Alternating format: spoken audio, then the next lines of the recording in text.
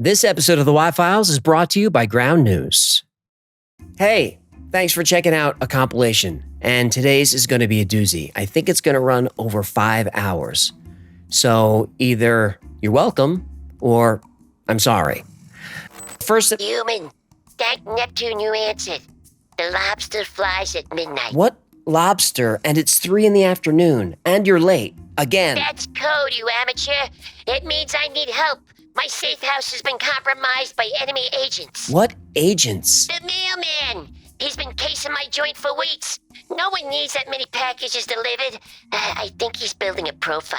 You know I'm recording this, right? Yeah? And I can literally see your address on a box behind you, which is a problem because it's my address too. Wait, what? That's a decoy address. Ah! You hear that? They're coming. The jig is up. The goose is cooked.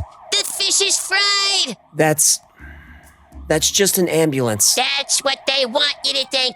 Initiating protocol, moist beaver. I don't know what that means, but please don't ever say that again. No time for chit-chat. I gotta go.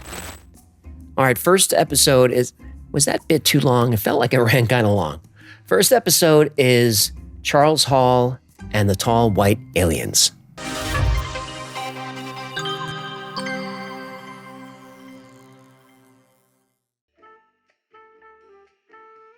Human, quick! Where does your wife keep a sewing machine? You're supposed to be on your way. We're recording in 30 minutes. Well, I just got stung by a wasp, so I'm on somewhat of a time crunch to make a super suit. Something flexible, form-fitting, resistant to laser vision. And I'm thinking some extra armor around the goldfish piece. I gotta protect the family jewels, you know? No. This isn't about that article about radioactive wasps, is it? Of course it is. Radioactive wasps discovered at a nuclear site. Human, that's not a headline, that's an invitation. You get stung by a regular wasp, you get highs. You get stung by a radioactive wasp, you get powers. And what powers are you expecting? Bare minimum, enhanced reflexes, maybe a retractable spine blade. But if the sting hits just right, I'm talking flight, invisibility, wall crawling, the full mutation buffet. Okay, so you got stung once and now you think you're turning into a superhero. I know I am. That's why I need the suit. I can't be out here fighting crime in just my fins. I need something iconic. You need Ground News. It lets you see how the same story is reported from the left, the right, and the center, so you get the whole picture. Oh, did you just gamma blast me into today's sponsor? As a matter of fact, I did. Ground News is an app and website designed to change how we stay informed, cutting through spin by showing how different outlets cover the same stories side by side. It's built for skeptics and truth seekers alike. Take the radioactive wasp nest story. I looked it up on Ground News and found over 140 articles. Each one framed it differently. Some made jokes, others warned of safety risks, one focused on environmental concerns, another said there was no danger. Ground News puts all these takes side by side, left, center, and right, so you can sort fact from fear without getting stung by the spin. And their blind spot feed reveals stories the other side isn't covering. You'd be surprised how much gets left out. That's what makes it one of the easiest ways to pop your media bubble and see what you've been missing. Ground News even allows you to follow your favorite topics so you can track the stories you care about, never missing the buried details. For a limited time, you can try their Vantage plan for 40% off when you use my link, ground.news/yfiles, or scan the QR code on the screen. 40% off when I go to ground.news/yfiles. That's right. Well, thanks for crushing my dreams, human. Well, I assumed you were already radioactive. You're a goldfish that talks. Well, that explains why my scales are so itchy. These red blotches mean I'm entering stage 2. If I start glowing, call Marvel. They need all the help they can get.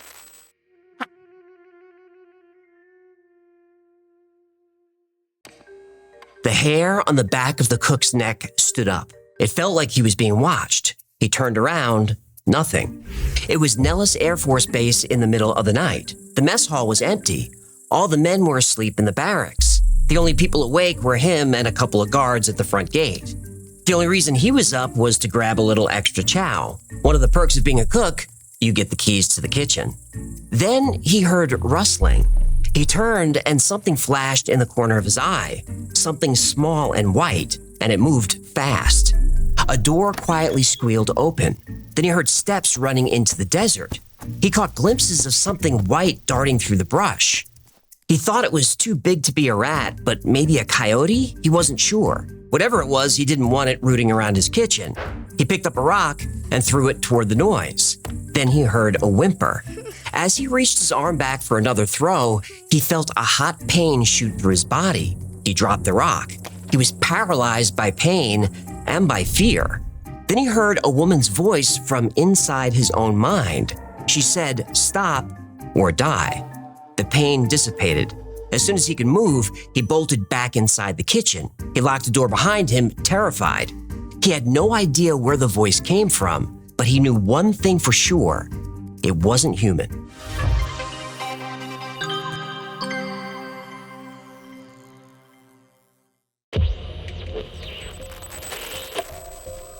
Did you meet the extraterrestrials or merely see them? Oh, I met them many times, as I described in my books. Although I never went looking for them, they were always happy to come looking for me.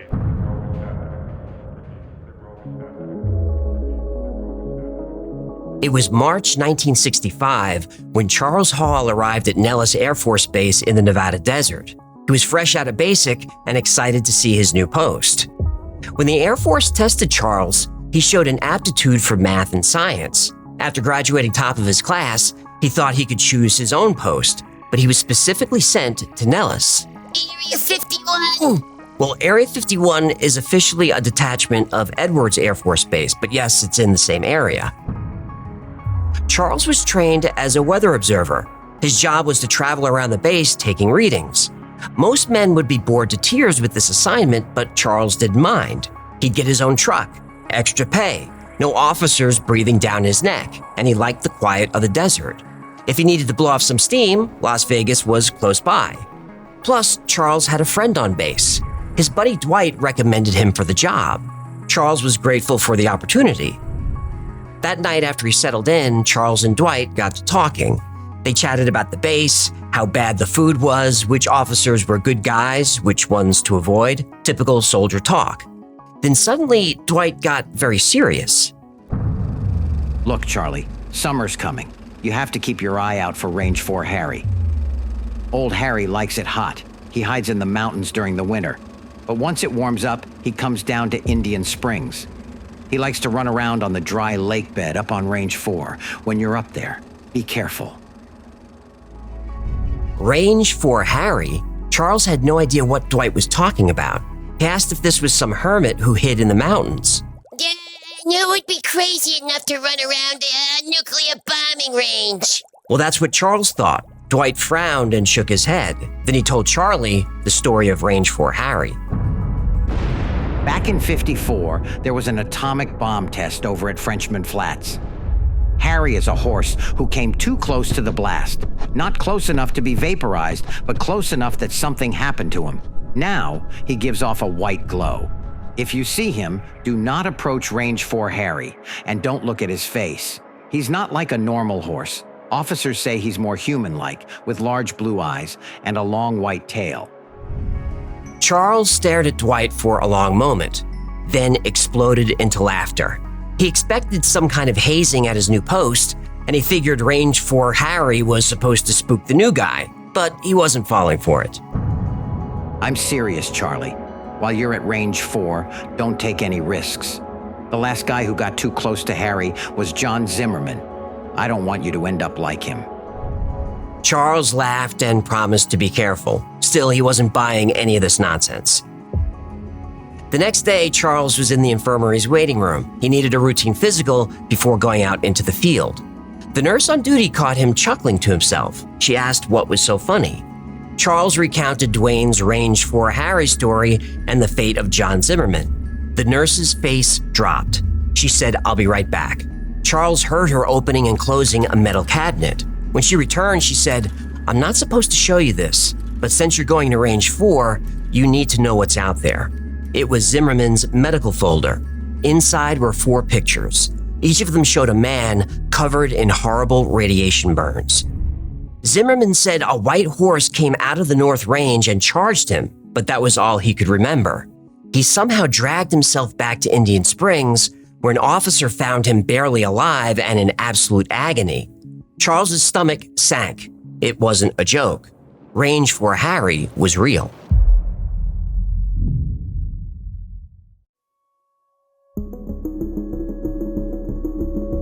Charles finally met Sullivan, the man he'd be replacing. Sully was friendly, funny, and likable. The two men hit it off right away. Sully took Charles on a tour of a few weather shacks out in the ranges. One of the shacks was locked, so they couldn't access the equipment to take their readings. Sully told Charles to just write down any numbers. Yeah, government precision. Well, Charles reminded Sully that they only checked out 3 weather shacks. There were still 4 more, range 1, 2, 3, and 4. Sully's demeanor changed immediately. He said he'd take Charles to the other weather stations, all except range 4. When they got to range 1, Sully wouldn't leave the truck. He was terrified. He told Charles if he wanted to check out the weather shack, he'd have to go on his own. Sully said he'd keep a lookout, and if he saw anything, he'd go back to base for help. He told Charles, if you hear me leave, lock yourself in the shack and wait. I'll come back for you. Yeah, I don't like this plan. Well, Charles asked if Sully was talking about range 4 Harry, and Sullivan snapped at him and said there's no such thing. But Sully would not get out of the Jeep. He wouldn't even take his hands off the wheel. He was squeezing the steering wheel so tightly that his knuckles were white. This was not the same man Charles met just a few hours earlier. When Charles got to the weather shack, he checked the equipment and logbook. Nobody had been there for months. Sully had been secretly going off base and faking the numbers. He never stepped foot in those weather shacks. Nobody noticed the guy kept disappearing? Ah, right. Government precision.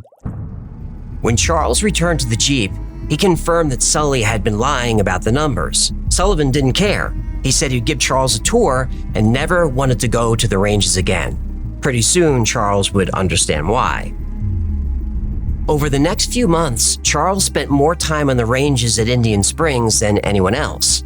Against advice, he was usually out there alone, but he enjoyed it. It was peaceful, and he never saw range 4 Harry. One day, Charles was out on the range, and it was especially hot. In the desert, the ground could reach 120 or 130 degrees, and today it felt even hotter than that. Charles spent most of the day in the weather shack. He didn't have air conditioning, but he had an old fan, and that was good enough.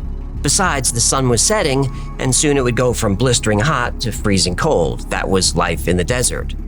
Feet up on the desk, Charles daydreamed as he gazed into the desert, watching the sky go from deep blue to orange to red. There was no sound except the songs of meadowlarks.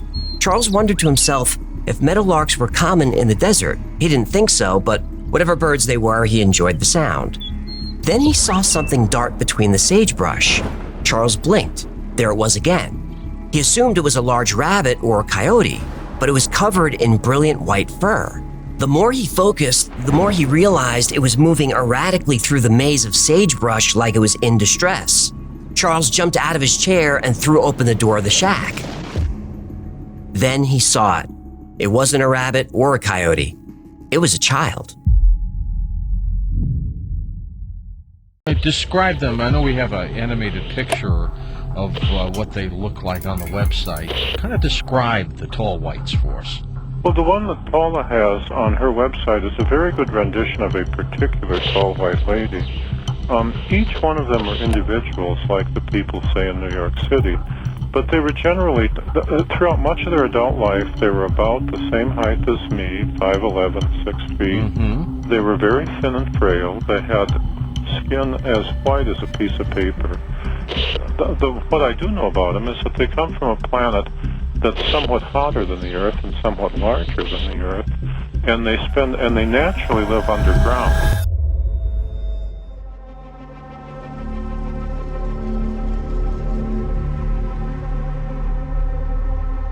The girl was barely 3 feet tall, and her skin was chalk white.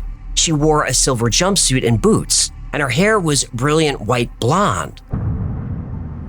Behind her bright blue eyes, she looked as terrified as Charles. She was tangled in the brush. He called out to her. He said there's no reason to be afraid. He wasn't going to hurt her. He cleared the sagebrush around her so she could easily get out, but he made himself clear that he wouldn't touch her. On a nearby fence post, he left a canteen of water. He said if she was lost, he would help her. All she had to do was ask. Charles turned back toward the shack. That's when he heard something crashing through the brush. It was big, and it was moving fast, and it was getting closer. Charles turned and saw something, a man, a very tall man. He had the same features as the little girl, pale skin, white hair, silver suit, and he was charging right at Charles. The sounds of the meadowlarks now became screeches. The peaceful desert had become chaos. Charles jumped back in the weather shack and barricaded the door. Did he just see Range 4 Harry? Charles wasn't sure, but he was sure that these people weren't human. Charles waited for what felt like hours. It was the middle of the night, and the desert was pitch black. The songbirds and the screeching had finally stopped. The only sound was a gentle rustling of wind through the brush.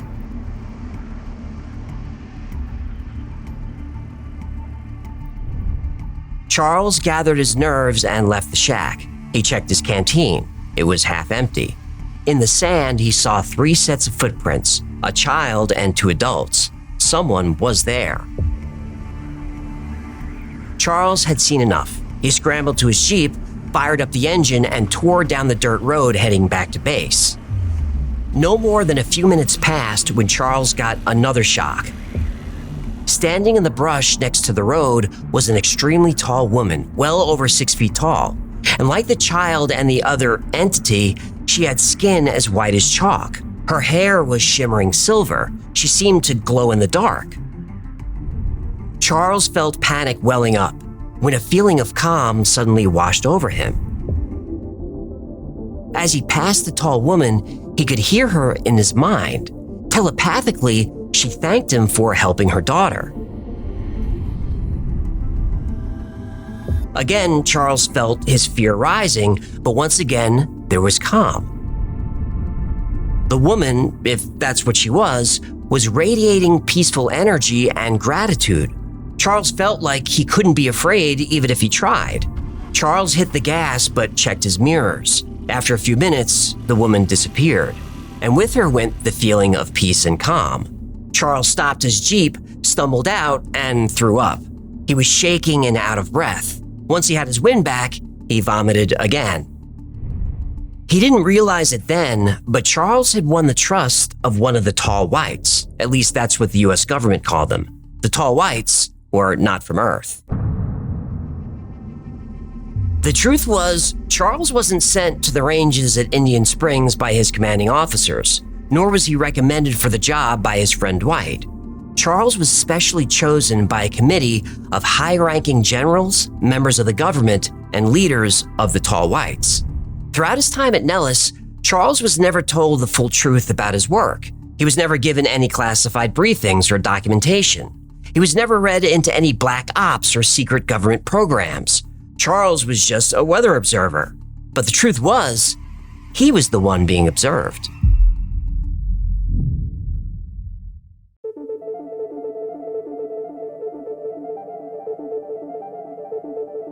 Late one night in 1896, Colonel H.G. Shaw was traveling in horse and buggy near Lodi, California. Suddenly, the horse became frightened and stopped. In the middle of the road were 3 7-foot-tall beings. The colonel described their skin as so white it looked like polished ivory. Looking up, we beheld 3 strange beings. They resembled humans in many respects, but still, they were not like anything I had ever seen. They were nearly or quite 7 feet high and very slender. They were possessed of a strange and indescribable beauty. Colonel Shaw said they didn't speak, but they made warbling sounds like birds.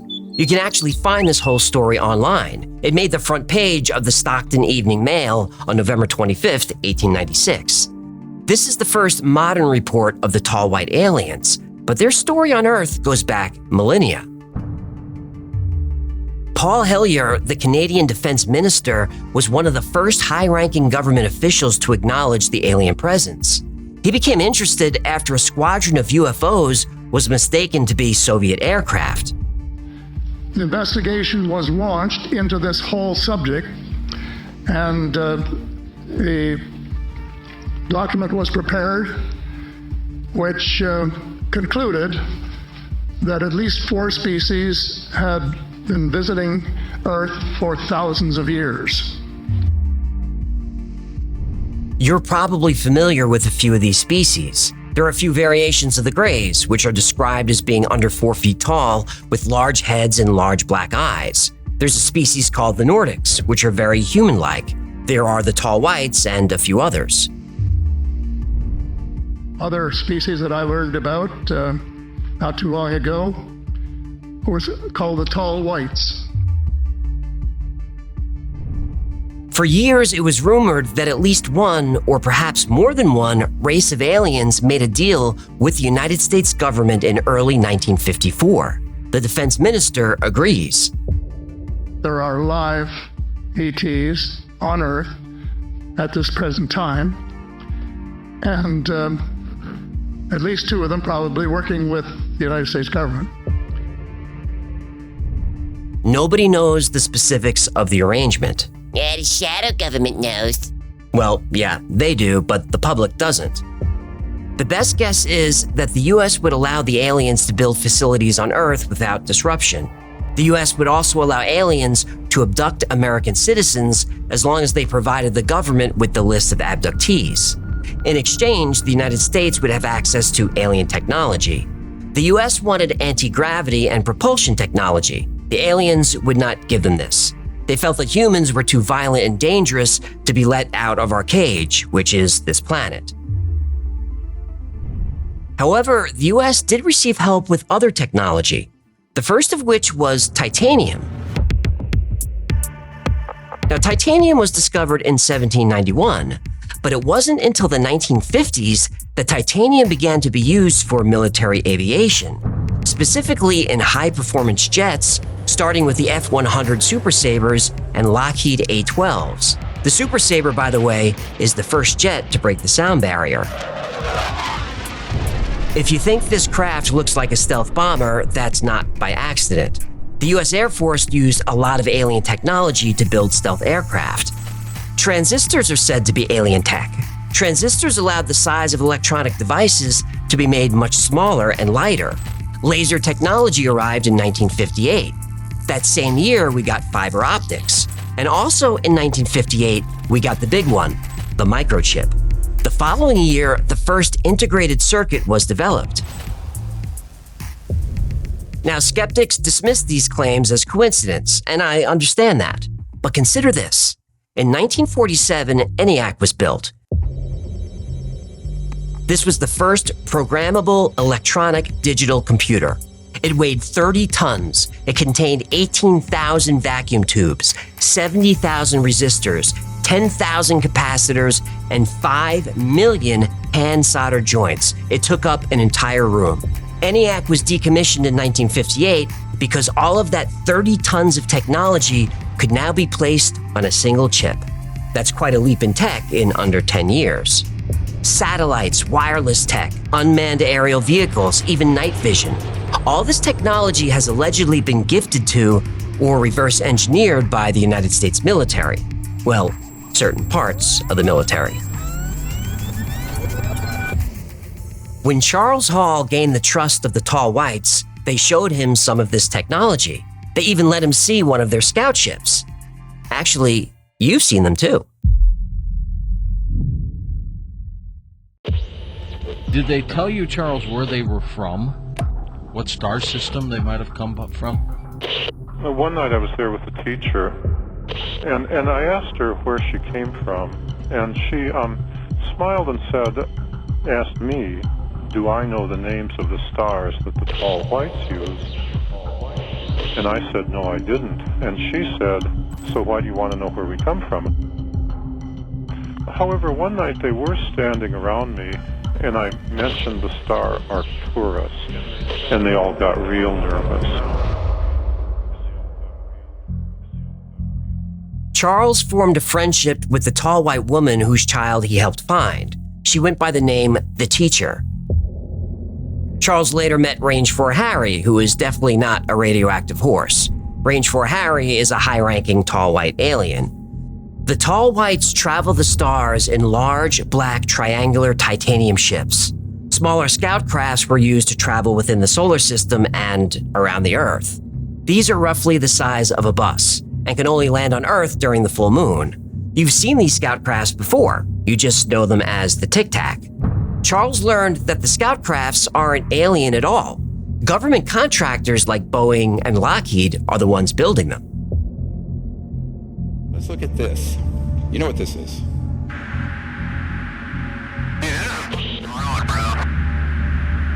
There's a whole fleet of them. Look on the ASA. My gosh. They're all going against the wind. The wind's 120 knots from the west. Look at that thing, dude.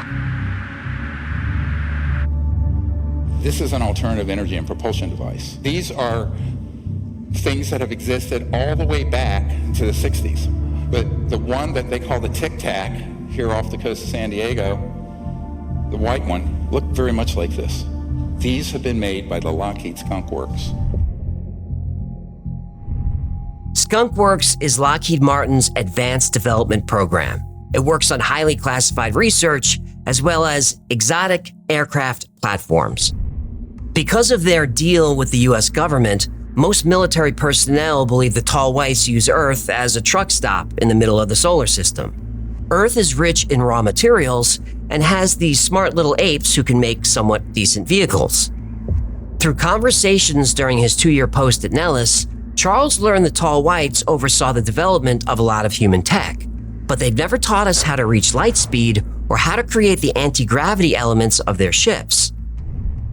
Now, if you saw last week's episode on free energy and anti-gravity, you remember that anti-gravitic technology was very popular in the early 1950s. The entire aerospace industry was talking about it. Then suddenly, nobody was talking about it. The suspicion is the US military had help in getting this tech to work, so they classified everything. Sometimes, the tall whites would take high-ranking military members on tours of the solar system. American generals wanted to expand humanity's operations to other planets, but the tall whites don't think we're ready yet. But Charles does think there's significant trade happening between the US and the tall whites. And when they feel we're ready, the tall whites will finally allow us to inhabit other worlds. So, what did they want with someone like Charles? If these beings already had a working relationship with the US government, why was Charles suddenly part of the equation? Well, the answer concerns the other part of the arrangement with the tall whites. Charles learned he was part of an experiment. He was being studied by the tall whites, especially by the teacher.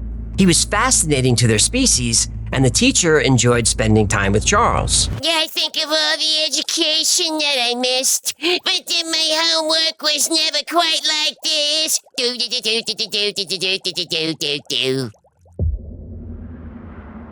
The teacher taught Charles about her people, and he taught her about humans. Charles spent so much time with her that he became known as the teacher's pet. Get it bad, get it bad, get it bad. I'm half a teacher. The tall white. Get it bad, so bad. I'm half a teacher.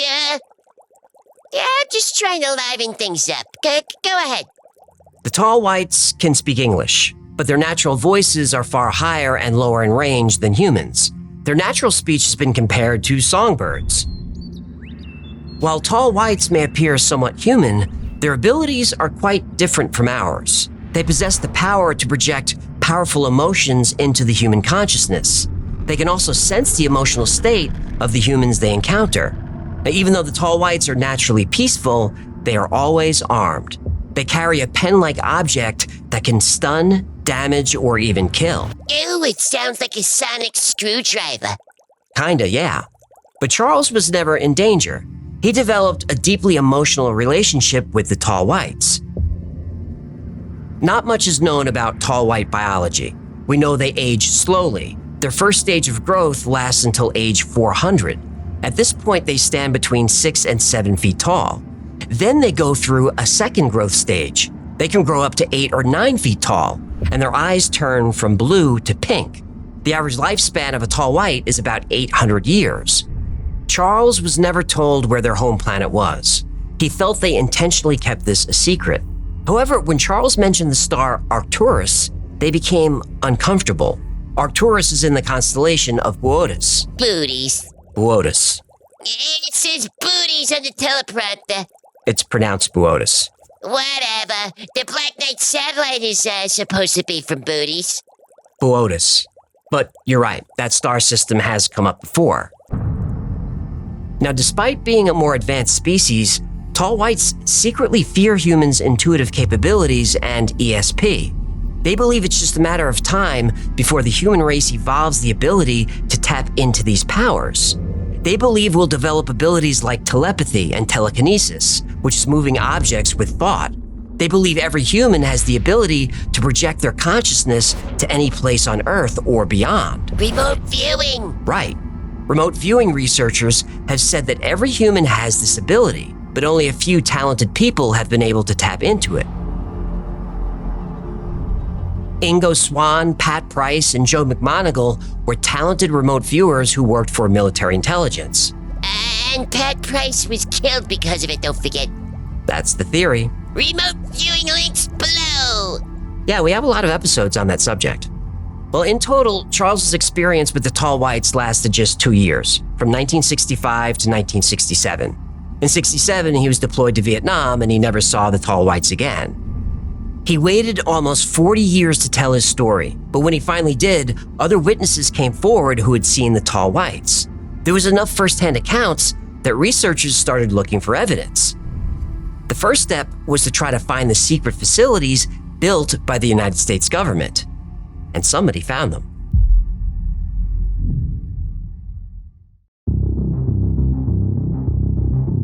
When Charles Hall wanted to release his book Millennial Hospitality in 2002, no publisher would take it on, and that was a mistake. He self-published and the book was a hit. 2 more books followed, and Charles made the typical rounds: UFO conventions, book signings. He did a few TV interviews. He even appeared on Coast to Coast with George Norrie in 2005. When you work with aliens, I think you're legally required to go on Coast to Coast. Well, if you want to sell books, that's the show to do. Now, all this attention brought out skeptics who wanted to prove Charles wrong, and it brought out the believers determined to prove him right. And the more people that looked into Charles's story, the more of the story was confirmed to be true. Charles was at Nellis Air Force Base when he said he was. He was a weather observer. He was deployed to Vietnam in '67. All those facts are easily checked. I want to hear about aliens. I'm getting to them. Get there faster. Some of the best research I found was done by David Hilton. David's website is long gone, but it used to say he was a historian, anthropologist, and researcher. Now, on David's YouTube channel, he has a few videos that seem to confirm that Charles Hall was telling the truth. I had an interest in the story of Charles Hall and the tall whites for a number of years. After reading his book, Millennial Hospitality, I was trying to locate the positioning of the weather stations on the bombing and gunnery ranges that he talks about in his book, so that I could better understand the orientation of the various locations. When researching the story, David came across this photo. At the bottom is Creech Air Force Base in Indian Springs. Remember, even though Charles was stationed at Nellis, his work was done out here at the ranges, in and north of Indian Springs. The photo shows Range 1 in the southeast, Range 3 just north of the base, and Range 4 in the valley. Oh, that's Harry's hood. Right, that's where Range 4 Harry got his nickname. But what caught David's attention were the areas marked Scoutcraft Hangar, Scoutcraft Parking, and Resting and Play Area. Charles talks about these locations in his books, so David opened Google Earth to see what was out there. Now, before we zoom in, remember how Charles described the tall white scout crafts. They're about the size of a bus, white, and elliptical. In David's video, he shows this image. That looks like the Tic Tac UFO we've all seen by now. But here's the thing. David released his video 11 years ago, long before the Tic Tac was made public. Dr. Stephen Greer and others claim the Tic Tac is a UFO made by Skunk Works at Lockheed Martin. Now, Charles Hall doesn't specifically name Lockheed, but he does say that the scout craft are made by military contractors. Now, let's see what David finds on Google Earth. There is some kind of platform, and near the platform, 3 elliptical white objects, each about the size of a bus. Tic-tacs! They certainly look like it. And even if they're not alien scout craft, They totally are. fine, but even if they're not, look at the location. There are no roads or even walking paths leading to this place. And this is exactly where Charles said the craft would be. He also said there was a recreation area here. That platform could be what he's talking about. Tall white shooting oops. Could be. So David and people in his audience started scouring Google Earth around the old bombing ranges. Oh, did they find more alien playgrounds? Yep, lots more. One of the first sites listed on the video is just off the end of the runway at Creech Air Force Base. This seems to agree with Charles Hall's story of the aliens coming onto the base from the northwest corner at the end of the runway.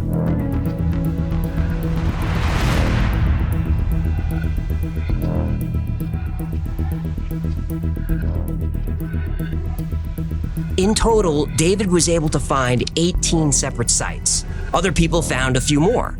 I included some coordinates in the description if you want to check them out for yourself.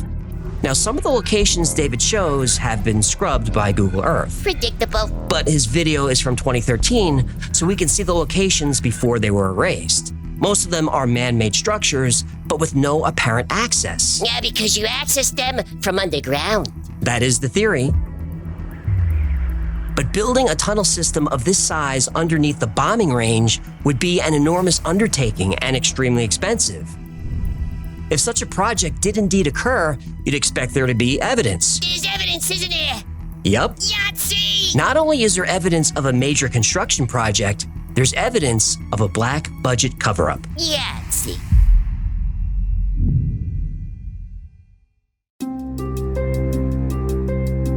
To build an underground base with miles and miles of tunnels, it's going to be a huge undertaking and wildly expensive.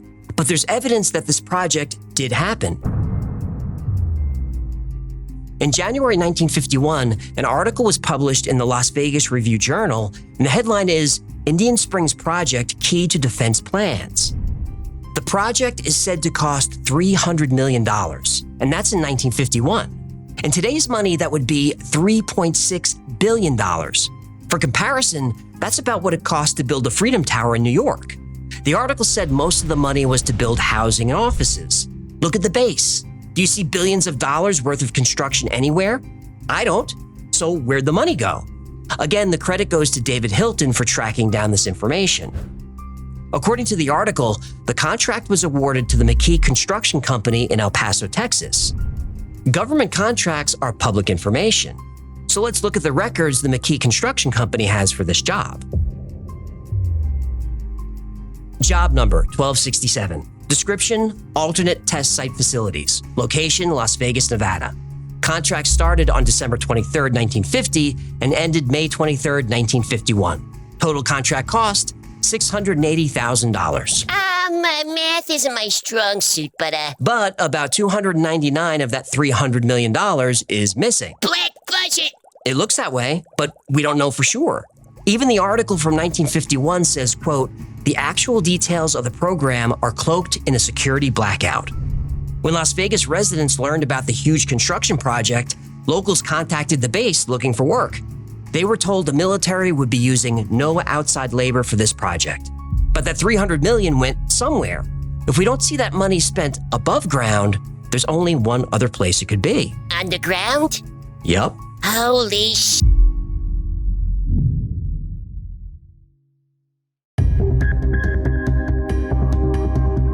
Charles Hall and the Tall Whites is considered one of the most credible stories about aliens living with and working with humans here on Earth. But is it true?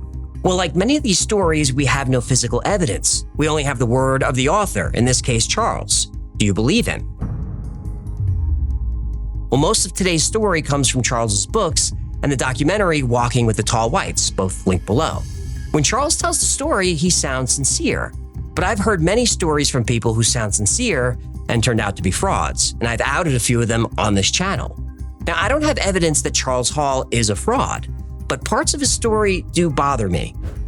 First, he released his books, and there are 6 of them now, as science fiction. Only later did he say these things really happened. Now, supporters of the story will mention 3 other witnesses who were with Charles at Nellis Air Force Base. They say his story is true. But those witnesses didn't give their names. They're only known as witnesses A, B, and C. And to complicate matters, on January 13th, 2014, Forbes published an article with a strange headline. Iran says tall white space aliens control America. The article says the United States is ruled by a species of tall white aliens who made a deal with President Eisenhower in 1954. The article also says the tall whites helped bring the Nazis to power in the 1930s. Apparently, this information was discovered by Edward Snowden. Wait. So this is real? No. Forbes was covering a story first reported by the Fars news agency, operated by the Iranian government. Forbes said the article is most likely Russian disinformation designed by the FSB, Russian intelligence. Oh, the American media sure loves to publish Russian disinformation, don't they? They sure do. Now, I don't believe anything that comes from the Iranian or Russian media. Oh, but you trust American media? No. Yeah, the boy. But what if they accidentally got something right? That the United States is being controlled by what the article calls a secret regime. I don't know if Charles Hall is telling the truth. I don't know if the tall whites exist. It's up to you to decide. But the secret regime, the shadow government, I do believe that exists, and I'm far from the only one. And the cabal comprises members of the Three Sisters, the Council on Foreign Relations, the Bilderbergers, and the Trilateral Commission, the International Banking Cartel, the Oil Cartel, members of various intelligence organizations, and select members of the military unit, who together have become a shadow government of not only the United States, but of much of the Western world. The plan is well advanced. 3 +1 5 +0 0. I'm still skeptical, but Charles Hall is a pretty good witness. Looking at my notes, a lot of them. Next is, it's a UFO case that's very, very strange.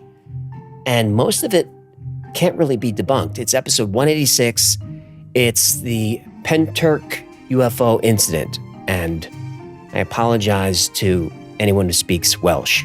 I clearly don't. You have very strange words. Anyway, it's a fun episode.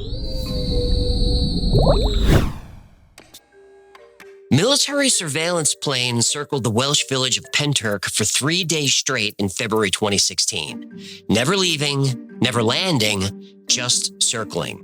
Local police fielded dozens of calls. Residents wanted answers about the planes. They wanted to know about the 3 days of weird lights in the sky. The police said it was probably RAF training, but they didn't know either.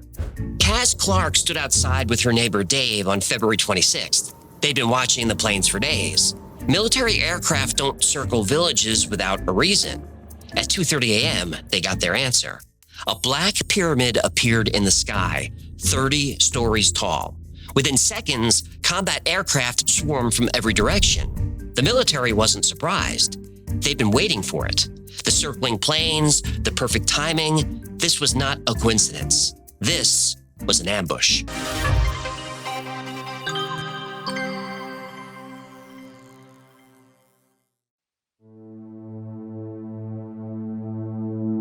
The pyramid didn't descend through the night sky above Penturk. It emerged. Kaz Clark watched this massive object materialize point first, not coming down from above, pushing through from somewhere else. It reminded Kaz of a knife blade slicing through black paper. This thing was enormous, 1,000 feet long on each side, bigger than the Great Pyramid of Giza, hovering just above the tree line. Objects this size make noise, engines, rotors, something. Not this object. The pyramid was silent. Dave grabbed Kaz's arm. His hand was shaking, and the pyramid just hung there, tilted at an angle. Then it started moving.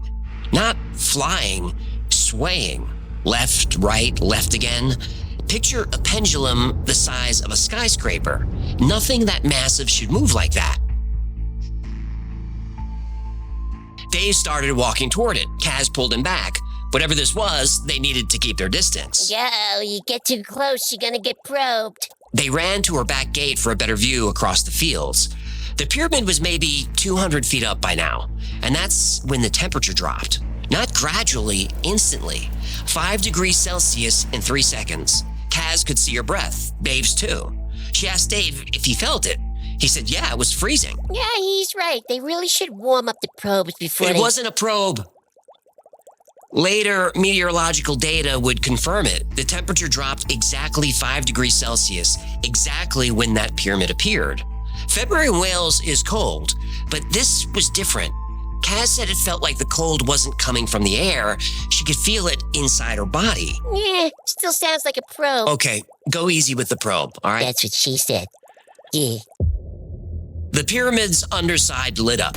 6 lights along one edge burned white hot. Now Kaz could see the surface clearly. The texture wasn't smooth like aircraft metal. It was rough, like it was carved from black stone. Then something shot out of the top. It was green and very bright. So bright, Kaz had to cover her eyes. The green object stopped midair, then started darting in random directions. It looked agitated. Lightning erupted from the pyramid's lower corner. But this wasn't weather lightning. The bolts looked heavy and thick. Each strike lasted 2 to 3 seconds. And they weren't firing randomly. They touched specific points in the field. The lightning acted like it was looking for something. 4 C-17 transport planes roared in from the west, flying low, too low. These planes were 174 feet long, designed to carry tanks. They don't fly at chimney height, but here they were, 2 in front, wingtip to wingtip, and 2 more in back. The green object flashed at the planes. It wasn't attacking, it was signaling, and the message was clear. Follow me. Then it shot west toward L'Entressant. The C-17s banked hard and chased the light. And the pyramid, it started fading away, not flying away, becoming transparent. But before the pyramid vanished, dozens of objects launched into the sky. Red barrel-shaped objects spreading across the field. 2 barrels stopped and rotated slowly until they were facing Kaz and Dave. Then, the objects charged.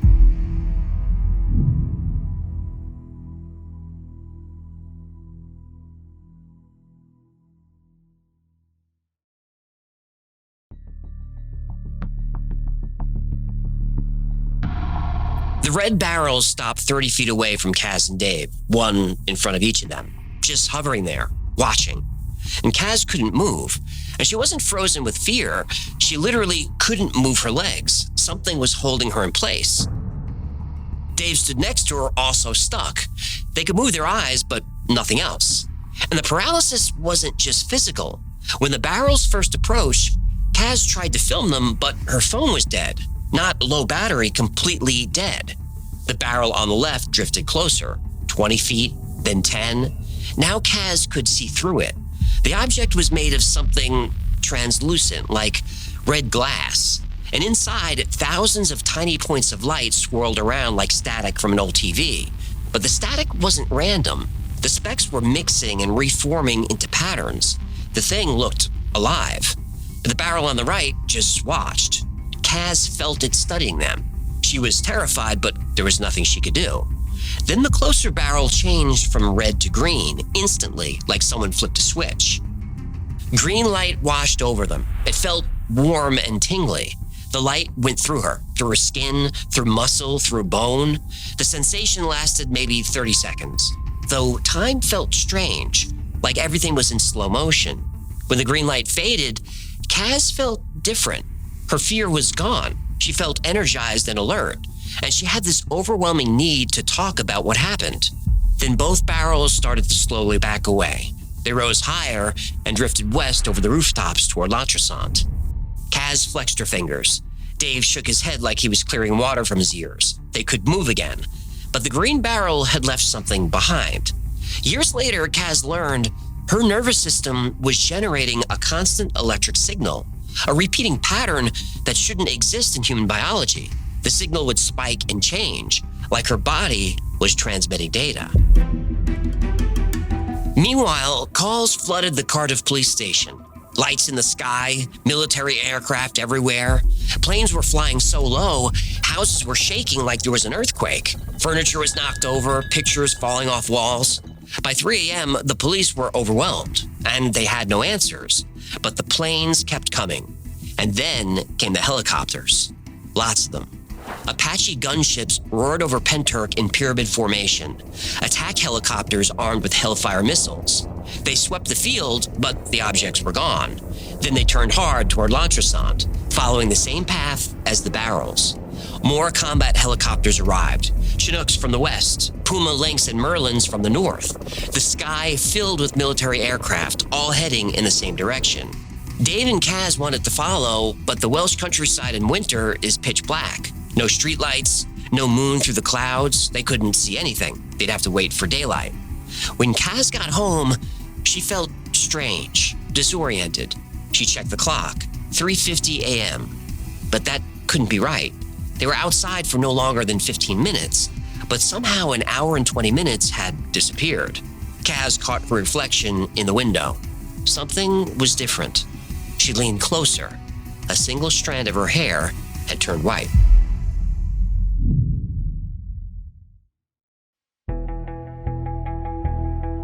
At 4:21 a.m., 2 explosions shook Penturk. The first one was an airburst. Witnesses said it sounded like thunder, but sharper. The second explosion was different. A ground impact somewhere along Smilog Woods shook every house in the village. At the local hospital, patients thought a bomb had gone off. The explosions registered on seismographs 40 miles away. But something else happened that night that was more frightening to parents than the explosions. Their children couldn't wake up.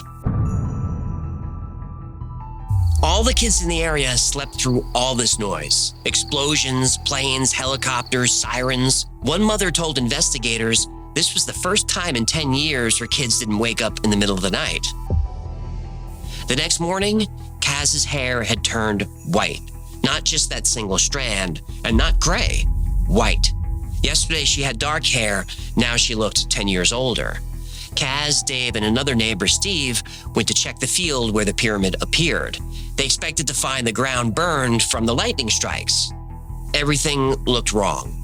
The grass was brown. The bushes were dead. Everything that had been under the pyramid's path was drained of life. Not burned, not broken, just dead.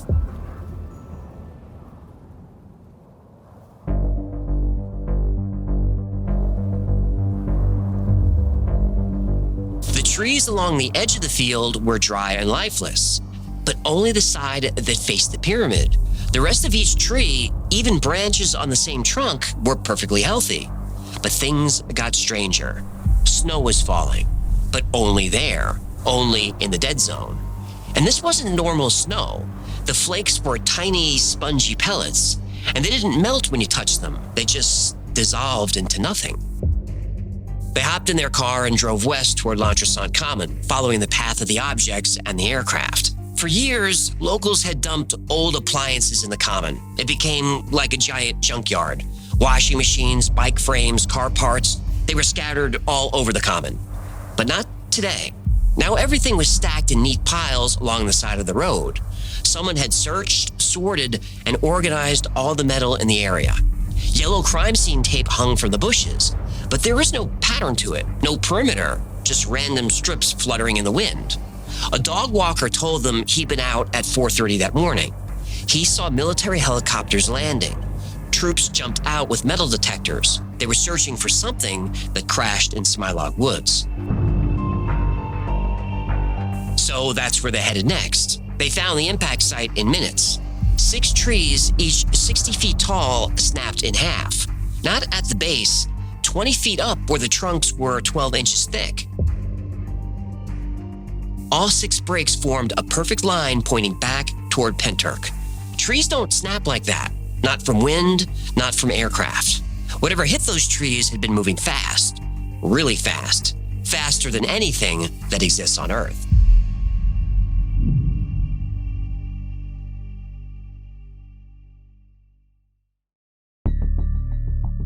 Immediately, all public areas were closed. Multiple highways were shut down, including the M4 motorway. The official reason was a truck overturned. The locals didn't buy it. You don't close half of South Wales for one truck accident. A camp appeared overnight in the fields behind Kaz's house. Perfect rows of civilian tents. Too perfect. As Kaz would say later, you could take the man out of the army, but you can't take the army out of the man. Steve, Dave, and Donna, another friend, went with Kaz to investigate.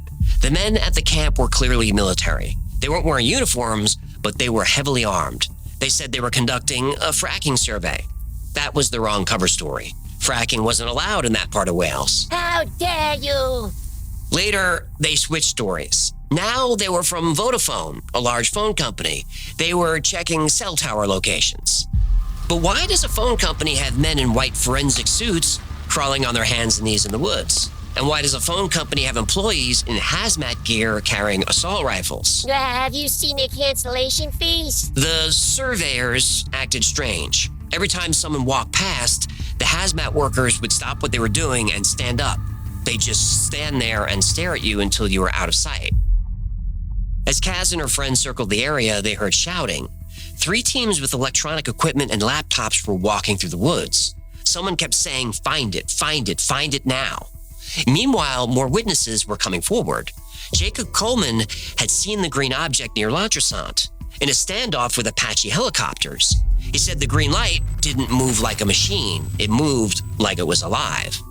A family in Cowbridge photographed barrel-shaped objects flying over their house at 2:33 a.m. The metadata proved it. Same night, same time as Penturk. The barrels were heading west, being chased by military aircraft towards Smilag Woods. Smilag Woods is a public area. It can't be closed without permission. But now the whole area was locked down and patrolled. Witnesses had been camping in Smilag Woods. They saw an object crash. Those witnesses were assaulted, illegally detained, illegally searched, and forcibly removed by armed military personnel. Their phones were taken and wiped. One witness drove through chunks of crystal scattered across a road, red and white crystal. It was like broken glass, but heavier and thicker, the debris field from one of the destroyed barrels. At Cardiff Airport, an Apache helicopter made an emergency landing with its cockpit on fire. The official story was a mechanical failure.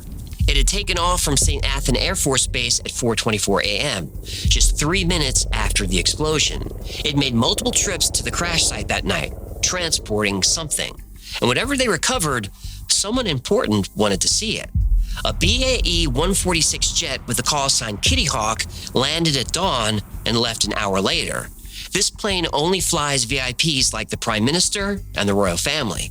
The next morning, the military had an explanation ready. This was all part of Exercise Chameleon. A chameleon is a type of lizard. Chameleon was just a routine training drill. That's what they told the few reporters who asked. Just a war game, nothing really to see here. But you don't fly C-17s over a residential area in the middle of the night. You don't fly 24 helicopters around a hospital. You don't explode ordnance so large it registers on the Richter scale.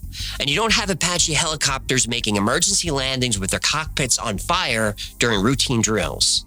Exercise Chameleon didn't make sense. Human, they are saying the quiet part out loud. They are literally telling us it's lizard people. Yeah, I'm pretty sure it wasn't. Bleh. Please stop that. What? Was that bad? I'm begging you. Fine, I'm sorry. I take it back. NATO reconnaissance aircraft had been circling overhead during the entire incident. An E-3 Sentry Command aircraft, the kind that coordinates combat operations. Those planes cost $270 million and can track over 250 fast-moving targets simultaneously from 250 miles away. The surveillance planes had civilian transponders, private security registrations. The military was hiding their own aircraft from radar. They didn't want a record of what they were hunting. One plane stood out, the Hawker Beechcraft Shadow R1, call sign Snake 48. That plane was decommissioned in 2012, but in 2014, it came back after a top-secret refit. For 2 years, nobody knew where it was or what modifications it received. Now, it was here, flying search patterns over Penturk. They knew something was coming, and whatever they added to that plane, it was designed to find it.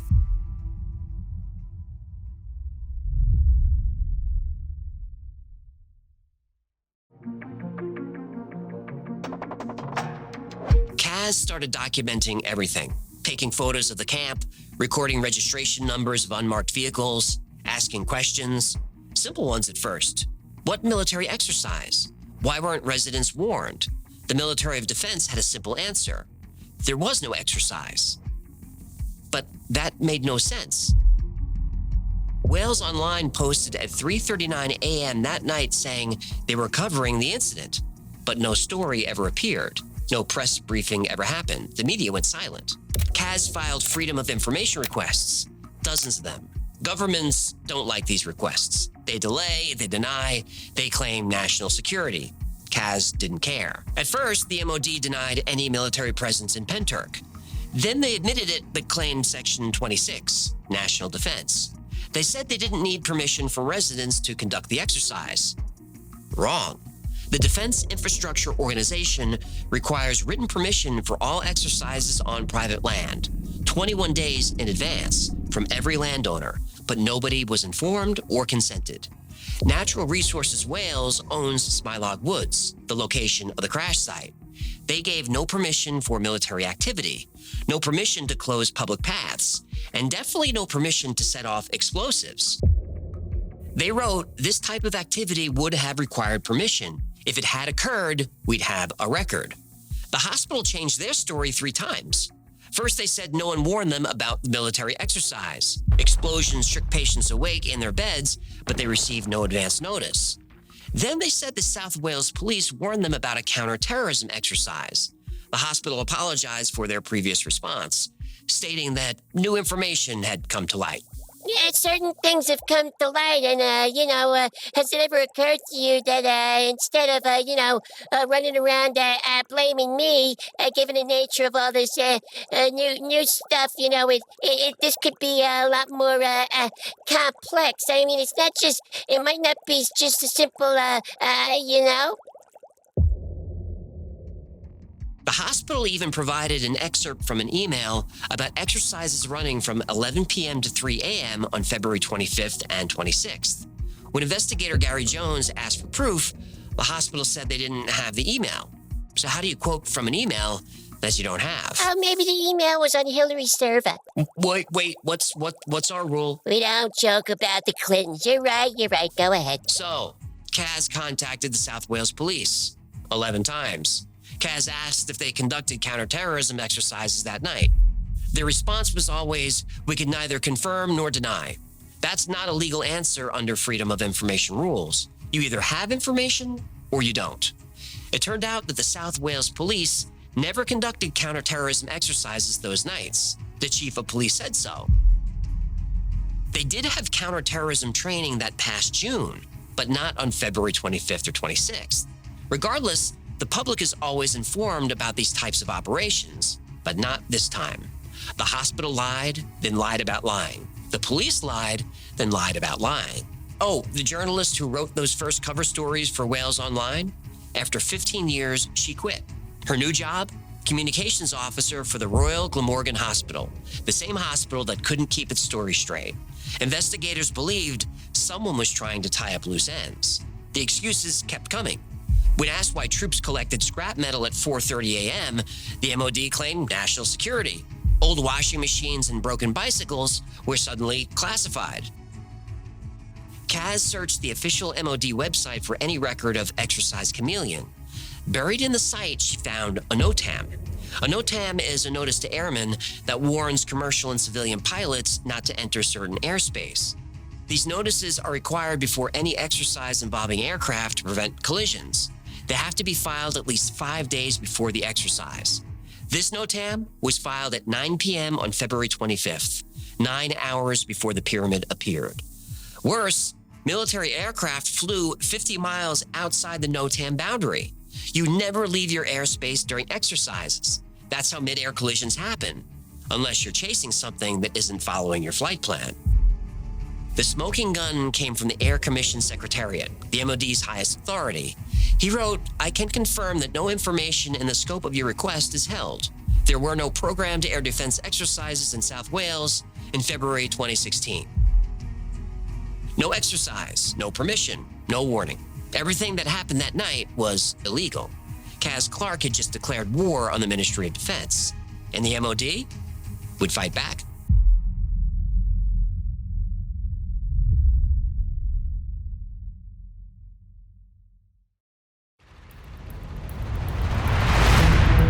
The Pentark UFO incident is one of the most compelling I've ever covered. Multiple witnesses, government documents, photographs. But is it true? Well, let's start with what we know. Kaz Clark spent 8 years gathering evidence and fighting the Ministry of Defense, and they fought back. Kaz was threatened, followed. Military personnel have been seen at her presentations. Just 2 days after the event, she was nearly run off the road by a black SUV. But Kaz never gave up, and eventually the MOD had to issue a statement. They claimed this was all part of their scheduled training, Operation Chameleon. But Operation Chameleon actually took place a week earlier in northern England, not Wales. She proved they lied. She proved 20 helicopters, 4 transport planes, and ground troops operated illegally over civilian areas. But what about the Black Pyramid and the red and green barrels? Can they be explained? No. Maybe. Crap. The pyramid could have been a misidentified aircraft. C-17s flying in formation might create a triangular shape. And modern stealth tech can make aircraft pretty quiet. The red and green objects could have been drop zone markers, the lights paratroopers used during night jumps. Or they could have been flares. From the ground, multiple lights descending slowly might look like the edges of something massive. Except Kaz was right below the drop zone. She saw no parachutes, no soldiers, just objects that moved horizontally, changed direction instantly, and studied her from 30 feet away. Paratroopers can't do that. Yeah, I bet the 82nd Airborne can. They can't. 82, sawn away! Then there's Kaz's lost time. High-stress situations mess with your memory. You ever fall or drop something and it feels like it's happening in slow motion? When your adrenaline spikes, your brain doesn't process time normally. Everything slows down to give you time to react. Now, Apache helicopters carry powerful radar and jamming equipment. That might explain why phones didn't work. Yeah, these explanations are pretty thin, boyo. I admit that they are. I'm just telling you what the skeptics say. But this is a hard one to debunk. Witnesses said the pyramid didn't descend from the sky. It emerged through space. That technology doesn't exist. The MOD claimed the explosions were controlled detonations of simulated munitions. But simulated munitions don't register on seismographs 40 miles away. And you know how they closed the roads because of a truck crash? We can't prove that because all the CCTV was turned off that night. Oh, that happens in certain jail cells from time to time. Easy with that. The debris field was confirmed by multiple witnesses. Kaz's hair really did turn white overnight. Doctors couldn't explain it. But exposure to radiation does explain it. And Kaz has shown all the symptoms of radiation sickness. And you know how they discovered the radiation and that strange signal Kaz was emitting? During one of the 3 lie detector tests, she passed. Almost 2 years after the event, the radiation level at the site was still harmful to humans. It took 5 years for the area to clear. Surveillance planes circled for 3 days. Fact. The NOTAM appeared 9 hours before, not the required 5 days. Fact. $4.5 billion in military assets was deployed that night. Fact. Snake 48, a plane that officially doesn't exist, was flying search patterns. Fact. Were they waiting for a UFO? We don't know. The mainstream skeptical view is that the Pentark UFO incident was a military operation. To me, this isn't really a story about the UFO. It's about the cover-up. The UK government, the Welsh government, the South Wales police, the hospital, dozens, maybe hundreds of people lied to the public.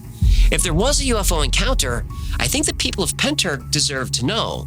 Because if this was just a military exercise, then countless laws were broken that terrified local residents and put them in real danger. So I have one question for the Ministry of Defense, the Welsh government, and the South Wales police. Just one. My question isn't, was there a UFO? My question is, why aren't any of you in jail?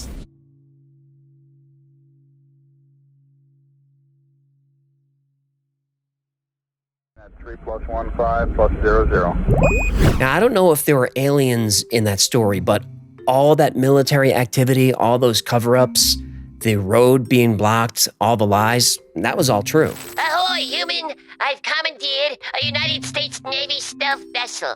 I'm safe in international waters. Here you are, sir. Belvedere martini, shaken not stirred, pearl onions. Thanks, honey. Wait a second. Your Navy stealth vessel has cocktail service? Well, this is the modern U.S. Navy. Don't blame me. Blame Pete Hegseth. Now, ladies and gentlemen, if you'll look to your left, you'll see the Hoover Dam. It was opened in 1935 and took 3 years to build. Now go ahead and treat yourself and take some damn pictures. I'm kidding, of course. Yeah, I think your stealth vessel is actually a Lake Mead tour boat.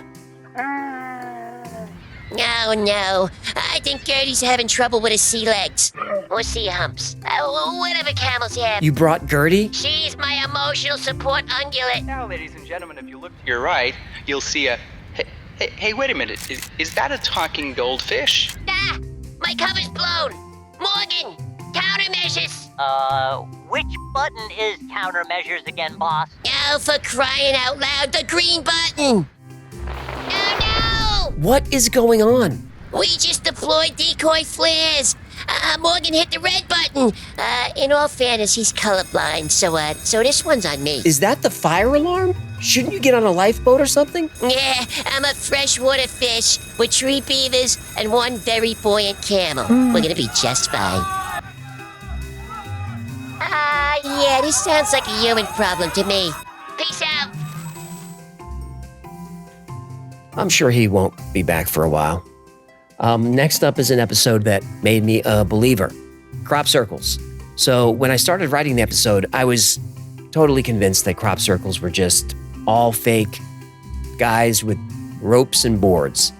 And then by the time I got finished with the episode, I'm pretty sure that crop circles are real. 99% aren't, but 1% just cannot be explained. This is a wild one and a long one. See you in a bit. In 1974, a group of scientists beamed a message into space.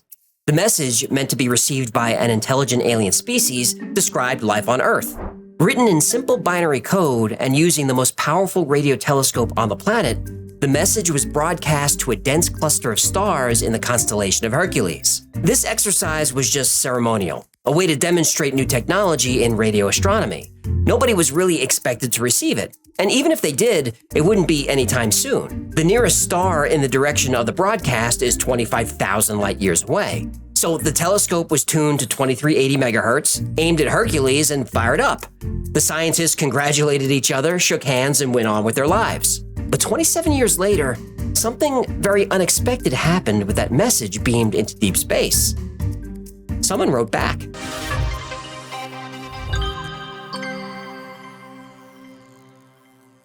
One morning in 1966, George Pedley was working his farm in Tully, Queensland, Australia, when he heard a strange buzzing sound. He climbed down from his tractor and started walking in the direction of the sound. Then he saw a circular craft slowly rise above a section of swampland not 50 feet from where he was standing. The craft hovered for a few seconds, shot straight up into the sky, and disappeared. When George went to investigate, he found a large circle of reeds had been pulled from the swamp and flattened into a disc. The circle was 30 feet across, 2 feet thick, and arranged in a clockwise swirl. Because of the swirl and the thickness of the reeds, locals call the formation a UFO nest. But what this actually was a crop circle. Since the 1960s, thousands of crop circles or crop formations have been found. They've been seen on every continent in almost every country on Earth. But the epicenter for crop formations is Wiltshire in the southwest of England. Crop formations range from the very simple to the very complex. Formations can be circles, stars, and other geometric shapes, but some are pictograms, though nobody knows for sure what they mean. Though every formation is different, they have a few things in common. Recognizable patterns that are created very quickly, usually at night. The creation of these patterns is always associated with some kind of light, either a beam of light or an orb of light. Whatever that is, that's moving on its own.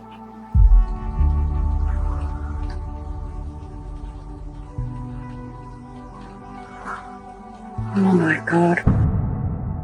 Though crop formations seem like a new phenomenon, there's evidence they've been appearing for a long time. In the 9th century, Abegard, the Bishop of Lyon in France, wrote about parishioners who were possibly engaged in devil worship or paganism. They were collecting seeds out of flattened circles in the fields and using them for fertility rituals. In 1686, Robert Plot, a professor at Oxford, wrote about crop circles. He even drew pictures of a couple that appeared near his home. He said they were formed by a flash of light. And once they were formed, animals wouldn't go near them. Around the same time, a pamphlet was released called The Mowing Devil. It describes how a farmer woke to see a bright light in his field that he thought was fire. When he went to investigate, he found a crop circle. It's called the Mowing Devil because the farmer said the circle was so neatly mowed that it could not have been done by a mortal man. John Leland served as librarian to Henry VIII. He wrote about patterns appearing in grass overnight. In 1937, a British science journal reported circles found in a field of barley and even included one of the first photos taken of a crop circle. In 1945, this photo was taken by a balloonist working for the RAF Parachute Training School. In 1952, the U.S. Air Force investigated circles found in Kansas. In 1963, Sir Patrick Moore, an astronomer writing for the New Scientist journal, investigated a formation in Charlton. In the wheat fields were features taking the form of circular or elliptical areas in which the wheat had been flattened. One very well defined was an oval, 15 yards long by 4.5 broad. There was evidence of spiral flattening, and in one case there was a circular area in the center in which the wheat had not been flattened. One of the texts discovered in the Dead Sea Scrolls is the Book of Enoch. Enoch talks about lightning leaving marks on the earth. So these formations have been seen since the beginning of recorded history. Even though thousands of circles have been found, and many people claim to witness them forming, no one had ever caught it on camera until 1996. John Whaley was camping out on a hill in Wiltshire called Oliver's Castle, named for a fort that was built there many years ago. Around 3 a.m., something caught his eye. He grabbed his video camera and captured footage of several glowing orbs hovering over a field. Then, like magic, Whoa!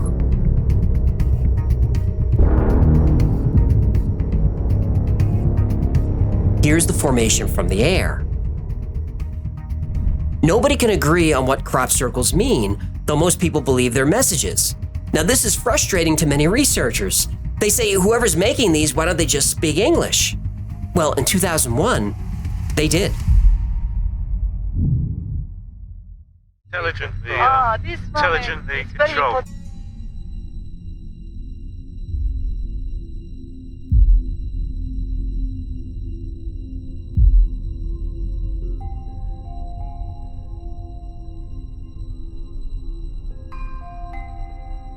You see, the object came down and it stopped for a long.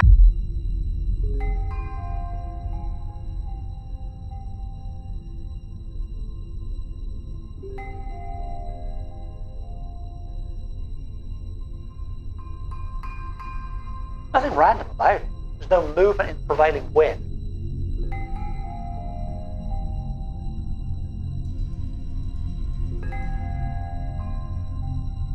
I can't think what that is.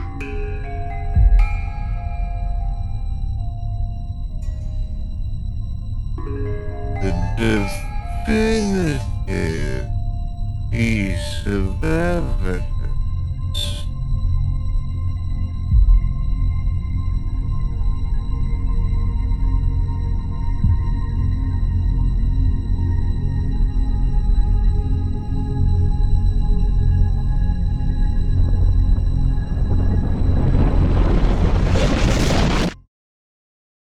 In 1974, the Arecibo message was sent from Earth to a cluster of stars in the Hercules constellation.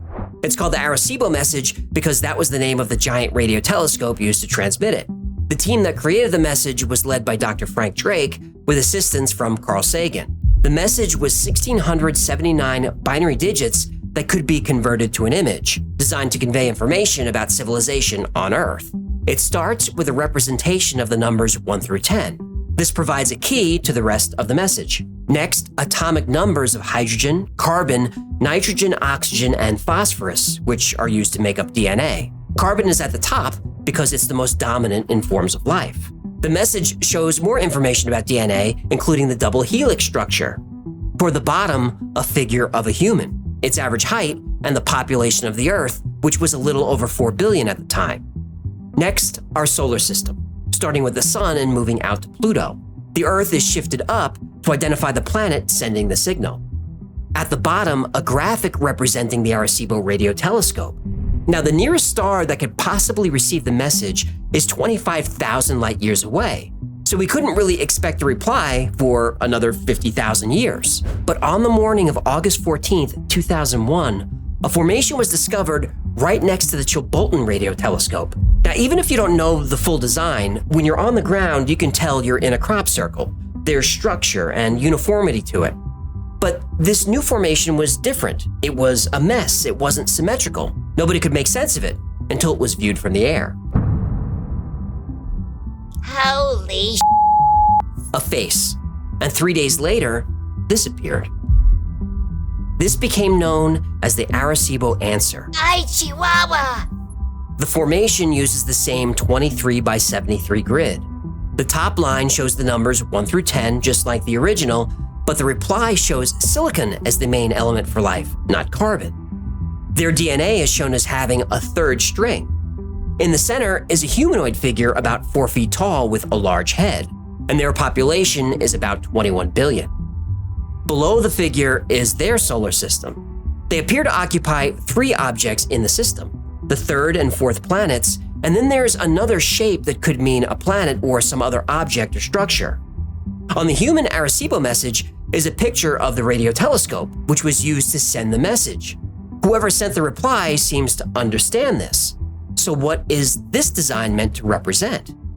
Well, just a year earlier, this formation appeared in the same place. Is this the same object? Is this crop formation a representation of a machine used to communicate through space? Again, frustrated researchers and skeptics agree on something. Why don't they just speak English? Well, almost exactly 1 year later, this formation appeared. My brain just exploded. Once again, we see a face, but that's not a human face. And just like the Arecibo message was broadcast in binary code, the disk formation also contains binary code. And for the first time, we get an actual, literal message. The code was translated to letters using ASCII, the encoding standard for electronic communication. Beware the bearers of false gifts and their broken promises. Much pain, but still time. Believe. There is good out there. We oppose deception. Conduit close. Whoever it is that wants to communicate with us is using many different means. In 2004, Robert Ridge was deer hunting a few miles outside of Roswell, New Mexico. Half buried in the dirt, he found a strange rock. On the rock is a geometric carving. Robert grabbed it and didn't think it was anything more than a cool rock someone lost at some point. But he didn't keep it a secret. He showed it to friends and anyone who was curious about it. It didn't take long before strange discoveries were made about the rock. For one, it's magnetized lodestone, which is not a kind of rock found in that area. And under a microscope, the Roswell rock is extremely smooth. There's no carving marks or indication of sandblasting. But the most fascinating discovery is that in 1996, 8 years before the Roswell rock was found, this crop formation appeared. The designs match up. Some people think this design is a message. Others think it's a map. Still, others think the Roswell rock, the Arecibo Answer, and all crop circles are nothing but a hoax. But who would create such elaborate hoaxes, and why? Well, in 1991, we would get the answer when a British newspaper ran a front-page story with the headline, "The Men Who Con the World." Oh no. On September 9th, 1991, 2 retirees in their 60s confessed to starting the crop circle phenomenon in 1978. Doug Bauer said the idea came to him one night in a pub. He was living in Queensland in 1966 when the Tully UFO left behind that circle of reeds. Doug thought it would be fun to trick people into thinking UFOs were landing in wheat fields in southern England. He enlisted the help of his friend Dave Chorley. All they needed to make a crop circle was a wood plank, a bit of rope, and a twisted piece of wire. At first, their designs were simple and crude, but over time they became more and more complex. And you could center this through this ring, walk straight towards it, and lo and behold, you got the lovely straight line that you could wish for. International media picked up the story, and the mystery was solved. Crop circles were nothing more than a couple of amiable old fellows playing a prank, and that was that. That's it? And the story? It's kind of disappointing. Oh, we're just getting started. Oh, go on. Doug and Dave might have created a few crop circles, but their story has a lot of holes. They demonstrated their circle-making technique, and the results were janky. Most crop formations, even back then, were much more precise. Doug and Dave's formations were out of alignment every time. The more complicated the design, the worse the formations were. During one demonstration for a news crew, Doug attempted to reproduce one of his circles and accidentally made it twice as big as it should have been. Then he just gave up on making it. And their story changed over time. They said they started making circles in 1976. Then it was 1975. Then it was 1978. In fact, they never could agree on the year they actually started. Now, they claimed to have created certain circles and then later said they didn't, but they helped people who did. And Doug and Dave said they created this famous crop circle in 1983 called the Cheesefoot Head Circle. Doug showed a diagram of it, but his diagram had footpaths in it. The circle had no paths. It had no disturbances of any kind. When asked how they created the circle without making tracks in the crop, Doug said they pole vaulted into the field. Whoa. Did you just say pole vaulted? Yep. He said in an interview that you should have seen us running through the fields with our sticks sailing over the corn. Yeah, I would like to see that, actually. Oh, me too, pal. Apparently these men, in their 60s, pole vaulted into fields carrying their wood boards. They laid down a perfect crop formation and pole vaulted out again. Now, Doug looks pretty fit for an older guy, but he's getting winded walking in a circle. Pole vaulting seems a little outside of his athletic range. They also added details to their story as other crop circles were found. One day, a couple of people investigating a circle told Doug they were looking for a jelly-like substance that was found in a formation. Doug told them it was probably waste ejected from a plane. Later, Doug had a story about making a crop circle, and while he was doing it, he got hit in the head with a piece of frozen waste ejected from a plane's toilet. And they call those Boeing bombs. Right. Yeah, big old frozen chunk of poopy. He stumbled back to his car, dazed with blood trickling down his face. The problem is, planes don't dump waste over that area. It would be illegal, dangerous, and disgusting. Another story came out about people finding bits of metal thought to be meteorites at crop formations. Soon after that, Doug and Dave's crop circles had little bits of iron scattered all around. So, a few things. Did Doug Bauer and Dave Chorley create some crop circles? Yes. When Doug and Dave came forward, about 1,500 crop circles had been seen in at least 23 countries. Oh, well, you can't pole vault to Belgium. Right, even Doug couldn't do that. But they inspired a lot of copycats. Soon, most crop formations were man-made. So, is there a scientific way to tell if a crop circle is not a hoax, but genuine? There is. Most crop formations are man-made. The vast majority are. And there are telltale signs of this. Sometimes spotting a man-made crop circle is as simple as finding a footpath through the field leading up to the design. But often crop formations intersect the lines made by tractors called tram lines, which can hide tracks. To spot a hoax, we look at the plants themselves. Man-made crop circles done by flattening plants with boards are destructive to the plants. You'll see cracks and bruises on the stalks. On the ground, the crushed plants look messy. The leaves and flowers will be mashed to the ground. Marks will be visible on only one side of the plant where it was stomped by a plank of wood. Many of those marks are creases where you can actually bend the stalk. Genuine crop circles don't look like this at all. First, the lay of the pattern will flow like water. There's a gentleness to it, an elegance, and many times the stalks are layered and even braided. In genuine crop circles, most plants aren't damaged. They'll continue to grow horizontally and then after a few days return to their vertical position. In this formation found in May 2005, the flowers weren't damaged at all. They were somehow laid down gently. A group of clumsy men with wooden boards couldn't do this. We know this because it was tried. A group of crop circle makers attempted to reproduce this formation. From the air, it looks pretty good, but on the ground, the man-made version is a mess. The plants are trashed. A formation in 2003 was especially puzzling. In parts of the design, the plants weren't completely flattened. They were bent a few inches from the top. It's been described as like the grooves of a record. How do you make this with planks and rope? You don't. You don't.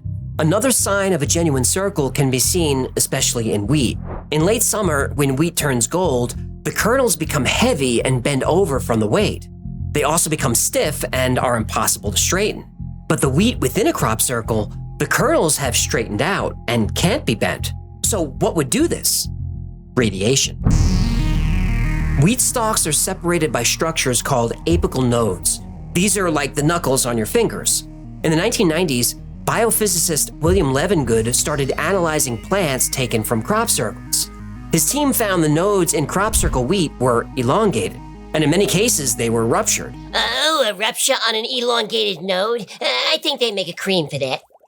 This rupture is called an expulsion cavity. The only way this could be replicated is with bursts of microwave radiation. The way your microwave oven works is it heats up water, fats, and sugar in food. Microwave energy is heating up the water in the wheat stalk nodes. The water turns to steam and then they burst, just like popcorn. Now you can't fake this. It happens to the plant internally. There's no way you could hoax that. People who claim to have witnessed crop circles being made, and there's quite a few witnesses, report seeing a mist over the pattern immediately after it's formed. This mist is actually steam coming from the plants that were flash heated by microwave radiation. While experimenting with radiation, Levengood found crop circle seed had a huge increase in growth compared to non-crop circle seed. By exposing seeds to short, controlled bursts of radiation, they grow bigger and faster than seeds not exposed to radiation. Another experiment showed that wheat harvested from within a crop circle has a much higher amount of protein than wheat outside the circle. So there's evidence that whatever energy is used to create crop formations is leaving residual traces of this energy in the area. Some crop formations are covered in a dusting of microscopic spheres of magnetized iron, specifically meteorite iron. Researchers call this a magnetic glaze. These spheres are usually found around the perimeter of a formation, and they're distributed linearly, not randomly. Because the iron particles are magnetized perfect spheres, it means they were melted and formed within a highly energetic magnetic field. When people are inside crop formations, many are affected by electromagnetic radiation. Just look at this. Ja, jeg har rød. Jeg får motsatt, men du ser det sånn der. Guri malla, det blir helt sånn. Og nå blir det borte. Nå blir det borte. Da blir det vanlig. Nå blir det vanlig. Ja, visst. As part of an experiment, a woman with an enlarged thyroid sat in a crop formation for 2.5 hours. While being monitored by a doctor, her thyroid shrunk by 40%.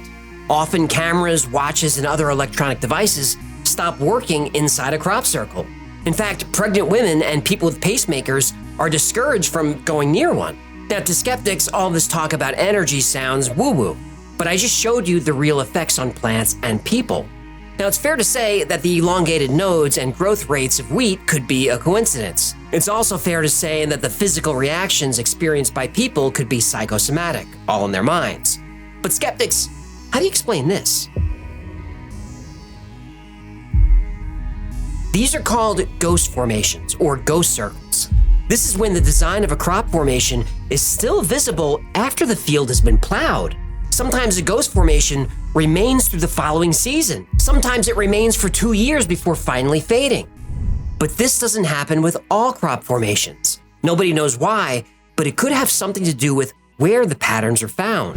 A study was done in the early 2000s of all the crop circles in southern England found that year. The study showed that 98% of all non-man-made formations were over chalk aquifers.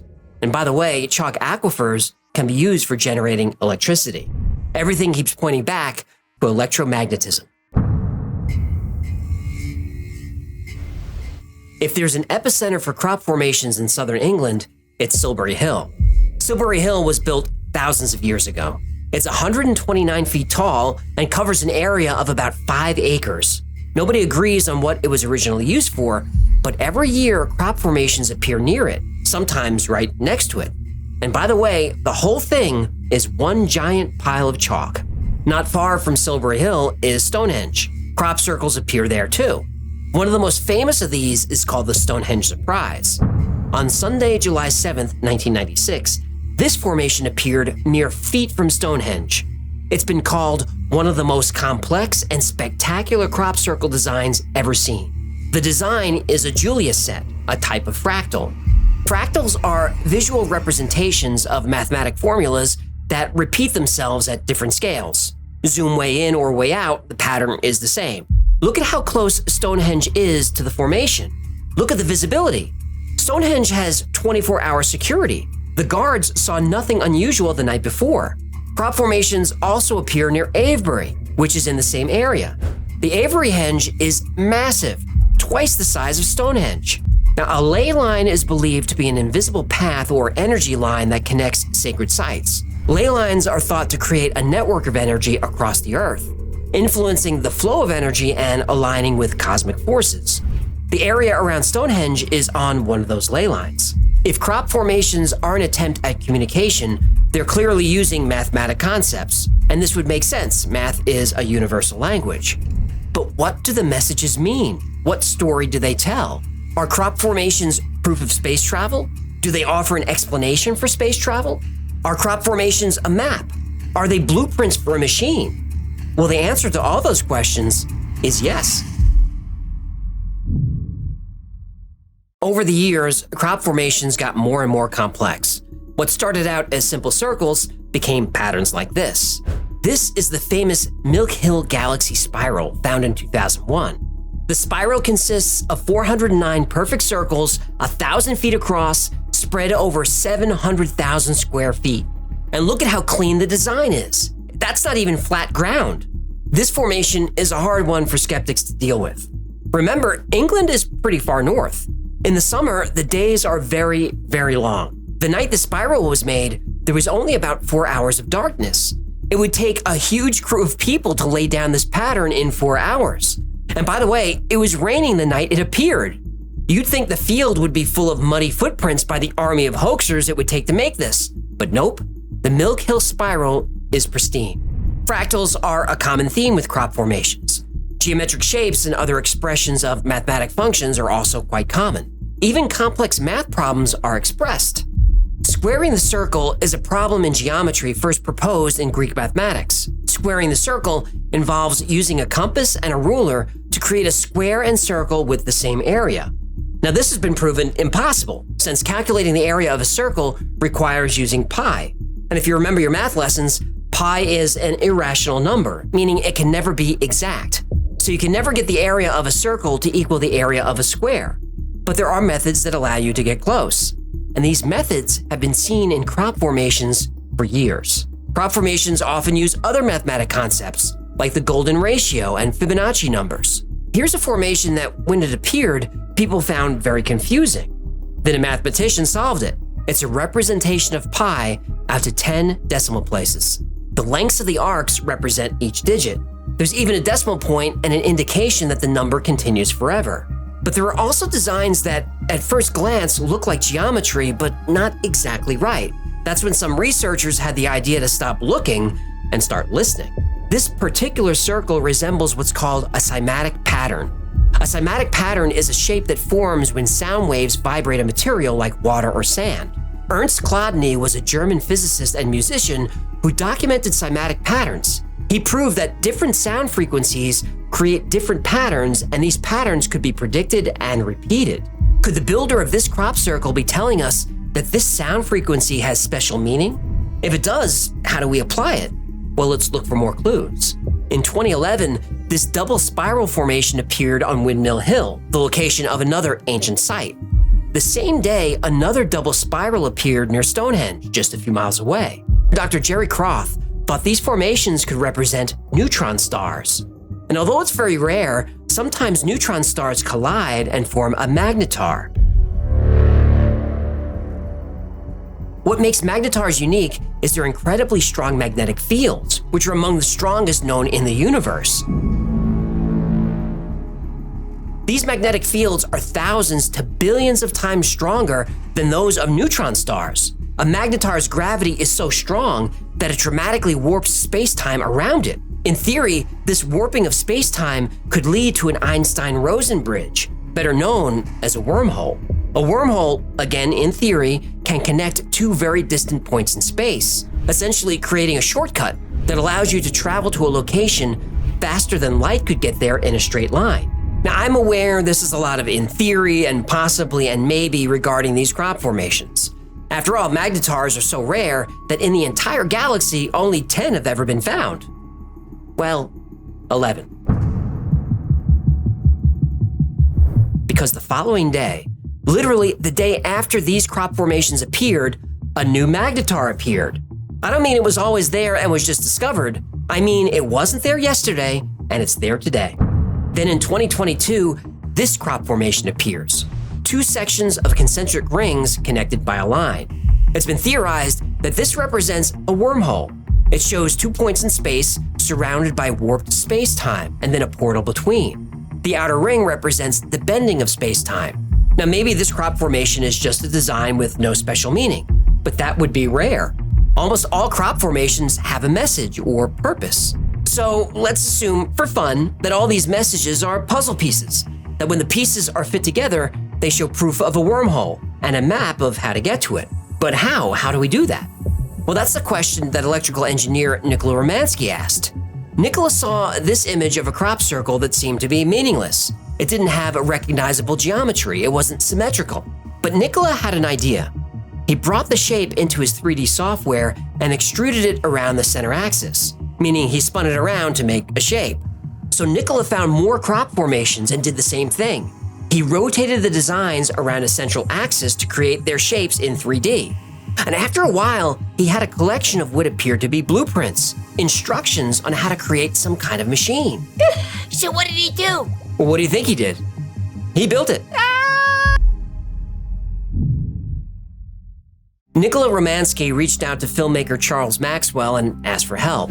Maxwell was working on a documentary about crop circles. Nikola needed help and funding to build his machine. This machine, he thought, was a vehicle that ran on zero-point energy, could alter gravity, and reach light speed. How can you not build it? So they enlisted 3D designers and machinists. They hired electricians and fabricators. It took over 3 years and they finally had their prototype. No! It didn't work. Oh. Well, they got some plasma to ignite, but they ran out of money. Oh. The entire process is in the documentary, which I linked below. The truth is, whatever they were building probably wasn't going to work. But it's possible that Nikola was onto something. That the secret to zero-point energy, gravity, and space-time all comes down to one thing: spin. Whenever government whistleblowers describe reverse engineering UFOs, spin is always a core piece of the technology. According to Mark McCandlish, a former aerospace designer, UFO anti-gravity and propulsion are achieved by rotating liquid mercury. The infamous Nazi bell-shaped UFO de Glocke was said to use similar technology. Bob Lazar talked about studying element 115 when he worked at Area 51. E-115 is said to power alien spacecraft. And when Lazar made those claims in the 1980s, there was no such element. But in 2003, E-115 was discovered. A whistleblower came forward just a few weeks ago. He claims to have been a military contractor working on reverse engineering UFOs. He said their engines use counter-rotating cylinders with element 115 as the power source. Russian physicist Nikolai Kozyrev believed the twisting and spinning of space-time called torsion was the secret to unlocking gravity and unlocking everything. In 2019, an engineer working for the US Navy filed a patent for a plasma compression fusion device. This is a machine that can generate a tremendous amount of power, like terawatts of power, in a small package. The device is about the size of a car, but can put out as much energy as a nuclear power plant. If it's real, the energy is clean and unlimited. His invention is based on spin. The scientist is Salvatore Pais, and he currently works for the US Space Force. He's filed quite a few interesting patents on behalf of the United States government. Propulsion engines, room temperature superconductors, inertial mass reduction devices, and high-frequency gravitational wave generators. This may sound like science fiction, but the US military is taking these patents very seriously. Every single one of them is based on spin. Now, I don't know if it's irony or poetic justice, But it could turn out that nature's most mysterious secrets, like gravity, won't be discovered in a lab. It's possible that unlocking the secrets of nature might be done in a field of wheat. Crop circles are a controversial subject. The history of the crop circle community, if that's what you want to call it, is filled with intrigue, lies, and double crosses. Today, if you bring up crop circles in any mainstream venue, you'll get eye rolls and laughter. But that wasn't always the case. At one time, crop formations were taken seriously by the media, the government, and the general population.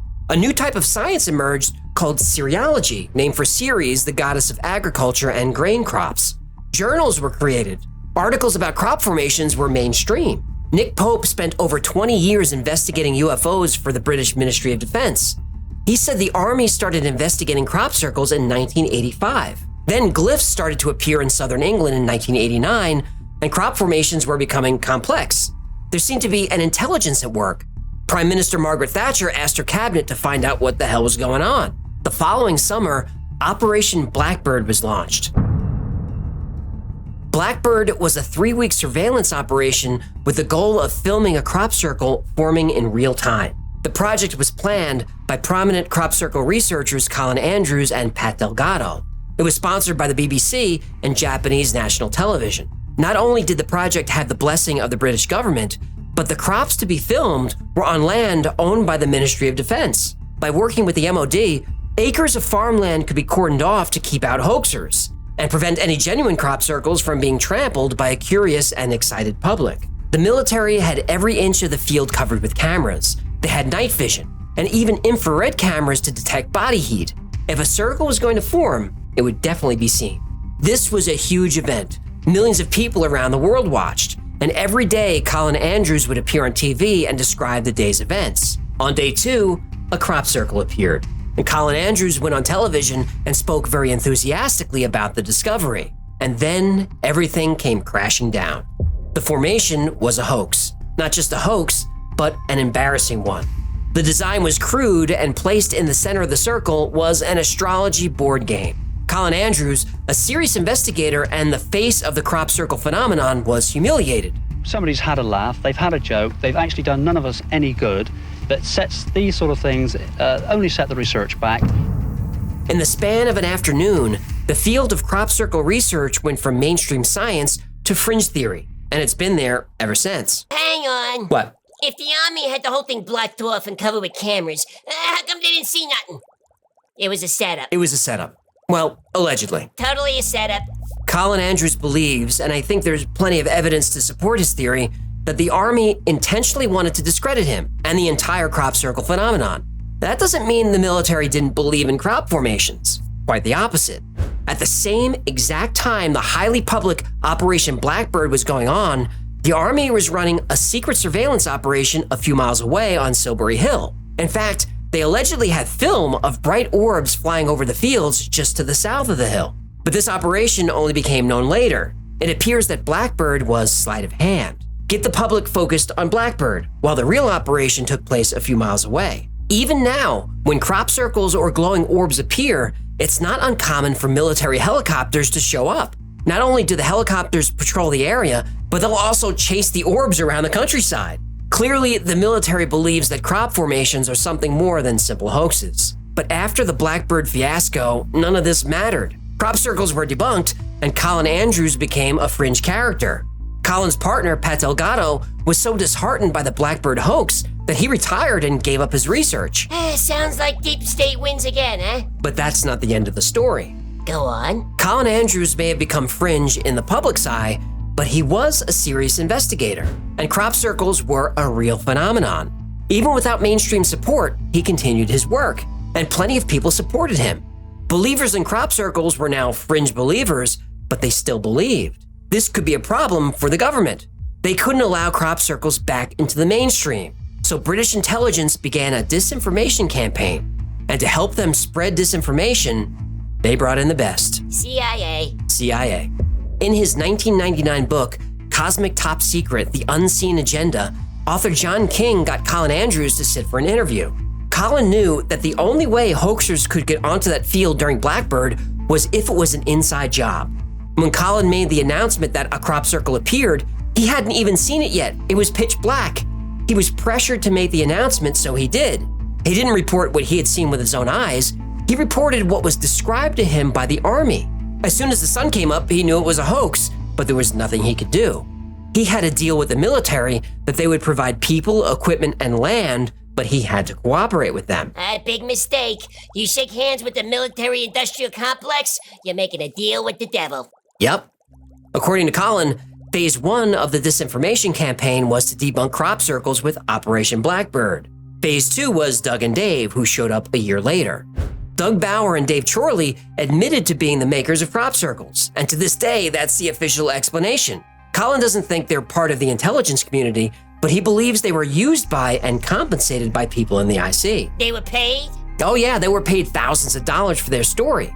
We know this for a fact because they were only paid half up front. They had to sue for the other half. Deal with the devil. Next came phase 3.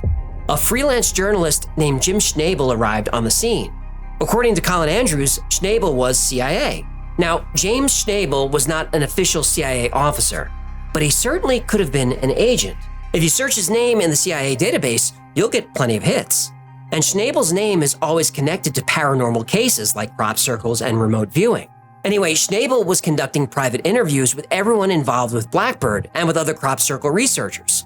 He was driving wedges between people, misquoting them, and pushing the narrative that crop circles were debunked. Colin Andrews became convinced of Schnabel's CIA involvement during a spooky conversation. Schnabel had recorded and read to Colin the details of private conversations Colin had one evening while sitting in his car alone. And Colin Andrews has other evidence that he was being bugged and surveilled. It has to do a lot with invoices and stuff, and I'll link below if you want the specifics. He literally has the receipts. He has the receipts. And look, it's very, very common for the CIA to use journalists as assets. More common than people think. People talk to journalists, so they're useful at collecting intel. And people listen to journalists, so they're great at spreading disinformation. You may have heard about Operation Mockingbird. This was a project where over 400 American journalists were working as direct assets for the CIA. Carl Bernstein exposed how at least 10 journalists and editors at the New York Times were CIA operatives for years. And this is still happening right now, and I can prove it. But covering that and Operation Mockingbird is a full episode. And if you'd like to hear the whole story, let me know in the comments. Now, whatever your favorite newspaper is or your favorite news channel is, assume 10% of editors, reporters, and media personalities are working for the CIA or FBI in some capacity. Yes, it's that many. Well, JFK warned us this would happen. He certainly did. Colin Andrews remembers a direct approach from a CIA operative. He met a man who claimed to have seen a crop circle being formed while he was out one night studying foxes. Oh, sexy broads. No, actual foxes. Ah. The man used this story as a way of being accepted in the crop circle scene. People got used to seeing him around. Well, a few weeks later, this man knocks on Colin's door. They go for a walk, and the man asks Colin tons of questions about crop circles, their locations, what he thinks they are, and on and on. But Colin started to get annoyed when the man was asking if he knew if the Russians were involved. At the end of their talk, the man tells Colin, "You're one of us now." I said, "What do you mean?" And he said, and this sounds even funny coming out of my mouth, but he said, "CIA." The man told Colin that there was a large amount of money waiting for him in a Swiss bank account. All he had to do was state publicly that crop circles were a hoax. Colin could go on researching circles all he wanted. The CIA would help him become the #1 crop circle expert in the world. They would give him special equipment. They would give him a staff. They would give him a budget. But when he came across a real crop formation, he was to call this man and nobody else. Colin Andrews passed on this offer, but the man harassed him with phone calls for a while after that. Soon the calls became so threatening that Colin contacted the British Ministry of Defense, but they said there was nothing they could do. What? Well, they said it was out of their jurisdiction. Oh, was he in England? Yep. That is a bunch of bull. Yeah, Colin was annoyed, but after a short time, the call stopped. Eventually, Colin Andrews moved to the US, and here he was approached by a Pentagon analyst who introduced him to a writer named Rosemary Ellen Guiley. You might know her name from her many appearances on the Coast to Coast radio show. She wrote 49 books and even hosted her own radio show all about the paranormal. Colin said Rosemary went to, in his words, every extreme to try and convince him to co-author a book with her. and she wanted to work on the book in his office, which would give her access to Colin Andrews' entire database on crop circles going back 30 years. She was persistent, but he turned her down. Colin is convinced, without a doubt, that Rosemary Guiley was a CIA asset. Again, Rosemary Guiley was the perfect candidate for an intelligence asset, especially since she was a regular guest on Coast to Coast, where she would be heard by millions of people. She would be allowed to continue her work in any way she wanted, but from time to time, she would be instructed to disseminate information provided by the intelligence community. It's more common than you think. So yeah, Rosemary Guiley was the perfect asset. I can't help but notice you're speaking about her in the past tense. Yeah, she died in 2019 at the age of 69. Yeah, that's kind of young to die, isn't it? Isn't it? There's another Crop Circles character with an interesting story. John Lundberg is an English artist and documentary filmmaker who founded the website circlemakers.org in the early 90s. He's responsible, or claims to be responsible, for some of the more elaborate crop formations that have been found over the years. On the Circle Makers website, which is still around, there are links to the many crop formations that the group takes credit for. There's no doubt that the Circle Makers created complicated and often very beautiful crop formations. But Crop Circle researchers Robert Hulse and David A. Caton think there's more to John than meets the eye. But in our opinion, the whole Circle Makers website and Lundberg and co. are all part of a disinformation campaign, possibly funded by government. Robert Hulse said at one time, the Circle Makers website had a recruiting link that took you directly to the recruitment page for MI5, British military intelligence. Hulse believes that the Circle Makers group is funded by British intelligence and was specifically created to spread disinformation.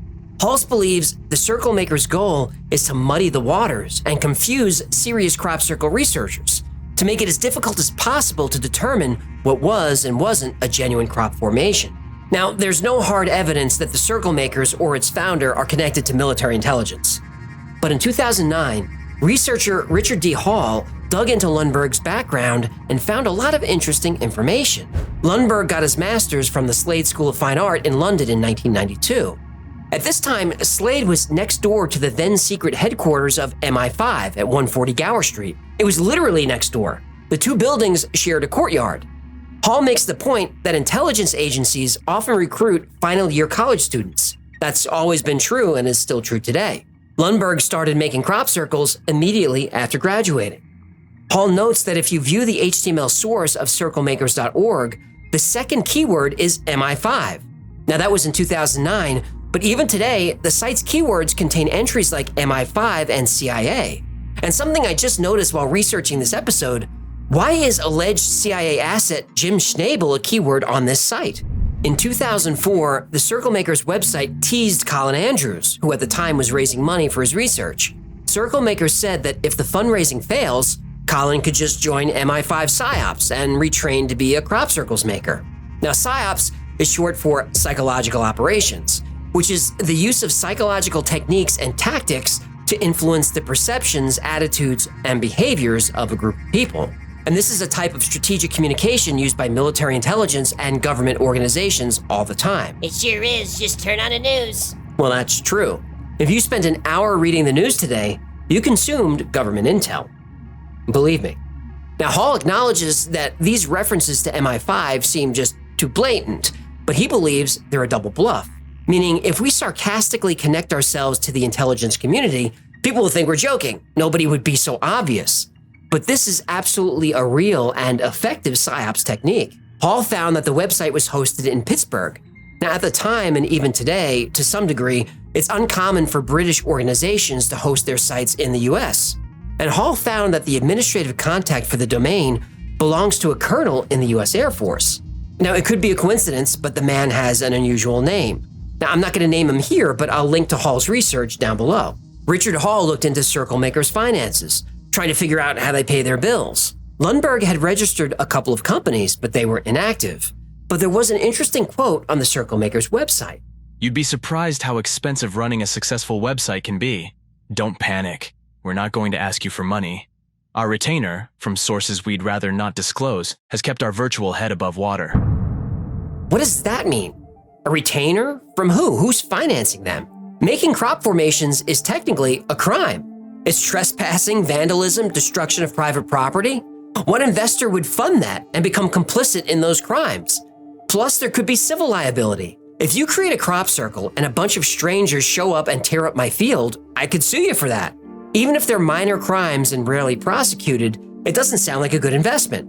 Hall did a land registry check on the apartment where Lundberg was living at the time. He found that technically there are no apartments listed on the deed. Hall dug further and found that there are 4 apartments, including Lundberg's, that have their rents paid by the local government. So, did Richard Hall reveal that John Lundberg is, in fact, an asset working in media whose job is to spread disinformation about crop circles? Well, the evidence Hall provides is purely circumstantial and coincidental, so there's no way to know for sure. In fact, some of Hall's evidence is so far-fetched, I left it out of this episode. But a few years after Richard Hall conducted his research, Lundberg directed a documentary that I've referred to multiple times on this channel. It's called Mirage Men. Mirage Men covers Richard Doty, a retired special agent who worked for OSI, the United States Air Force Office of Special Investigation, Air Force Intelligence. Richard Doty is, according to Mirage Men, one of the chief architects of the military's campaign to disseminate lies to the UFO community.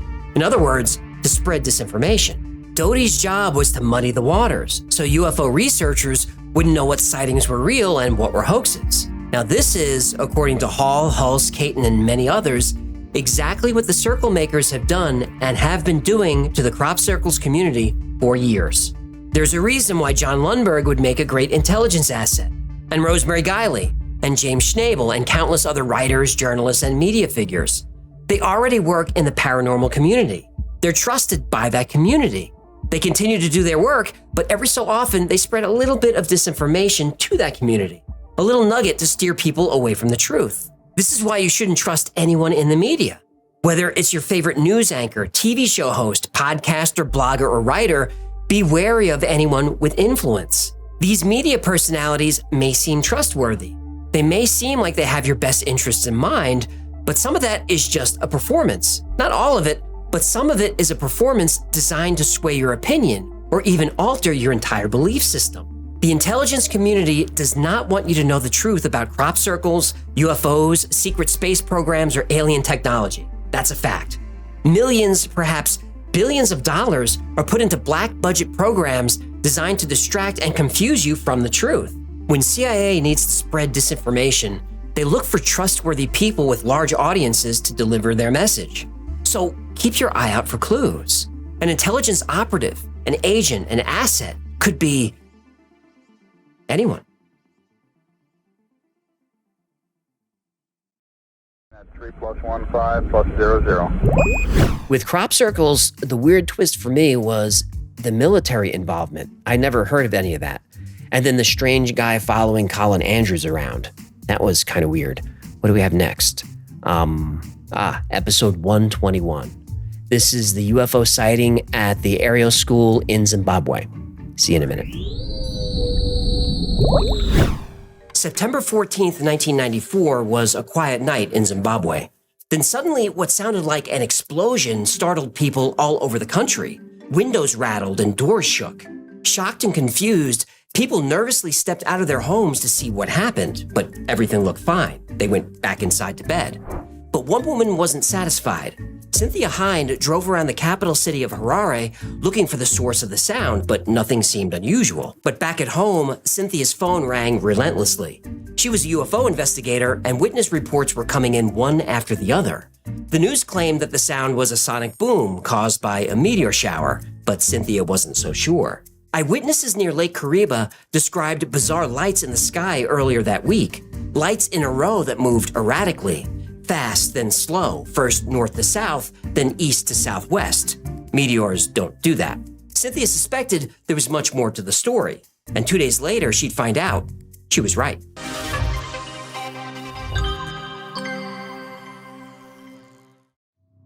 The town of Rua is located about 14 miles southeast of Zimbabwe's capital, Harare. Surrounded by farmland, Rua is a small agricultural community, but not poor. The more affluent families in the area sent their children to Aerial School, a private academy for grades 1 through 7 or ages 6 through 12. Oh, wait a minute. They named the school after that redhead chick with the purple pasties? No, the Archangel Ariel. Did she wear purple pasties? He. Oh, I'm sorry. Did I use the wrong pronouns? 2023 is so annoying. September 16th was a quiet, sunny day at Aerial School, and the students were at morning recess. Some kids were kicking soccer balls, others were playing tag or hanging out under the trees. The teachers were in a meeting, so the kids had the yard to themselves. A few minutes after 10, the children noticed a strange buzzing noise. At first, it seemed to come from everywhere. It sounded like a swarm of bees or faulty electrical lines. The children were nervous, but then the sound stopped. But a few minutes later, the sound was back and much louder than before. The kids looked around for the source, and there, hovering above the trees, was an object. Witness accounts vary, but some saw a bright streak, others saw a glowing disc. But all agreed a mysterious object with flashing lights was descending beyond the tree line. Naturally, the children drifted toward the woods for a closer look. Through the brush, they saw a metallic saucer-shaped craft slowly land in a rocky field just beyond their play area. Then the buzzing stopped. Other children in the yard became aware of the commotion, hearing shouts of, "I see it, and there it is." Subconsciously, the children gathered together, pooling their bravery, and walked slowly toward the object. Then they stopped, frozen with fear. Two figures were standing outside the craft, and those figures weren't human. Hundreds of people today phoned the ZBC and the BBC correspondent in Harare saying they sighted an unidentified flying object last night. We have some eyewitness reports. It was a bright, radiant light. I've never seen anything like it in my life. It was the absence of noise I didn't like. The craft sat silently in the brush beyond the fence line. Two beings about 4 feet tall emerged from the silver object. They were dressed in dark, tight-fitting suits. They had large heads with no ears and very small noses and mouths. Their eyes were big, almond-shaped, and completely black. The creatures were walking back and forth around their ship as if looking for damage. Alien pit crew, nice. Well, they didn't seem to notice or care much about the children until some of the younger students started screaming. Then the creatures stopped, turned, and looked right at the group of kids waiting by the fence. The younger children ran screaming back toward the school, but the older students stood there watching, staring. Salma, a 5th grader, wanted to run and protect her younger siblings, but she couldn't move. She was doing everything in her power to escape, but something about the big black eyes of the visitors kept her in place. Big head and big black eyes, and was dressed in a black bodysuit. Then, completely against her will, she felt herself take a step forward. At the same time, one of the beings took a step toward her. She felt like this being was probing her mind, looking for something. Mind control. Something like that, yeah. Ooh, that's why I wear this hat. It protects me from government spying and alien mind control. It also happens to be tricked on nuts. Google it. 12-year-old Liesel was frozen in place. She felt the space and time around her distort as ringing in her ears grew louder and louder. Then, like frames of a movie, images flashed through her mind. Images of some kind of catastrophe on Earth. She saw people screaming and cities burning. Then an image of millions of trees burned to cinders and of the oceans boiling. Emma was standing next to Liesel, watching in silence. Instinctively, she grabbed Liesel's hand. At that moment, images crashed into her mind. She saw technology she didn't understand, but she knew it was bad. She saw smoke, bodies lying in streets. She was terrified. She willed her legs to move, to run away, but she couldn't. She didn't feel stuck, but felt like she was floating, like her feet weren't touching the ground. There was no way to run. Emily, a 5th grader, felt like all the air around her was gone. She had to remind herself to breathe. She thought she might pass out. She was aware of the other children next to her, but they seemed so far away. The only sound she could hear was the blood pumping in her ears. She knew she needed to run, but there was something about those big black eyes. She couldn't look away. Salma took another step forward. Then she heard a message in her mind. No words, but she still understood. The being wanted her to come closer, so she took another step. At that moment, she sensed the beings wanted her to go with them. Now, though it seemed only like a minute or two, 15 minutes had passed. Suddenly, the school bell rang, indicating recess was over. The creatures glanced at the school and the children snapped out of their trance. Then reality came crashing in and the children panicked. They ran screaming back to the school. They burst into the hallway yelling their story to anyone who would listen. The teachers came out of their meeting and it was chaos. When the children finally calmed down, they explained what happened. The teachers ran out to the yard, but they were too late.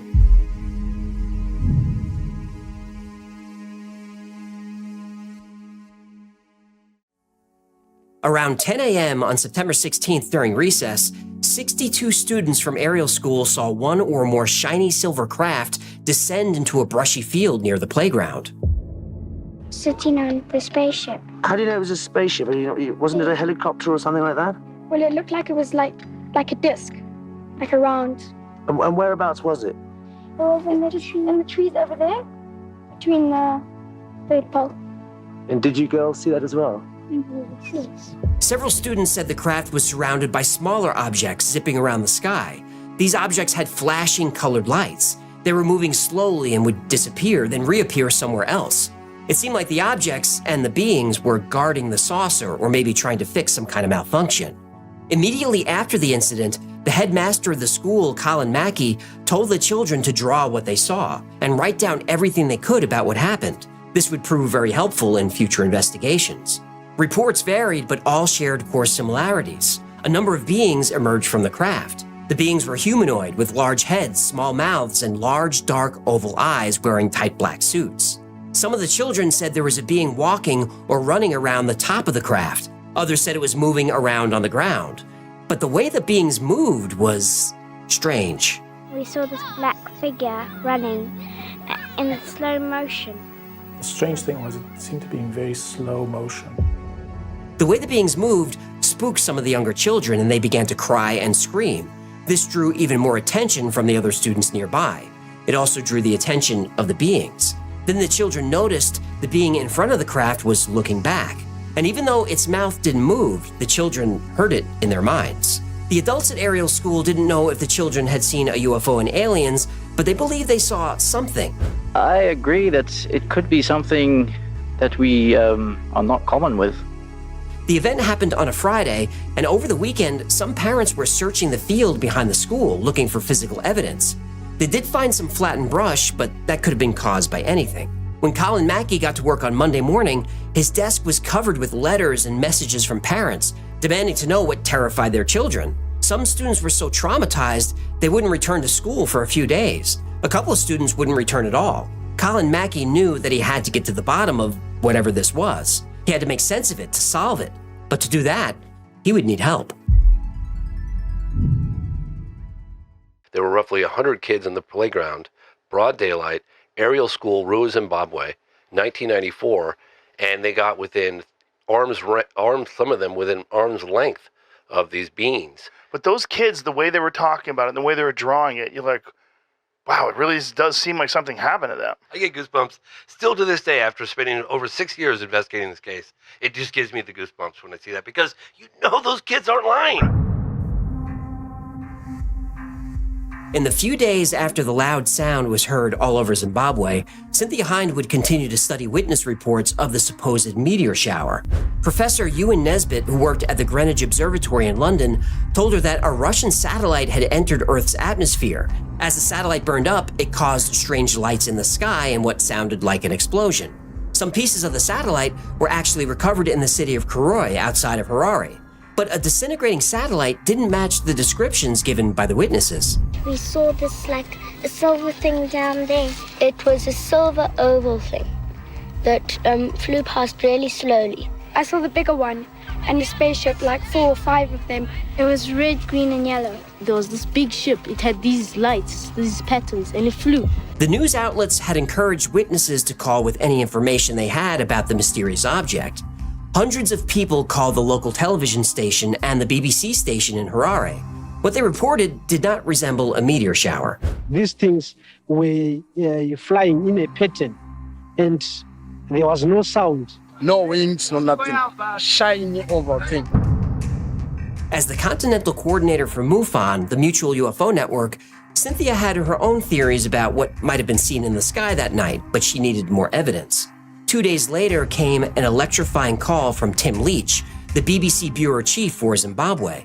Hello. Hello, my name's Tim Leach from BBC Television News. I understand that you had some strange experience. Yes, that's right.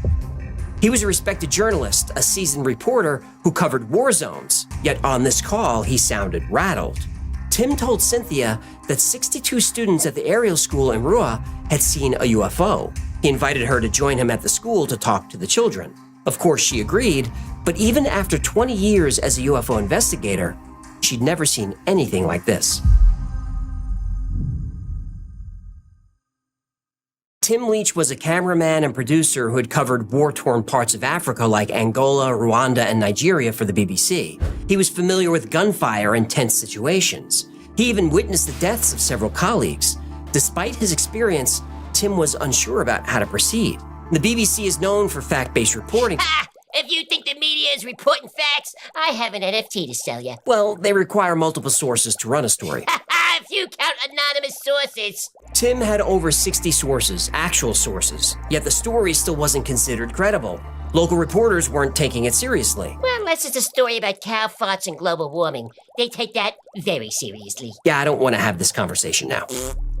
Even Tim Leach, a self-proclaimed realist and skeptic, couldn't make sense of the aerial school UFO incident. That's when Cynthia Hine suggested they contact Dr. John Mack.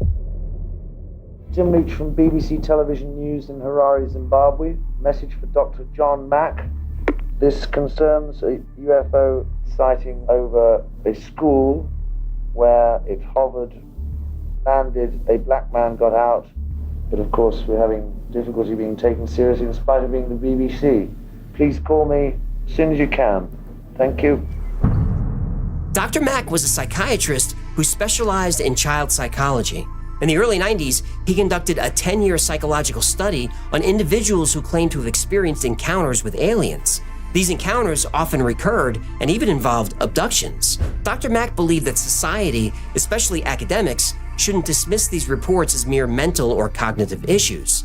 Again, the whole thing has made me re-examine all of these notions of happen, didn't happen. For them, it is completely real, and it is not the product of mental illness. Now, whether it happened altogether in this reality, I don't know. But it shows up in their world. They're seen to be missing by witnesses at the time, so something is occurring that is entering our world. The teachers felt that it was unlikely for 62 students to come up with such nuanced and similar stories together. Cynthia Hine had also noted that if all these kids had told the exact same story, it would suggest that they had conspired and fabricated it.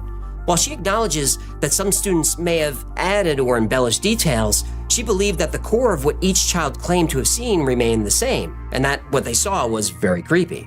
The figure on the ground approached them and stopped just a few feet away. The children said it stared intently at them, at all of them, and this was unsettling to some kids and downright scary to others. And Dr. Mack interviewed some students who were visibly upset when recalling the encounter. The children also felt the being was trying to send them a specific message, and even put images into their minds. Dr. Mack found it interesting that the message sent to the children didn't offer any solutions, only a warning. There was no suggestion as to how to address pollution. Oh, what, did Greta Thunberg go to this school? She wasn't even born yet. How dare you! Dr. Mack felt this lack of agenda made the children's stories about the encounter more sincere. One girl tried to explain what the being was telling her about humans' impact on the planet. Dr. Mack was encouraged. He asked if there's anything we as a people can do with that love to help the Earth. Unfortunately, the answer was no.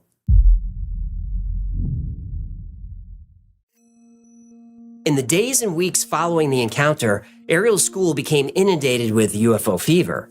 The media swarmed, locals speculated, but authorities clung to conventional explanations. The official story was a meteor shower from 2 nights before seeded mass hysteria. A few students concocted an elaborate imaginary tale that caught on with the rest of the school. Parents were divided. Some refused to believe their children, but others took the story more seriously. Many locals chalked it up to mischievous spirits, like the Shona Tukuloshe, a dwarf from Zulu mythology with a large head and pointed ears. Holy men suggested ancient shrines nearby had drawn the craft. They claimed that mysterious events had been happening in the area for years. Either way, most residents believed something supernatural had occurred.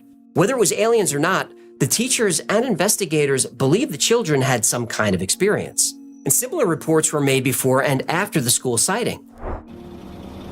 What the hell is that? 2 days before the aerial encounter, 100 students at the Pier House School, only 25 miles away, saw a flying object flying very low to the ground as if it was going to land. At the same time, the school and bus radio systems stopped working. That same day, during daylight, a mother and her young child said they saw a UFO in the area, and a truck driver reported seeing strange beings on the roadside that night when he was driving. But the story of the aerial school UFO incident isn't perfect. Many students agreed on some details, but the stories had a lot of variations and contradictions. Some students saw the beings, but not the craft. Some described the object in detail, but don't remember any beings or entities of any kind. Some students playing in the yard at the very same time saw nothing at all. The students that did see the object couldn't decide if it was one or more. Most students thought the object was a ship or a craft, but they couldn't agree on how it looked. Some kids drew windows and doors. Other children saw lights and landing gear. 2 boys said the ship wasn't silver, it was black with green stripes. One child said it was red. At least 2 students heard a loud noise in the sky. Some said it was a buzzing sound like bees. Another said it sounded like a flute. As for the beings or pilots or aliens or whoever they were, some students said they had long black hair, while others saw no hair at all. Some kids said the beings were fat, some said they were thin. One student said the being looked like a shadow, and there was no agreement on how many there were. And Dr. Mack's participation in the case is also problematic. He didn't arrive at the school until months after the event. Meanwhile, the students had spoken to lots of people, been interviewed by the media, and drew countless pictures of what they saw. And that's plenty of time for the story to evolve. And when Dr. Mack finally arrived, he interviewed the children in small and large groups, where they would just agree with each other's stories. And Dr. Mack had a reputation for asking very leading questions. He did the same thing when he spoke to the children in Brazil who said they saw an alien in the town of Varginha. Vagina. Before Dr. Mack brought up the idea that aliens were communicating telepathically, the children never mentioned it. Same with the telepathic message that the children allegedly received about how the Earth was in danger because of pollution. The students didn't mention that before Dr. Mack joined the investigation. And Dr. Mack was an environmentalist who was very worried about climate change. Oh, you believe in UFOs but not climate change? Of course, one's a real thing and one isn't. For the most part, the teachers believed the students. So did Cynthia Hind. I believe them. I believe they saw what they said they saw. I think that perhaps some have been influenced by others and they've added a little bit here and a little bit there. But basically, they drew in their drawings many things that I don't think that they could know about. Cynthia Hind wasn't just a UFO researcher. She was the MUFON Continental Coordinator for Africa. And the purpose of MUFON is to investigate UFO sightings and gather data. MUFON is not a group of UFO nerds posting on Reddit. I do like those nerds, though. I do too. MUFON tries to discredit as many stories as they can so that what's left is truly unidentified. They use the scientific method. They observe, collect evidence, and formulate hypotheses. They then conduct experiments to confirm or refute each investigation. And they have a success rate of 95% in proving their hypotheses. And this case elevated Cynthia Hind's career. But Dr. Mack, on the other hand, saw his career suffer. He wasn't just a child psychiatrist who dabbled in UFO research. He was a Pulitzer Prize-winning professor and head of the Department of Psychiatry at Harvard Medical School. But his colleagues didn't like Harvard being attached to his UFO research. We're very embarrassed for the profession and a little worried about John himself. What, he's gone off the rails a bit? Well, John is a man of great gift and great intelligence, but he's also a man who tends to take on enthusiasms, and in this time he's gone too far. We're worried about him. We hope he'll pull himself together. Harvard Medical School actually formed a committee to investigate Dr. Mack. This marked the first time in the school's history that a tenured professor and department head was investigated without evidence of misconduct. After the investigation, which lasted for 14 months, the dean of Harvard issued a statement that Dr. Mack was allowed to study whatever he wanted. The most fundamental right that any academic has is the right to be wrong. But the statement was not very positive, and Dr. Mack's reputation never recovered. He continued to investigate UFO encounters and alien abductions for another 10 years, but in 2004, he was in London to give a lecture. On September 27th, Dr. Mack was walking home from dinner with friends when he was struck and killed by a drunk driver. Now, his death was a tragedy, but there are people who believed it was more sinister than that. Dr. John Mack was, at the time, one of the most famous people researching alien abductions. He appeared on mainstream television shows like Larry King Live and Oprah, and some believe his high visibility put his life in danger. Now, there is no evidence to support foul play, but it is interesting that on the day John Mack was killed in England, 3 other John Macks were also killed in England, and Dr. Mack's family declined to press charges. Men in Black got him. That is the suspicion. But whether his death was an accident or not, Dr. John Mack is just one name in a long list of UFO researchers and whistleblowers who die early. Now, those deaths could all be coincidences, but you know how I feel about those.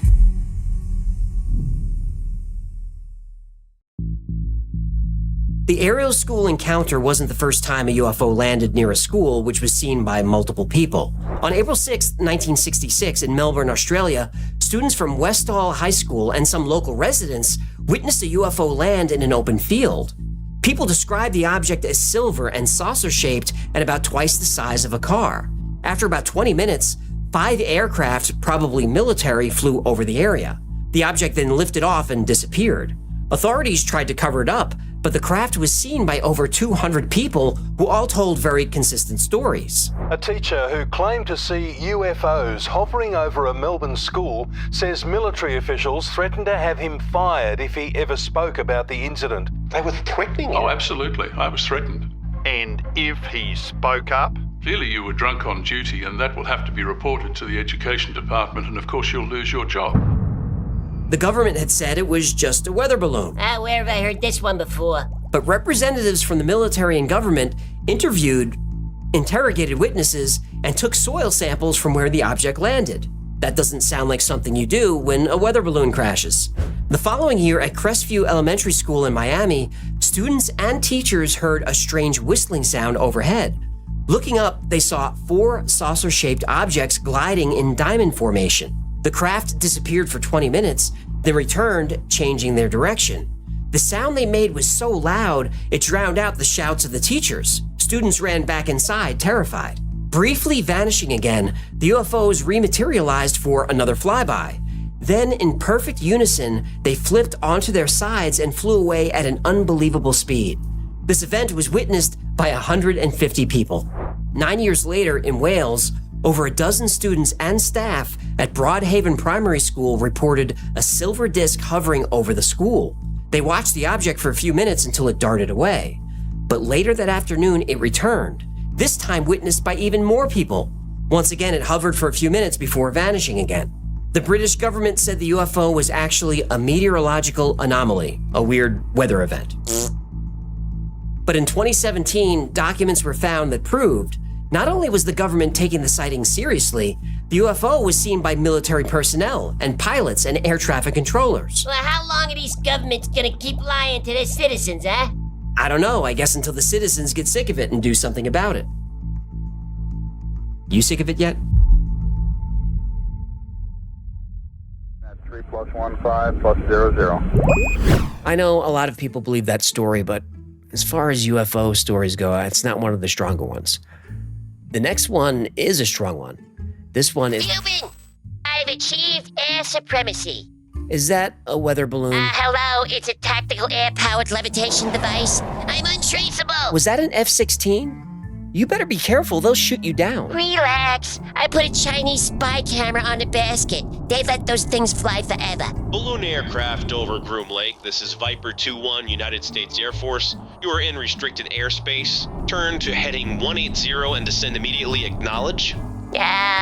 Groom Lake, you're flying over Area 51. Also, a balloon? Really?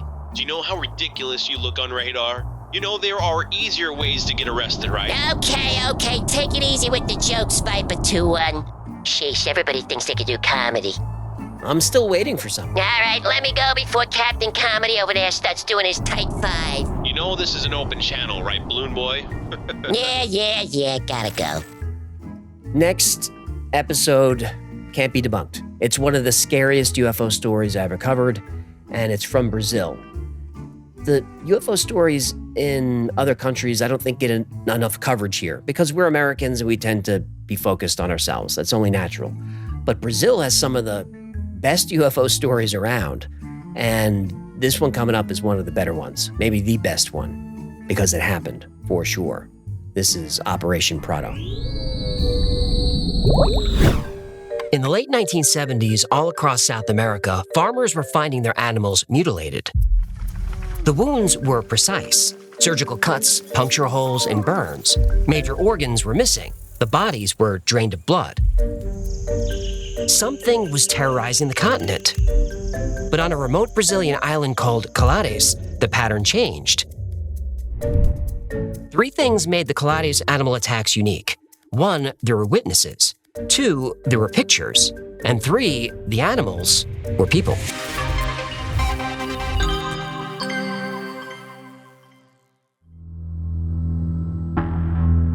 Dr. Wilaide Carvalho stared at the burns on her patient's chest.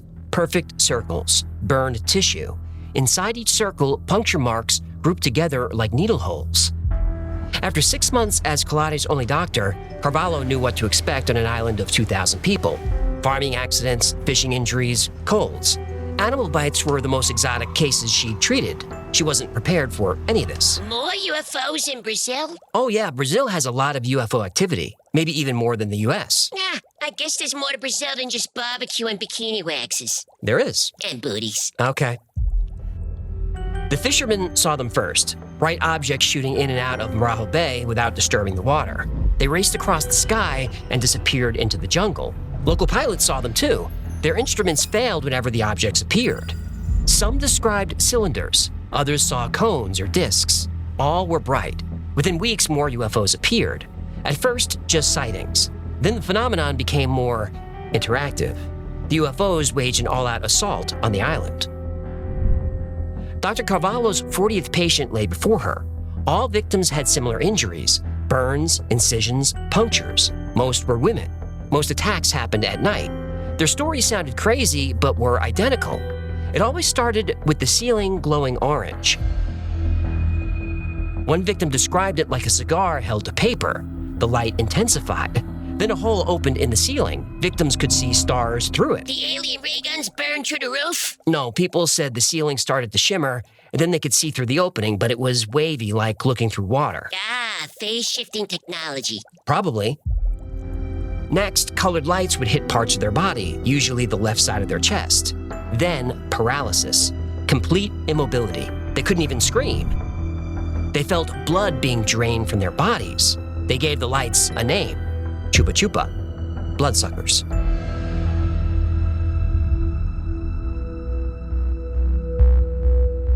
When people told Dr. Carvalho they felt blood being sucked from their bodies by beams of light, she dismissed it as trauma.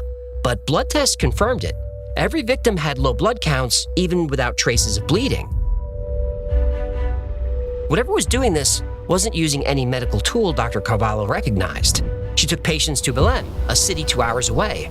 Doctors there were equally baffled.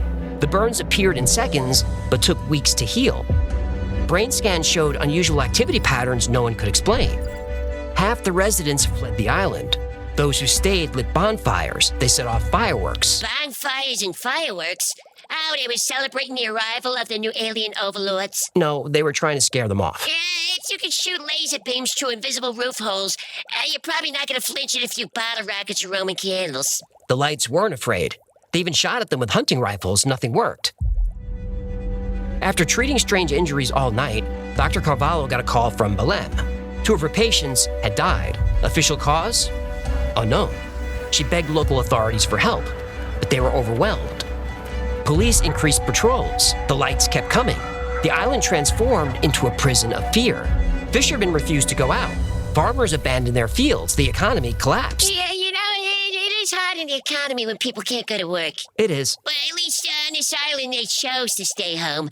Imagine if the government forced you to close your business.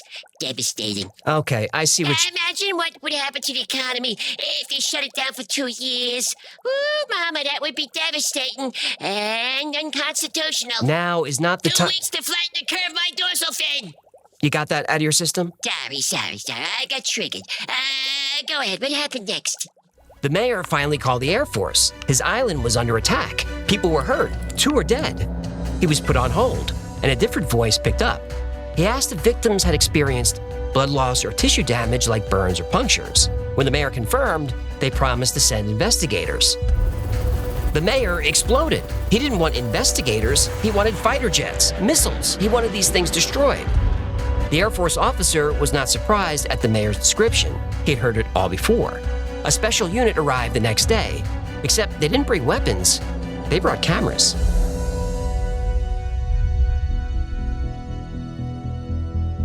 Captain Olanda's Air Force team arrived with sophisticated equipment, telescopes, infrared sensors, high-speed cameras. They set up observation posts along the beach, working rotating shifts to document every incident. The military told local media this was a routine investigation. The talk of UFOs were rumors. There were no flying saucers. The lights were probably birds or planes or satellites, weather balloons, swamp gas. Right. The Air Force said they weren't looking for UFOs. They were just there to secure the island. But if they weren't looking for UFOs, why did they call this Operation Prato? Prato is a Portuguese word for plate, or dish, or saucer. Olanda's orders were to debunk the story. Simple mass hysteria, he thought. Poor farmers and fishermen were seeing satellites or birds. Oh, yeah, you gotta watch out for the laser beam shooting vampire birds in Brazil. They're very crafty. Olanda didn't know. The people on Colares were poor and unsophisticated. This was probably a local legend being blown out of proportion. But then, Olanda's team saw the lights. Night after night, objects performed impossible maneuvers. Olanda was an experienced pilot. He knew what planes could do. These weren't planes. The lights hovered silently, then accelerated faster than any aircraft he'd ever seen. They tracked objects diving into Marajo Bay at high speed, making no splash, leaving no wake. Minutes later, the same object would appear over the jungle behind them. The team began to recognize patterns. The objects went from the water to the jungle, then to the villages. These lights were operated by something intelligent. The attacks continued. Olanda saw it with his own eyes. Women would try to hide, but the light followed them. Once hit, they were paralyzed. While the village was under attack, other lights hovered over Olanda's team. He felt like they were being watched or guarded. He tested his theory and moved their camp. The lights followed. As weeks passed, the evidence mounted. The team documented electromagnetic interference whenever the objects appeared. Their compasses spun wildly. Radio equipment failed. Even the military's sophisticated tracking devices malfunctioned. This was not mass hysteria. This was real. After 4 months, Operation Saucer had assembled over 2,000 pages of documents and scientific data. Captain Olanda believed they were close to understanding the phenomenon. The team mapped the lights' patterns, documented their capabilities, and even predicted their appearances with increasing accuracy. But these were still just lights. Not a single member of the team ever saw a solid craft. They took hundreds of photos and shot 16 hours of film, but the results were frustrating. Distant red and yellow spheres. Most frames were overexposed and useless. When Olanda sent his reports to Regional Air Command, he told the truth. Something strange was happening in Colares. He just couldn't prove it. The Air Force was not going to respond to lights in the sky, not in 1977. This was the height of Operation Condor. The Brazilian military had to be careful. The CIA was everywhere. Hold on. You just took a hard left turn, and this ball doesn't have an oh shit handle. What do American spokes have to do with this? Operation Condor was a secret alliance of military dictatorships in South America designed to crush political opposition. Brazil's government was deep in it. They were sharing intelligence with Argentina, Chile, and Paraguay. They worked together on covert operations like coups and assassinations, all paid for by the CIA. Right. The lights might be a classified American operation. Oh, you mean like flying drones around military bases and pretending you don't know what they are? Kind of like that, yeah. Uh-huh. If the Brazilian Air Force took out an American asset and disrupted a CIA op, the consequences would be severe. Olanda needed hard evidence. He had nothing, just hundreds of images of pure white. One night, he was sitting in his office going through the photos, frustrated. He knew there had to be something there, but whatever it was, the camera couldn't see it. Then Olanda looked at the flashlight on his desk, then back at the white photo, then back at the flashlight. Captain Olanda had an idea.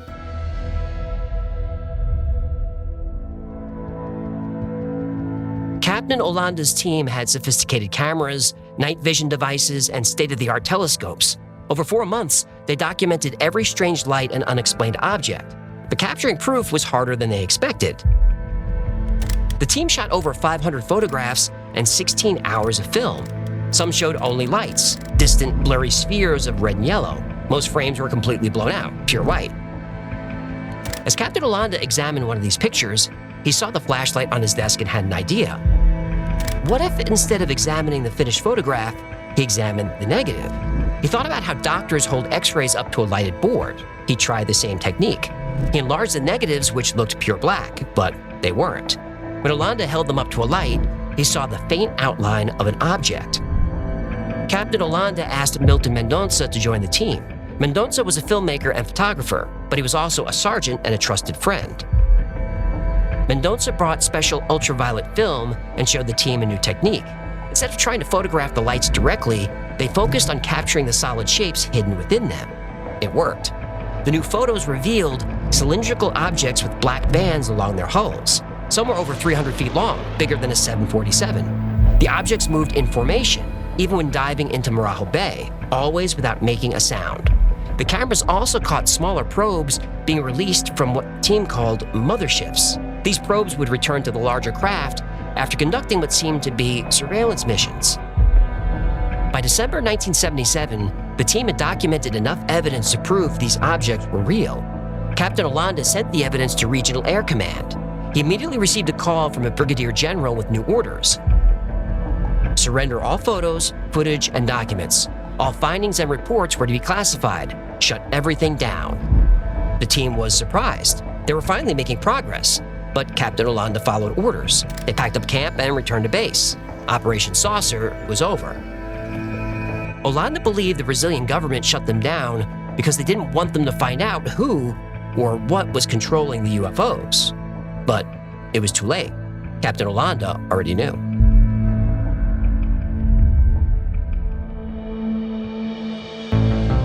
Soon after the military left Colares, the UFO encounters ended. The Air Force's official statement? Nothing extraordinary was found. Back in Colares, the story faded into local legend.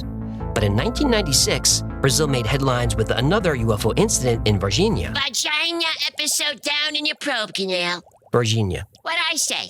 The public wanted answers. For 20 years, Captain Olanda kept silent about Colares. Then in 1997, now a retired lieutenant colonel, he decided the truth had to come out. For 2 days, Olanda spoke with A.J. Javert of Brazilian UFO magazine. His memory was sharp, but something had changed in the captain. The confident military commander was gone, replaced by a man haunted by what he'd seen. He described 3 encounters with the objects. The first happened during a routine night watch. A light appeared over Marajo Bay, performing impossible maneuvers. The object was cylindrical, about 100 meters long, and made a strange hum. Esse troço fazia barulho de barulho de ar cultural, mas bem mais forte, parecia que fosse uma turbina. Aquele barulho de turbina. Não era barulho de jato, era barulho de uma coisa girando, uma coisa. The second encounter occurred on the beach. A craft appeared directly above his team. Ela veio acompanhando a lateral, a margem do rio oposta do hospital. Ela veio acompanhando e a gente vendo, olha ali. Olha lá, e veio. Quando chegou na direção da ilha, ela entrou na direção de Belém. Mas estava muito baixo. Na altura das árvores, passando a copa das árvores. Mas uma luz muito grande, um troço enorme. The object was close enough that Olanda could see it wasn't made of any material he recognized. The surface seemed to shift and flow like liquid metal. At this point, Olanda realized the objects were aware of them and were being operated by an intelligence. Eles parecia que tinham absoluta certeza de nós estávamos. Eles não procuravam. Eles estavam em cima da gente. Depois de algum tempo que nós estivemos lá, vamos dizer, depois de um mês, as coisas eram em cima da equipe. Eles já estavam em cima da gente, eles sabiam o que a gente estava fazendo. Você podia se deslocar, estava aqui e ia para outro lugar. Lá que eles... Como se eles tivessem conhecimento da nossa movimentação, sabiam com segurança onde nós estávamos. Operation Saucer lasted 4 months. During this time, Olanda sometimes went home to see his family. During one of these visits, in his own home, he had a life-changing incident.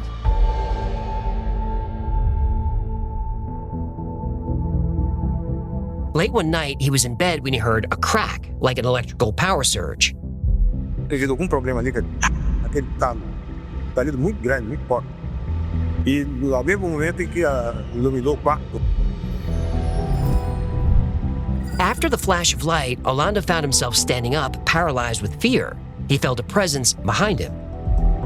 Tinha ser atrás de mim, me abraçando. Até numa situação meio esquisita. O cara me abraçando por trás. Eu não gostei muito da história, não. Uh-oh. Did he get probed? Not exactly. That is not a good answer to that question. While Orlando was restrained, he saw another being at the end of his bed. It was just under 5 feet tall and dressed in a suit that reminded him of an astronaut or a diver. He didn't see its face, only a gray mask. Eu estava muito assustado. E aquele bicho estava me abraçando. Me abraçou, me apertou e falou no meu ouvido em português. Oh, no, this isn't going to turn into alien erotica like from a Gino Storio, is it? Will you let the man speak? Yeah, I'm not judging, I'm just asking. Metalizada, metalizada, uma voz atente. Falando no meu ouvido, calma, não vamos te fazer nenhum mal. Another crack, another flash of light, and it was over. His wife slept through the whole thing. Orlando thought it was a dream. But the next day, driving back to the operation, his forearm felt itchy. He noticed it was red. Implant! Yep. During his interview, Orlando rolled up his sleeve and pressed his forearm. Something moved under the skin. A small, flexible object. X-rays couldn't detect it, but a compass could. Javert asked what happened to all the photos and the documentation of Operation Saucer. Orlando said he didn't know. The government denied everything, and the operation was classified. He was ordered to stay silent, and he obeyed for 20 years. So why speak now? Well, he felt the duty to tell the truth before he died, or... Vou repetir. Nunca falei para ninguém que é autorizado a publicar. Tá? Tô te falando agora.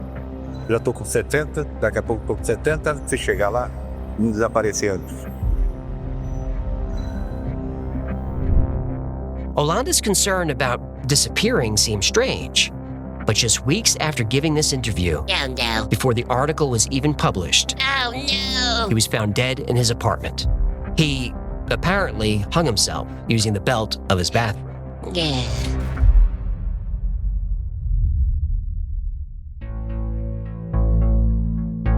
The Brazilian government kept Operation Prato classified for over 20 years. Then in 1997, the officer in charge came forward. Less than 2 months later, he was dead. Orlando's death seemed too convenient. Brazilian UFO researchers launched a campaign called Freedom of UFO Information Now. They demanded the release of all Operation Saucer files. The Air Force resisted. But by 2005, under public pressure, 3 generals invited researchers to military headquarters in Brasilia.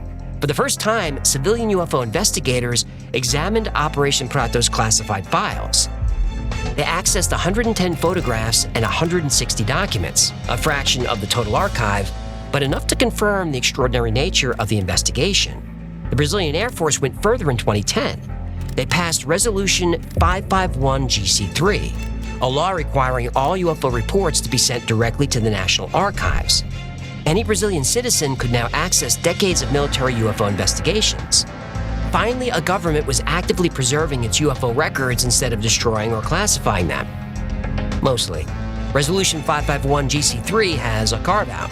The government can still classify documents if their release is considered a threat To national security. Right. The complete story remains hidden. The original operation files contained over 500 photographs and 2,000 pages of documents. Only a fraction have been released. The hours of film footage Orlando's team shot was never made public. We still don't know the details of the 2 women who died. Some of Brazil's top military commanders want full disclosure.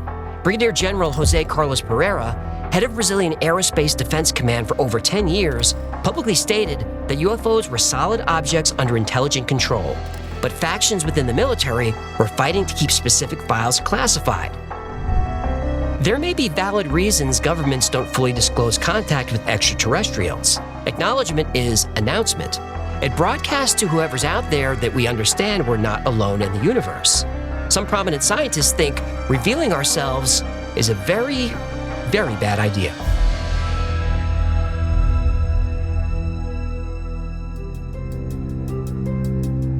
This is usually the part of the story where I debunk what I can. But with Colares, there's nothing to debunk. Now, maybe the attacks weren't from UFOs, but the fact is, it happened. And then it happened again. In 2014, another string of UFO attacks hit Brazil. This time, indigenous tribes deep in the Amazon, the same light beams, the same injuries. The methodical nature of these attacks suggests something calculated, not random encounters. These beings are on mission. We just don't know what mission. Some scientists worry they're testing our defenses and technology. Now, if that's true, we might want to keep it quiet. Stephen Hawking warned that an advanced civilization might view us like Europeans viewed Native Americans, primitives to be conquered or eliminated. Physicist David Brin suggested any civilization capable of interstellar travel would see emerging technological species as future rivals, better to eliminate them early. This became known as the Dark Forest Hypothesis, named after Liu Cixin's three-body problem books. The universe is a dark forest. Every civilization is an armed hunter stalking through the trees like a ghost, gently pushing aside branches that block the path and trying to tread without sound. Even breathing is done with care. The hunter has to be careful because everywhere in the forest are stealthy hunters like him. Every civilization hides in the shadows facing the same problem. They don't know who else is out there. But they know two things. Resources are limited, and technology grows exponentially. Any civilization discovered today could become a threat tomorrow. If he finds other life, another hunter, an angel or a demon, a delicate infant or a tottering old man, a fairy or a demigod, there's only one thing he can do: open fire and eliminate them. In this forest, hell is other people, an eternal threat that any life that exposes its own existence will be swiftly wiped out. This is the picture of cosmic civilization. It's the explanation of the Fermi paradox. The Fermi paradox asks, if billions of advanced civilizations should exist, where is everybody? The answer, they're hiding. The moment you reveal yourself, you become a target. Not because advanced civilizations are evil, but because they can't risk letting potential competitors emerge. We don't know what these UFOs want, and given their technology, they could destroy us easily, but haven't. Does that mean they're friendly? Not necessarily. Maybe they just don't care. We're not a threat. Like the aliens in the three-body problem. They may think of us as bugs. And like bugs, we can be annoying, but we're not really dangerous. But what happens when wasps build a nest in your attic and start stinging your children? You call an exterminator. Our radio waves, space programs, and attempts at alien contact are like lighting a flare in the dark forest. They might lead to a new alien race making first contact, a race that will do more than experiment on a small number of people. Our government may have technology that aliens would view as threatening, and if it exists, it might be better to keep it a secret. But the decision shouldn't be up to the military alone. The military's job is to destroy things and kill people, and that's what they do. The military's necessary. But we need to show humanity is capable of more than destruction. We need civilians involved, scientists, philosophers, theologians. We need our brightest minds and our most empathetic souls, people who represent the best of us. Because when first contact is finally made, it'll either be the greatest achievement of the human race or the end of it.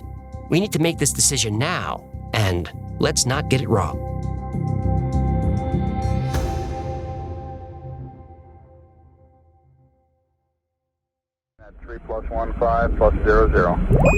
And there have been more sightings and attacks lately. And I'm looking at my notes here because something's going on in the Amazon. And isn't it interesting that we keep discovering ancient cities and evidence of large civilizations buried by the jungle? And that seems to be happening at the same time where we're having all these sightings. I don't know. I don't believe in coincidences. What do we got next? Episode 111, staying with Brazil. Again, these aliens are not friendly. There are victims in this story. This is called the Varginha Incident. The North American Air Defense Command, known as NORAD, was established in 1958. It was to provide early warning and defense against Soviet bombers and missile launches. But it wasn't long before NORAD would be monitoring skies around the entire planet. Early in the morning on January 13, 1996, NORAD contacted Brazilian Air Defense to report an object entering the Earth's atmosphere about 200 miles northeast of Sao Paulo. When asked what type of object, NORAD said it was unidentified. A few minutes later, it crashed somewhere near the town of Varginha. The Brazilian Army and Air Force quickly scrambled to get to the crash site before any civilians did, but they were too late. The craft was seen and the beings driving the craft were gone. Over the next few days, a series of events would unfold that would change the lives of the people in the area forever.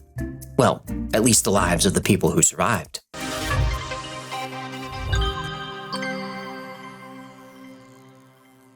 Virginia is located... Hold on. What? I'm looking at that word in the teleprompter and, I see. I thought it said... It doesn't. Right. Okay, so the town is Virginia. Go on. Virginia. Fine, whatever. Just do me a favor. Put the name of the town in the thumbnail, all right? It'll definitely get clicks. It probably would. Like, how about Strange Object Enters Virginia? Virginia. Or The Mysterious Virginia. Virginia. You're pretty mysterious.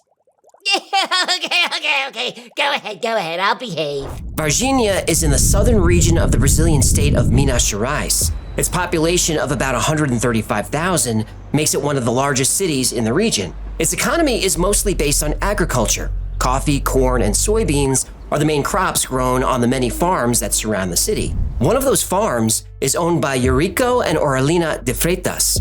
It was early in the morning, before sunrise, when Aurelina heard the cows running around the property sounding agitated. She looked out the window and saw hovering above the pasture a cigar-shaped object. She grabbed her husband Eurico. They said the shape of it reminded them of a submarine, and it was about the size of a school minibus.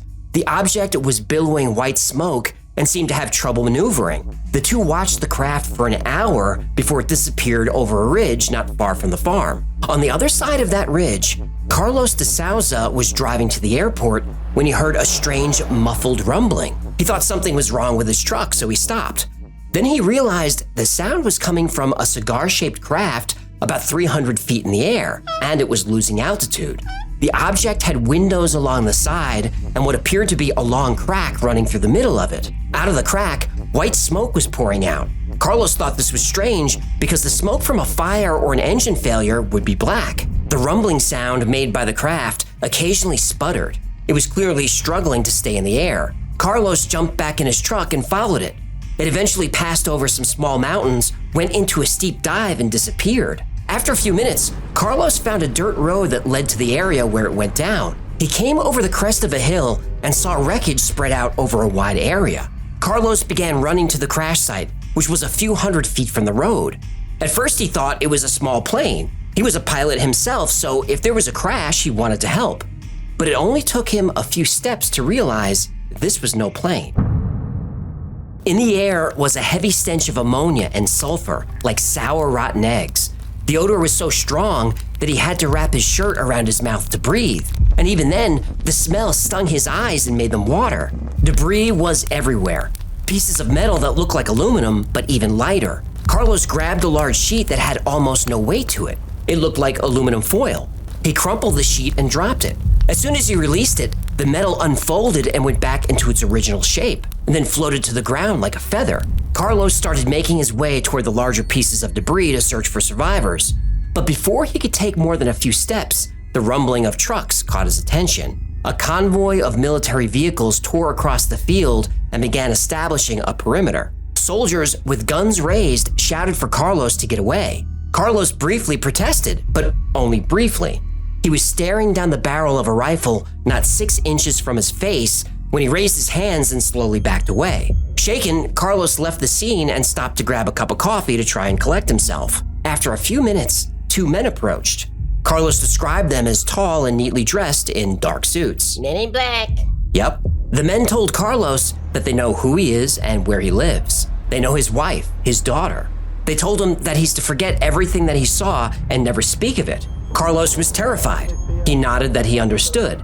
Then the strangers got into a black car with no license plates and drove away. And Carlos would keep what he saw a secret for 26 years. Meanwhile, back at the crash site, the Brazilian military was hard at work gathering the wreckage. The craft was definitely big enough to hold a small crew, so the order went out to search for survivors. There were survivors, but the soldiers wouldn't find them, at least not near the crash. Those survivors were already in town. Just a few hours after the crash, authorities started receiving strange reports from residents in the area. At about 8 a.m., a college student reported seeing a creature with oily dark brown skin crouched in an alleyway near a local park. He said it had very small hands with 3 long fingers. It was between 4 and 5 feet tall and had no hair or clothing. Yeah, you notice aliens are always naked. I guess that's true. Respect. What? Yeah, I don't know how you humans deal with pants. I'd like to let it all hang out. Okay, that's enough. Prude. Just a few blocks away, 3 young women, Liliane, Valkyria, and Katya, were on their way to the same park. They took a shortcut through a vacant lot. There, in the tall grass, huddled next to a cinder block wall, was a creature. It was about 4 feet tall and had a large head. On its head were 3 bumps or ridges. It had huge red eyes. Its skin was brown and looked shiny or oily. It had a slim, frail body and no hair and no clothes. Respect. The girls weren't sure what this thing was, but when they approached, it looked right at them. The girls were frozen in fear, unable to move or speak. Though it made no sound, the girls were able to hear this being or feel its thoughts. They could feel that it was frightened, in pain, and needed help. The girls tore out of there terrified. They burst into Katya's house and told her mother that they had seen a demon. The 4 of them returned to the lot, but the creature was gone. However, Katya's mother found a strange footprint. It wasn't a human footprint. Whatever this thing was, its feet had 3 long toes. The girls described the creature to an artist who created this now famous picture. Even though the creature was gone, there was a heavy odor of ammonia that lingered. Katya's mother said she couldn't get the smell out of her nose for days. A few hours later, military policemen Eric Lopes and Marco Cherez were patrolling the area. Suddenly, a small humanoid creature with dark skin darted across the street. Marco jumped out of the car and managed to grab it. They restrained the creature and rushed it to the hospital where, according to reports, it died. Almost immediately, Marco started feeling ill. He said his skin felt greasy even though it wasn't, and there was a lingering smell of ammonia that stayed with him. Over the next 2 weeks, his condition worsened and he was admitted to the hospital and placed in intensive care. None of the doctors could figure out what was wrong with him or how to help. Finally, at the age of 23, Marco Cherez died of an unknown cause. The doctors said an autopsy wasn't necessary and ordered a closed casket service. They also had his body buried immediately. They said this was to protect public health. They did make his blood tests available. His blood contained 8% of unknown toxic substances. And that was the first death caused by the Varginha UFO incident. But it wasn't the last. Several calls came into the fire department about a wild animal on the loose near the park where the girls saw the creature. 4 firemen were dispatched to look for it. When the firemen arrived on the scene, there were 5 civilians watching the creature that had gone down a steep embankment toward a densely wooded area. They said it made a buzzing sound similar to bees. It took the firemen 2 hours to capture it. It kept running away, and the terrain was hard to navigate, and they were afraid of whatever this thing was. Everyone who saw it said it gave off a strong, offensive odor like ammonia and sulfur. Finally, the firemen were able to snare the creature in a net. By now, a military truck arrived from ESA, a military base a few miles away. Witnesses saw soldiers struggling with 2 black bags. One bag was squirming as if something was alive in it, but the other bag was still. The bags were heaved into the truck and it sped away. Immediately, the area was surrounded by military vehicles, and civilians were not allowed in or out of the area. Less than an hour later, a section of regional hospital was ordered locked down. Then 10 military and police vehicles arrived. The truck then pulled up close to the entrance, and 2 soldiers unloaded a black body bag. The bag was taken to the radiology department for x-rays. The x-ray technician on duty that day said the examination room was full of doctors, police, and military personnel. People were nervous and just staring at each other, afraid to speak. The tech was ordered to take x-rays of the bag, which he wasn't allowed to open. He did this, but then the military took the film. The radiologist never saw the pictures. He said he'd never experienced anything like that before or since. He was told to keep everything he's seen a secret as a matter of national security. Then, as quickly as they arrived, the military entourage left with the x-rays and the body bag. But the smell of ammonia and sulfur remained. The tech said the smell felt like it was inside his nose and lingered. In fact, that whole section of the hospital was closed to the public for another 3 or 4 days. No matter what the cleaning staff did, they couldn't remove the smell. They just had to wait for it to dissipate. By the way, one of the firemen who helped capture the alien died a few weeks later from unknown toxic poisoning. Senior military officials warned everyone involved. 50 doctors and hospital staff were put under strict non-disclosure agreements and told this was a training exercise. The doctors and nurses were threatened with prison if they ever spoke about what happened. Soldiers were reminded of their responsibilities to national security, and that if they spoke about what happened, it could be considered treason. These tactics worked because after the military convoy sped away from the hospital, there wouldn't be any new details about the story, where the truck went, what was in it, who was involved, nothing. But 25 years later, a witness would come forward, and he would reveal details that nobody saw coming. It took 25 years, but a soldier came forward who was close to everything. His testimony can be seen in the excellent documentary on this case, Moment of Contact, by filmmaker James Fox. And if you want to learn more about this story, I recommend you check it out, and there's a link below. The soldier who came forward refused to allow his name to be used, so he became known as Military X. But I found a very old report from Virginia local news which revealed his name. Now, I don't want to out the guy, so we'll just call him Raul, which is close to his real first name. Raul was part of the convoy that brought the creature to the hospital, and there he saw the alien in a box. It was covered, but it was between 4 and 5 feet tall. He was able to see its foot poking out. He said its skin was very dark red or brown and looked oily. He knew this wasn't human because its foot had only 3 toes. From the hospital, they went to the Eza military base, about 20 miles from Virginia. After they parked the trucks, Raul and another soldier were called into the base commander's office. Their CO asked them what they saw. Raul was frightened and not sure how to answer. He said he thought he saw a burnt man or something like that. His commanding officer told him, "That's not what you saw. You saw something supernatural." Raul was told that if he reveals what he saw to anyone, the consequences would be severe. The following day was very strange at the base. There were Navy trucks and helicopters there, which was unusual. There was a lot of activity, a lot of unfamiliar faces. People were on edge. Early that morning, Raul and the convoy left Eza and went to a SpaceX Army base in Campinas, about 2 hours away. What? They went from vagina to the penis. Virginia, Campinas. Tomato, Virginia, vagina. The algorithm is gonna punish you for this one. Well, they are now. From Campinas, Raul didn't know what happened to the creature, though he had heard rumors that would turn out to be true. Jose Manuel Fernandez was an air traffic controller at the base during this time. He said 2 helicopters left the base, went to Virginia, and returned with what he didn't know, but he thought it was some kind of rescue mission. Then something happened that Jose had never experienced. A large plane was coming in, but it didn't have authorization to land. Jose's supervisors told him to allow it anyway. The plane landed and boxes were loaded onto it. Then it took off again, and that was it. The trucks, the helicopters, and all the extra people just left. Jose asked what this was all about, and he was told it was a secret mission, and that was all he needed to know. But Jose does remember what kind of plane landed. He called it a USAF plane. A USAF? What kind of a plane is a USAF? Well, that's what Brazilians call it, USAF, or USAF. That's the United States Air Force.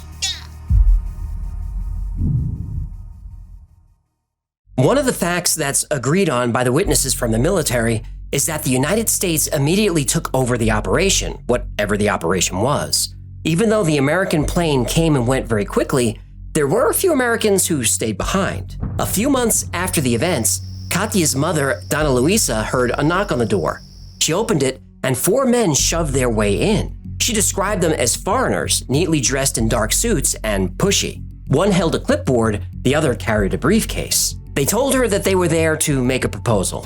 She could take all the money in the briefcase, which was tens of thousands of dollars in cash. In return, she convinces the girls to retract their story and admit they made the whole thing up. Then they leave the country and never speak of these things again. She refused. They insisted that she take the money and be silent. Donna Luisa said the girls did see something out there and she wouldn't have them portrayed as liars. Again, the men insisted. As they continued to press the issue, they became very frustrated and Donna Luisa started to become frightened. She told the men to leave her house or she would call the police. Finally, and very suddenly, they left. Another well-respected family just a few blocks away reported seeing an object in the sky on the evening the aliens were captured. They said the object was the size of a bus, circular and metallic. It hovered just a few hundred feet above their house. And though it was rotating very quickly, the object was completely silent. They said it was traveling slowly back and forth like it was looking for something. After they made their report, 2 men paid them a visit. They asked a lot of questions and talked to the family for hours. And just before the strangers left, they said, what you saw didn't happen, and this conversation never happened. They implied that if they spoke publicly, it would be very bad for the family. And to this day, the family insists that this entire story happened, but they refuse to give their names. A key to this entire story is Eric Lopes. He was the partner of Marco Cherez, the young military policeman who died after touching the alien. Lopes is one of the only people alive who can confirm the story. He was there when the alien was captured. It was in his car when they drove it to the hospital, and he helped carry it in. For 25 years, he's refused to speak about the incident. When James Fox and his crew showed up at his house to ask him about what happened, he was so agitated, he threatened to shoot them if they didn't leave him alone. The Virginia UFO incident has been called the Brazilian Roswell. It's considered to be the most compelling case for UFOs and aliens in history. Or is it? The Virginia UFO incident became a world-famous case in 1996, and with the documentary Moment of Contact being released, it's once again on people's minds. But how much of the story is true? Well, this is a difficult case to prove and disprove. The fact is, there's not a single piece of physical evidence to support that any of this happened. The entire story is based on witness testimony. Testimony that, over the years, has been less than consistent. You'll hear some documentaries say that the witnesses have no reason to lie because they haven't made any money for their story. That's not true. Quite a few witnesses have been compensated over the years. In fact, the Wall Street Journal reported that the girls who found the creature wouldn't give an interview for anything less than $200, something they later denied. About those girls, it's important to know that there was no Virginia UFO incident before the girls' story was made public. It was only after they were covered on a popular TV program that other witnesses came forward. And those witnesses described the aliens the same way the girls did. So the new witnesses either saw the same alien or they were lying and building on other stories they heard. There's no way to know for sure. But when the girls reported the creature, they never said it was an alien. There was no mention of a UFO. They thought the creature looked like a demon. At the time all this was happening, people in the area were obsessed with a cryptid called Chupacabra, which was getting a lot of coverage. It was a local UFO researcher who proposed that what they saw was an alien. The official explanation is that the girls actually saw someone locals called Mudinho. Mudinho means little mute. His real name is Luis Antonio de Paula. He was a mentally and physically disabled man who would spend hours crouching and looking at small objects on the ground. He lived where the girls saw the alien. In fact, he still lives there. He doesn't live near the location, he lives at the location. The day they saw him, there was a major storm passing through the area. So much rain fell that some parts of the town were flooded. It could be that Mudinho was covered in mud, which was known to happen, and he scared the girls. Now, the girls say that it couldn't have been Mudinho because they know him and wouldn't mistake him for an alien. But in the original report, they said they didn't know him. And when they first saw him, they thought he looked like a demon. They said the same thing about the alien. They may or may not be lying intentionally, but one of their versions of the story is wrong. And this isn't surprising. It's a 26-year-old case. Witness reports are all over the place. This was a huge story in 1996. It made international news. People's memories change over time. If you read an interesting detail about this case, you may, even unknowingly, add that detail to your version of the story. Tell that story enough times, your brain will actually create a false memory to support it. When Katya's mother first told the story about the men trying to bribe her to get her daughters to retract their story, she said they implied there would be a payment. Later, the story included a briefcase full of cash. Now, did she forget this detail early on? Or had she been hearing stories about the men in black for so long that the briefcase found its way into her memory? Side note, the weather conditions make it unlikely that anyone saw an alien footprint in the mud, but who knows, stories vary. Some witnesses gave statements that they later denied. Others denied seeing anything, but then later came forward. And other witness reports don't fit the timeline at all. The couple who first saw the UFO over their farm, they said it happened a week earlier. It's possible they aren't remembering correctly, but if I saw a UFO hovering over my house for an hour, I'd remember every detail about that day. Memories are stored with emotion. The more emotional the event, the more likely you are to recall it.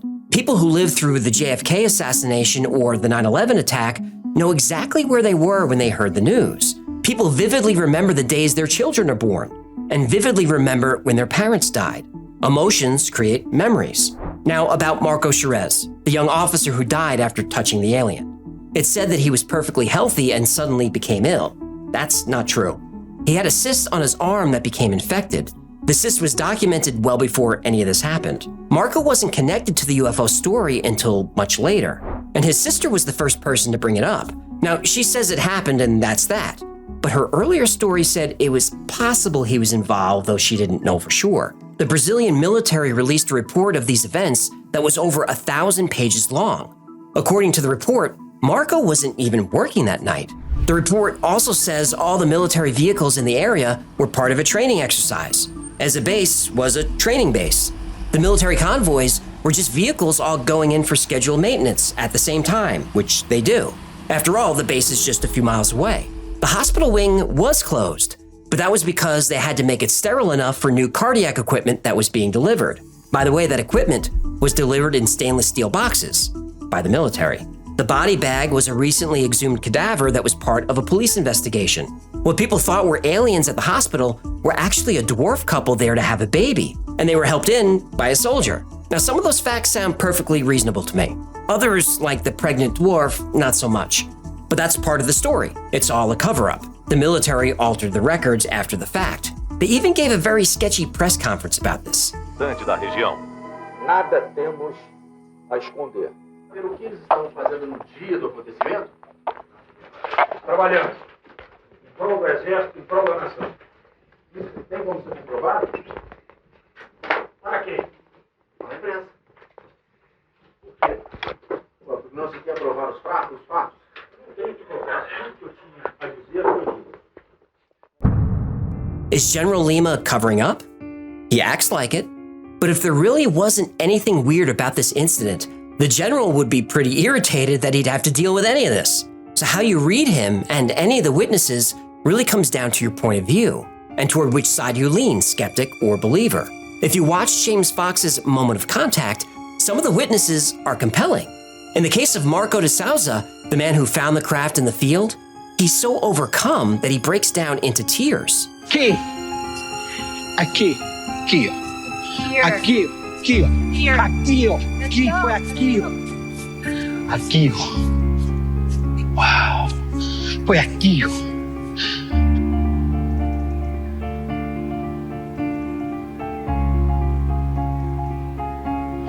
Oh. Foi aqui, ó.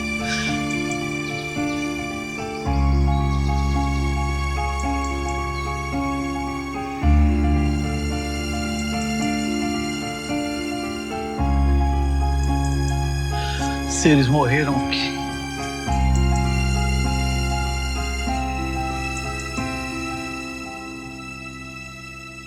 Now, if he's acting, he should leave Brazil and move to Hollywood.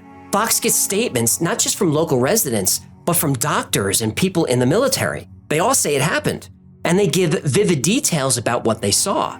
Yes, some people won't talk. Others talk, but with their faces blurred and voices changed. But some people put their names and faces out there for everyone to see. Now, it's been so long that these people could be misremembering, but they don't come across as liars. But there's no way to tell if what they're saying is true. There is one man who could settle this entire case once and for all, Eric Lopes. He was driving the car when Marco Cherez captured the alien. He saw everything, but he's willing to shoot people who want to talk to him about this. Is he afraid? Or is he an old, angry man living in poverty who's sick of people bothering him about this? If he came forward to confirm that Marco did capture an alien, then the entire official story unravels, And you could throw away that 1,000-page Army report, and you can start rewriting history. Because Eric Lopes is one of the few people on the face of the planet who could confirm 100% without a doubt that aliens are real and they are here. For now, the Brazilian military and government deny everything. And if the Brazilian government is working with the United States on a cover-up, well, they're learning from the best. 3 + 1 5 + 0 0. If you want to learn more about that story, you can check out... He has a lot of them. Moment of a Contact by James Fox. I don't know if you would recognize James Fox if you saw him. He's been on Joe Rogan a bunch of times. He does great documentaries about this. Nobody covers this stuff better than James does. And he also covers the Zimbabwe incident in The Phenomenon. So that's good stuff. Now, where are you? 50 feet underground. I found this on Airbnb. Authentic Cold War experience. Doesn't look very nice. It's not. I didn't read the fine print, which said authentic Soviet Cold War experience. Oh no. 2 stars. Maybe 1.5. The blast door is plywood. The air filtration system is a box fan duct taped to a hole in the wall. Yeah, I don't think you can survive a nuclear attack in there. Are you kidding? This thing couldn't survive a light rain. Well, is there food at least? Emergency rations. And they expired during the Clinton administration. Oh, stop. You know the rules. I know. We don't make jokes about the Clinton. I know. All right, let me go. It's my turn to use the bucket. The bucket? The bucket. Yeah, and before you ask, the answer is yes, we are. And it's a bit traumatizing, thank you very much. It's code brown all day over here. All day long. Goodbye. No, I'm traumatized as well. Okay. Well, the good news is we're almost done. Next is episode. I don't even know if people watch these things that I do in between the episodes. I hope so, because these are a lot of work. Next is episode 163. It's called the Pascagoula UFO Encounter. And I should change the title because this is a lot creepier than it sounds. It was a quiet night on October 11th, 1973 in Pascagoula, Mississippi. Calvin Parker and Charles Hickson were friends and co-workers at a local shipyard. After a long day of work, they decided to unwind by doing a little fishing. They chatted about work, family, and life while casting their lines into the water. They didn't know that their lives were about to change forever. Calvin and Charles saw a large UFO, but that didn't scare them. What came out of it did. They weren't little pale beings with big black eyes. These creatures were monsters. Charles and Calvin's fear increased as the monsters moved closer and closer. Suddenly, both men were completely paralyzed. They couldn't run. They couldn't move. They couldn't cry for help. All they can do is wait and see what happened next. The monsters grabbed them, and Calvin and Charles, still unable to move, were taken aboard the craft. And that's when the nightmare began.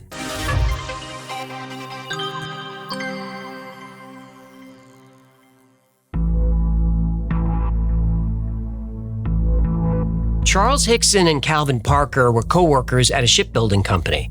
After a tough day at work, they went to the Pascagoula River and found a quiet spot on a pier to do a little fishing. Yeah, hold on. Let me fix that for you. They found a quiet spot on a pier to do a little murdering. Do you mind? Sorry. I lost a lot of good friends to the hook. The wounds are still raw. Go ahead. A blue light appeared in the sky, growing larger as it approached. It came from a disc-shaped craft about 40 feet long and 10 feet tall. It hovered above the water, making a strange buzzing sound. 3 creatures floated out, also hovering above the ground. They were about 5 feet tall with pale, wrinkled skin. Their heads connected directly to their shoulders. Their faces were grotesque, with pointy protrusions instead of noses and ears. Their large round eyes seemed lifeless. Instead of hands, the beings had crab-like claws at the ends of their arms. Claws? Like the crab cat? Yes, they had claws like a crab cat. Fear the crab cat! The creatures made an eerie buzzing sound as they drew closer. Charles and Calvin became paralyzed with fear. Then they realized it wasn't fear that paralyzed them. The creatures had done something to them, and they were helpless. The beings grabbed Calvin and Charles with their claws, lifting them off the ground. The men felt weightless. Calvin, overwhelmed by terror, fainted, and he was lucky. Charles felt numb and detached, as if his mind were separated from his body.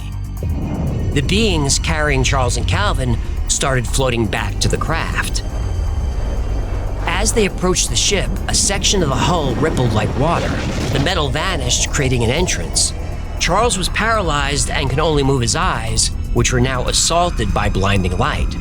Charles's mind was racing. He couldn't move. He couldn't see. He was trapped. He could feel the creatures surrounding him. As cold claws pressed against his skin, he closed his eyes and prayed that this was all a dream. He prayed to wake up. His prayers went unanswered. This was no dream. It was a nightmare, but he was wide awake, and the nightmare was just getting started.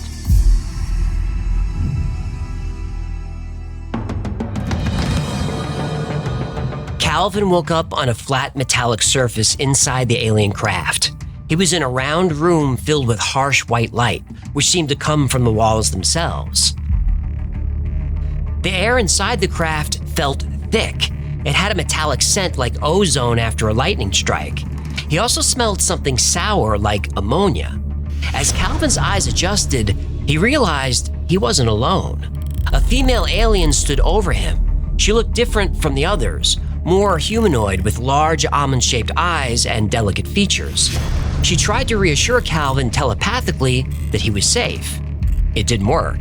He felt dread as she started examining him, applying pressure to different parts of his body.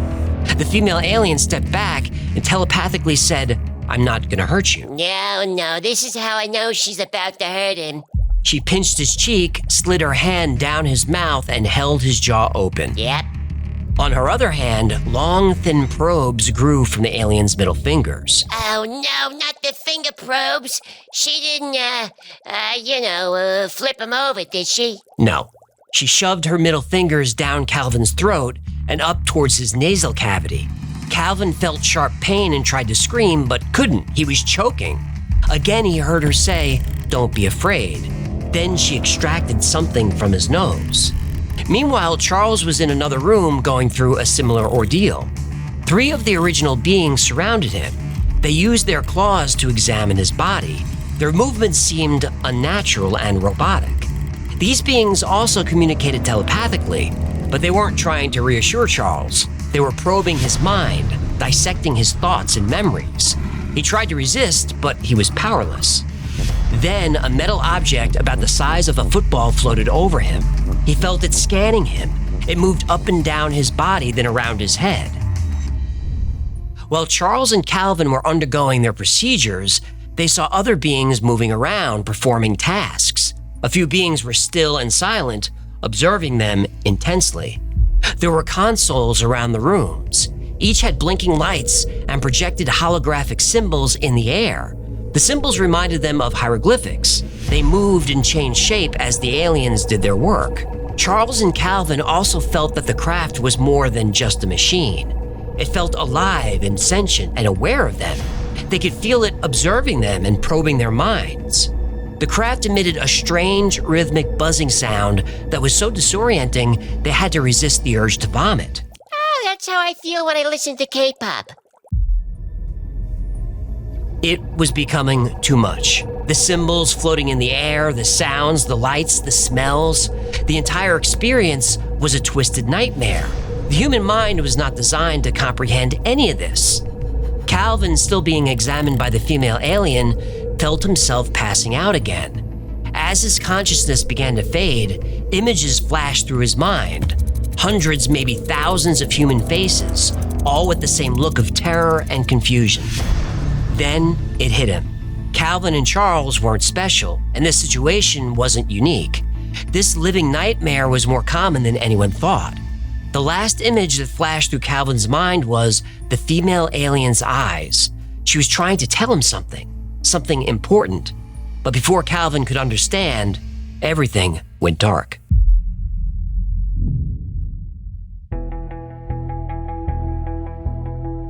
Calvin Parker and Charles Hickson awoke on the riverbank, disoriented and terrified.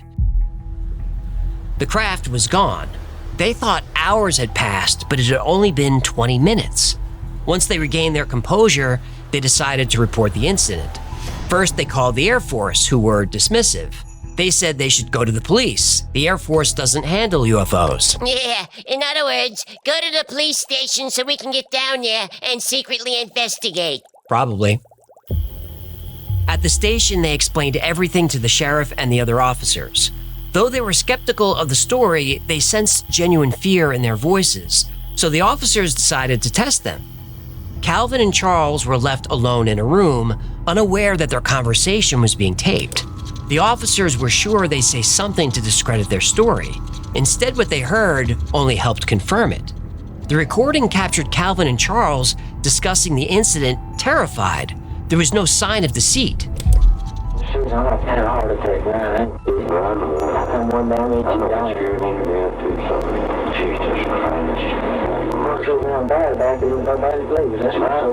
had been through enough of hell on this earth, and now I gotta go through something like this.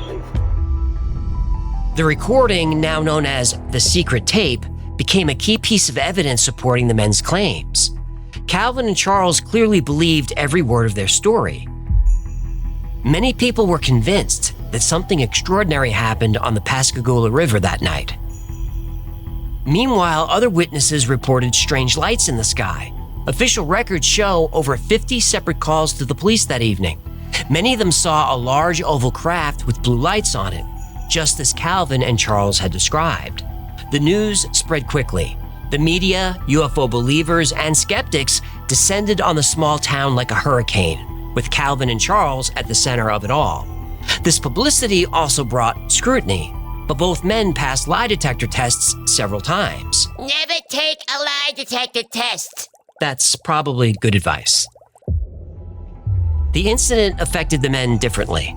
Charles continued speaking publicly about the encounter.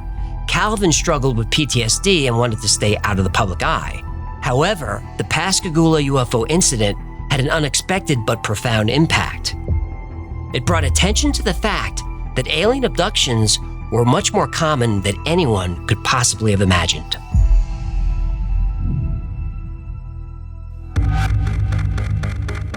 The Pascagoula incident is a fascinating and terrifying story, but it's far from unique. Over the years, many people have come forward with accounts of extraterrestrial encounters and alien abductions. You've probably heard of a few of them.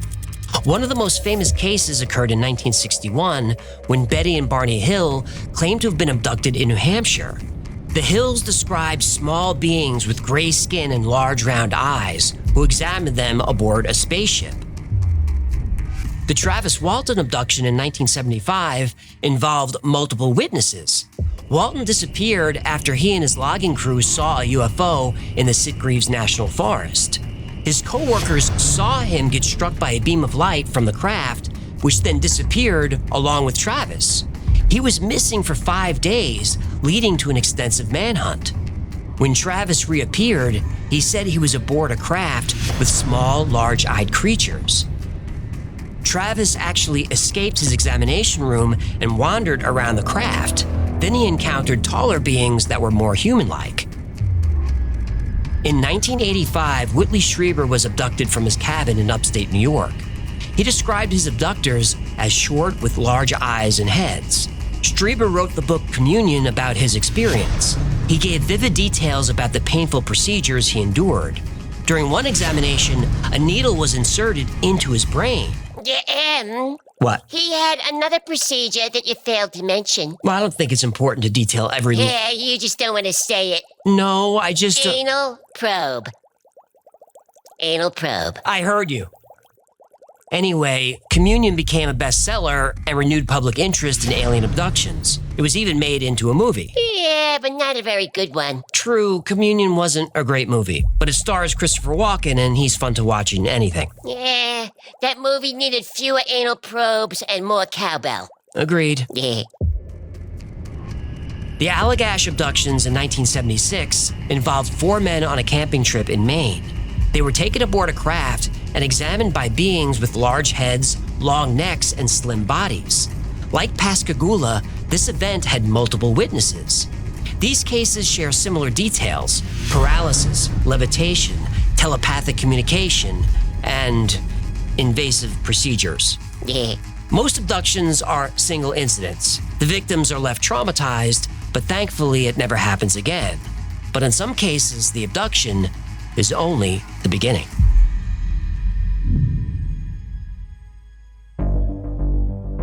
Charles Hickson's Pascagoula incident was just the beginning. He had several more alien encounters in the following years. In January 1974, a female entity visited his home. He described her as tall and beautiful, with pale skin and large almond-shaped eyes. Oh, he called the service? No, she came on her own. To do what?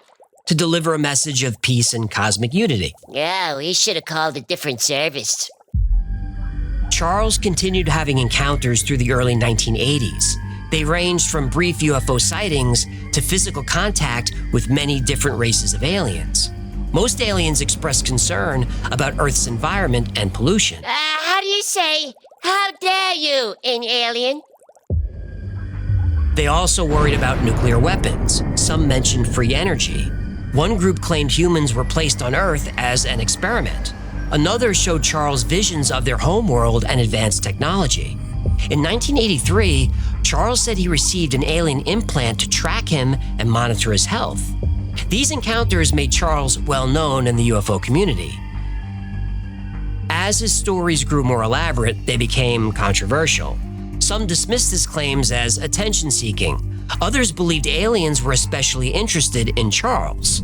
One thing bothers me about his stories. When challenged in interviews, he often said, "Oh, I answered that in my book." There's always a book, isn't there? There's always a book.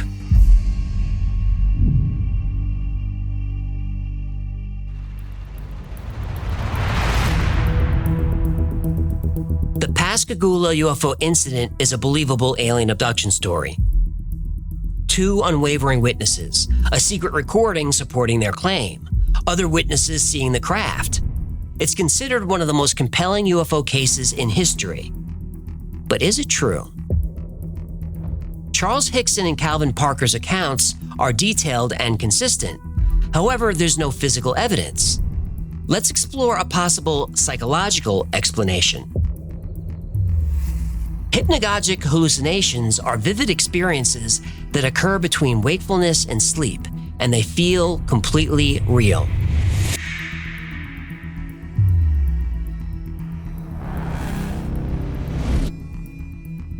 These can include seeing strange figures, hearing voices, or feeling a presence.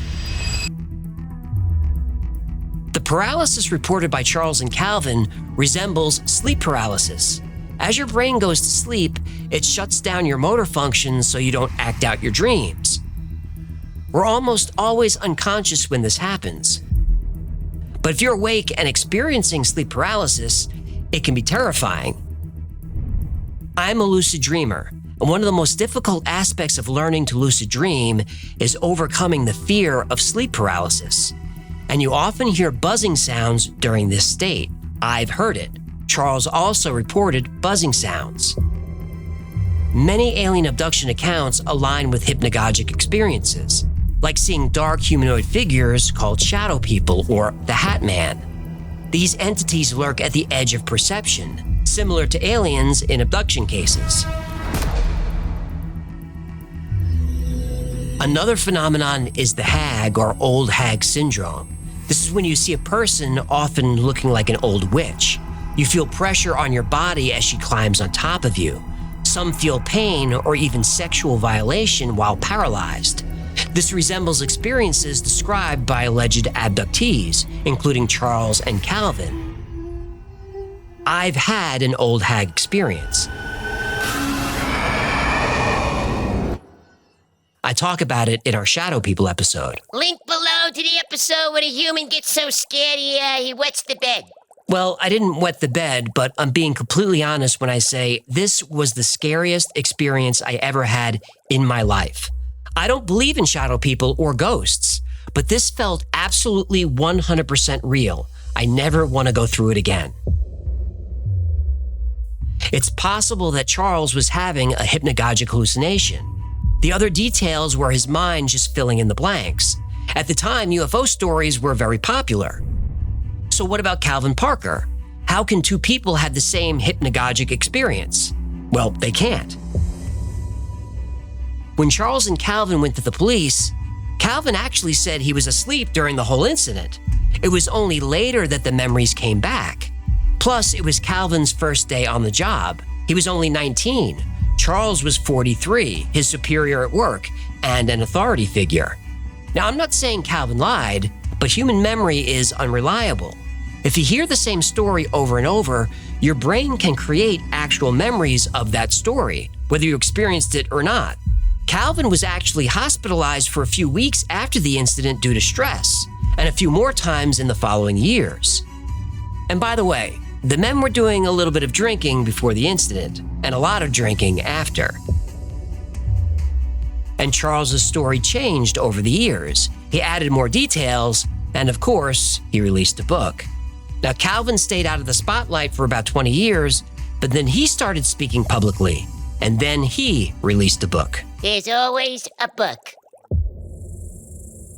Now, we do have about 50 reports of strange objects in the sky with blue lights, but most of those reports came after the media coverage, but not all of them. There are plenty of reasons to be skeptical of this story, but there are also plenty of details that remain unexplained. I doubt Charles had all those additional encounters, but I believe he thought the first one was real. Both men were psychologically traumatized. Now, maybe it was imagination, but it doesn't matter. The trauma is real. I have experienced the terror that can occur in that sliver of time between wakefulness and sleep. I was traumatized that night. Maybe it was just imagination. It doesn't matter. The trauma is real. There are many people who believe they were abducted, assaulted, and violated by some otherworldly presence. Maybe it was aliens, an evil spirit, a demon, or a shadow person, and they suffer for years because of it. And if you're one of those people, I know you've been dismissed. I know people don't believe you. But even if it was just your imagination, it doesn't matter. The trauma is real. But now you know that in that fraction of a second, your mind can conjure a nightmare that can torture you for life. And maybe knowing that this phenomenon exists can give you just a little bit of space to start healing. It will take a little patience and a lot of courage, but I promise you, you have the strength to finally find peace.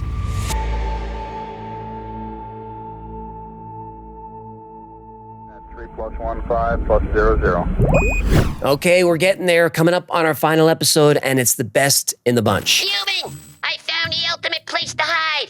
Orbit, I'm sneaking a ride on the Falcon 9. I think we're putting a bunch of satellites up there. I don't know for sure. I just heard some weird guy with a bunch of kids mumbling about it. Elon Musk? I never heard of him. We're showing unexpected mass in the payload section. Oh no, that's Gertie. She stuffed herself behind the communications array. How should I know how long Ozempic takes to work? What do I look like, miss? Insert name of any actress. Getting ready for the premiere? Hey, shouldn't you guys be wearing spacesuits? Oh no. T-minus 30 seconds to launch. Yeah, mission control. Abort.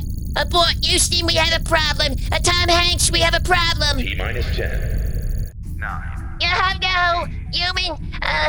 Tell my guppies I love them. Okay. And no matter what happens, do me a favor. It's very, very important. What? Get rid of my laptop.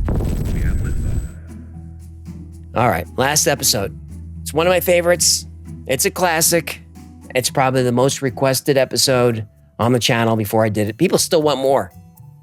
It's the Anunnaki. Yeah, Anunnaki.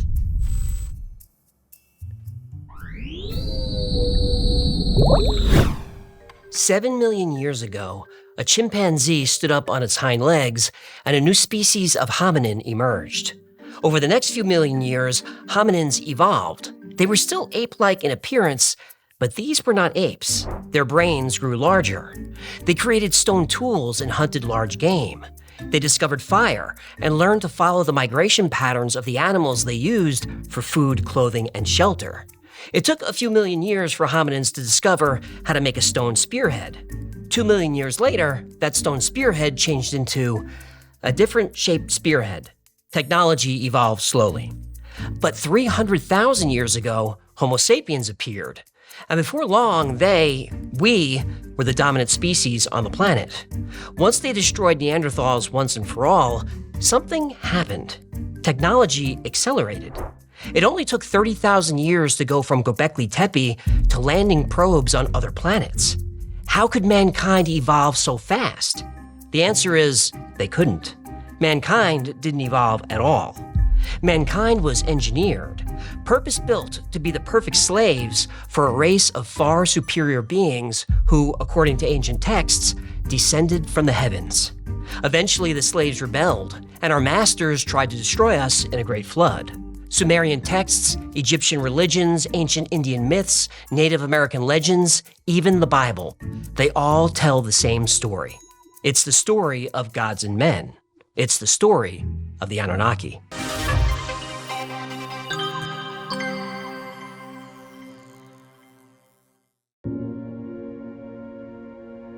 Mesopotamia is called the cradle of civilization. Long before the pyramids soared above Egypt, and ages before Stonehenge was built, the ancient civilization of Sumer thrived. Sure, we have sites like Göbekli Tepe and Möküklı Tarla, which predate the Sumerians, but those are small gathering places compared to the vast civilization of Sumer, the world's first empire. The Sumerians invented writing. They discovered the wheel. The sailboat was first created by the Sumerians. They revolutionized agriculture by inventing the first plow, to be used on farms fed by a sophisticated irrigation system. Again, the world's first. Though the Greeks get credit for inventing city-states, that too was a Sumerian concept.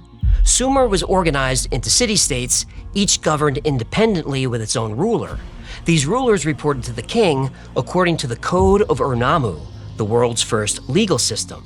Sumerians understood complicated mathematics and astronomy. Their number systems used to tell time and measure the angles of a circle are still used today. Sumer was founded about 7,000 years ago, and you probably know everything I've said so far. This is common knowledge. What's also common knowledge is that Homo sapiens, or modern man, appeared about 300,000 years ago. Look at how much our technology has evolved since the Sumerians. It took only 7,000 years to go from discovering writing to landing a man on the moon. Okay, to landing something on the moon. Better. So what took so long? Why the sudden explosion of technology? What was modern man doing for the 225,000 years or so before ancient Sumer? Why did technology not progress? Ancient Sumerian texts tell us why. Technology couldn't progress because humans were busy working the mines. Working on a coal mine, going down, down, down. Working on a coal mine, woo, I gotta slip down. Oh, they weren't mining for coal, they were mining for gold.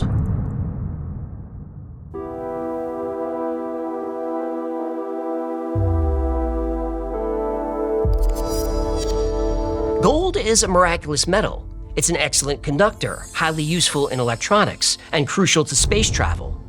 Radioactive gold isotopes can target and destroy cancer cells. Gold can also be used for data processing and transmission. Before the 20th century, humans had no practical use for gold. It's nice to look at, but they couldn't use it for anything. Have you ever wondered why a metal useless to ancient humans suddenly and only very recently became the most valuable metal in the world? Gold has other uses. Gold nanoparticles can clean the environment. Gold facilitates chemical reactions that purify water and air by leaching away toxic compounds. That's where the sky gods of Sumer come in, the Anunnaki. Anunnaki. Why are you saying it like that? Anunnaki. It's the new jingle, like we are farmers, bam, bam, bam, bam, bam, bam, bam, yeah, I'm loving it. Anunnaki, Anunnaki, Anunnaki. You think it will stick? No, that's just a ripoff of Hallelujah. Gold was more than the most valuable metal in the world. It was the most valuable metal in the solar system. The Anunnaki weren't gods. They were aliens from another planet. They needed gold to save their world from an environmental disaster, but gold was rare on their planet.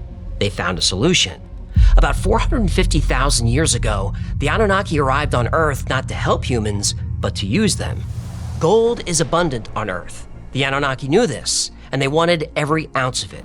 So they bred us as a slave race to work the mines. The planet of the Anunnaki, hiding in the far reaches of our solar system, does exist, not just according to ancient tablets, but according to NASA. The homeworld of the Anunnaki has been called the 12th planet by Zecharia Sitchin. NASA calls it Planet 9. Others call it Planet X. The Sumerians and the Anunnaki called their planet Nibiru, and the fates of Nibiru and Earth were about to be joined together forever.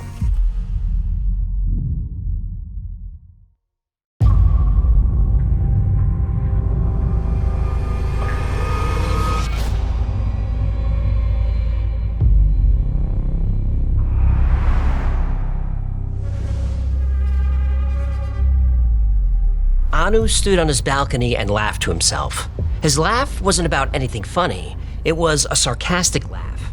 Anu wasn't his given name. Anu was his title, given to all leaders of his people, the Anunnaki. Yeah, Anunnaki. Please, no catchy jingles when I'm doing dramatic science fiction. Sorry.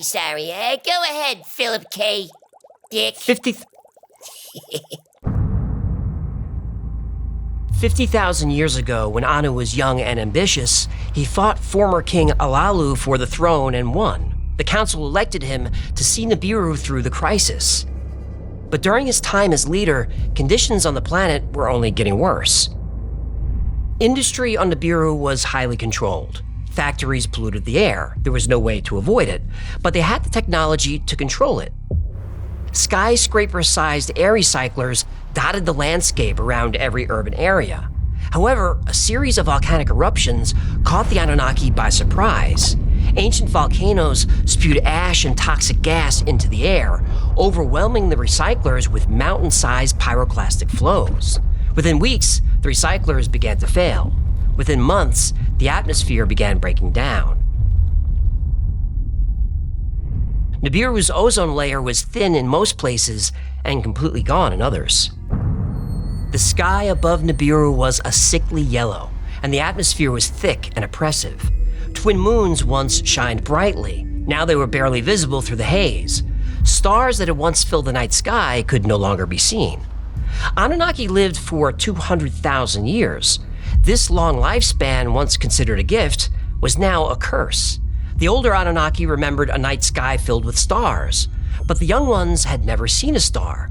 The last brightest star disappeared behind the gloom years ago.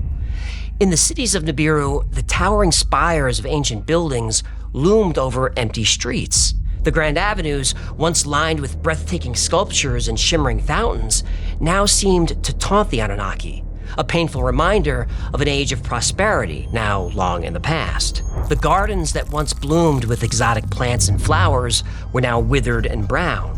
Formerly vibrant landscapes were barren and decayed, a casualty of the failing ecosystem. Anu and the Anunnaki people knew that their planet was dying and that they were running out of time. Anu had the greatest minds in the world working on this problem, but the outlook was grim. Then Anu's son Enlil burst into the room. He said, "Father, I know how we can save the planet."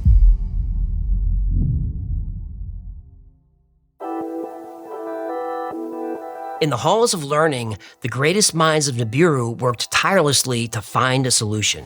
They pored over ancient texts and conducted countless experiments, searching for a way to halt the decay of their world.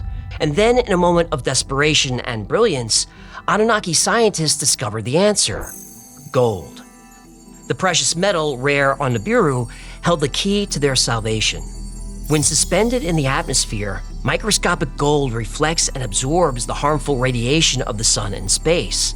It was the one chance to stabilize their atmosphere. It was a long shot and would take years, but it was their only hope. The Anunnaki mobilized all their resources and devised a plan. They sent expeditions to the far reaches of the solar system, searching for planets rich in gold. They would mine the gold, bring it back to their planet, and release it into the atmosphere in a desperate attempt to save their world. For years, probes went out, and probes found nothing. Probes traveled the inner solar system and found nothing but useless volcanic rock and toxic gas. But today, there was a glimmer of hope. One of the probes reported not just the presence of gold, but of many more life-saving resources. All the elders were present at the council meeting: Enki, Inanna, Ninhursag, and Utu. But it was Anu's son Enlil who spoke first. Data from one of our probes has come in. There is a planet very close to the yellow star, rich in gold. It also has liquid water in abundance. Its atmosphere is thinner than ours, but it has a strong magnetic field that shields it from the radiation killing our planet. It's the third planet from the star. Anu knew of this planet. They called it Kai, but would later become known as Earth. Earth revolved around the sun very quickly. Nibiru was also in orbit around the star, but it took 3,600 Earth years to complete one revolution. Anu thought Earth sounded perfect. The journey would be dangerous, but times were desperate. Soon Nibiru would be making a close approach to Earth. The timing was perfect. He urged them to depart immediately, but Enlil had more to say. But Earth is teeming with life, including intelligent creatures, though still early in their development. These creatures are bipedal like us, but smaller than us, perhaps half our height. The creatures Enlil spoke of were under 6 feet tall. Anunnaki were between 12 and 15 feet tall. This is because Nibiru's gravity wasn't as strong as Earth's. This was just math. More gravity means smaller life forms. Low gravity allows plants and animals to grow very tall. Aside from their small size, the Earth creatures were similar in appearance to the Anunnaki in other ways. The Anunnaki had larger eyes and larger skulls than the Earthlings, but the Earth beings had 2 arms, 2 legs, eyes, nose, mouth, just like the Anunnaki. Anu sensed concern in Enlil's voice.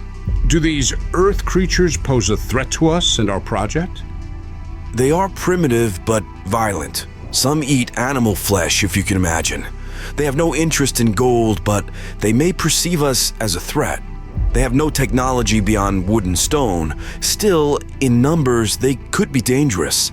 That's what the Ajiji are for. The Ajiji were a race of slaves who served the Anunnaki in all things, from operating the factories to maintaining order.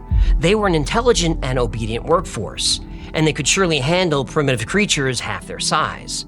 The council convened, the decision was made, and 300 Anunnaki and 600 Ajiji were loaded onto great ships. It was time to make the journey sunward. It was time to make the journey to Earth.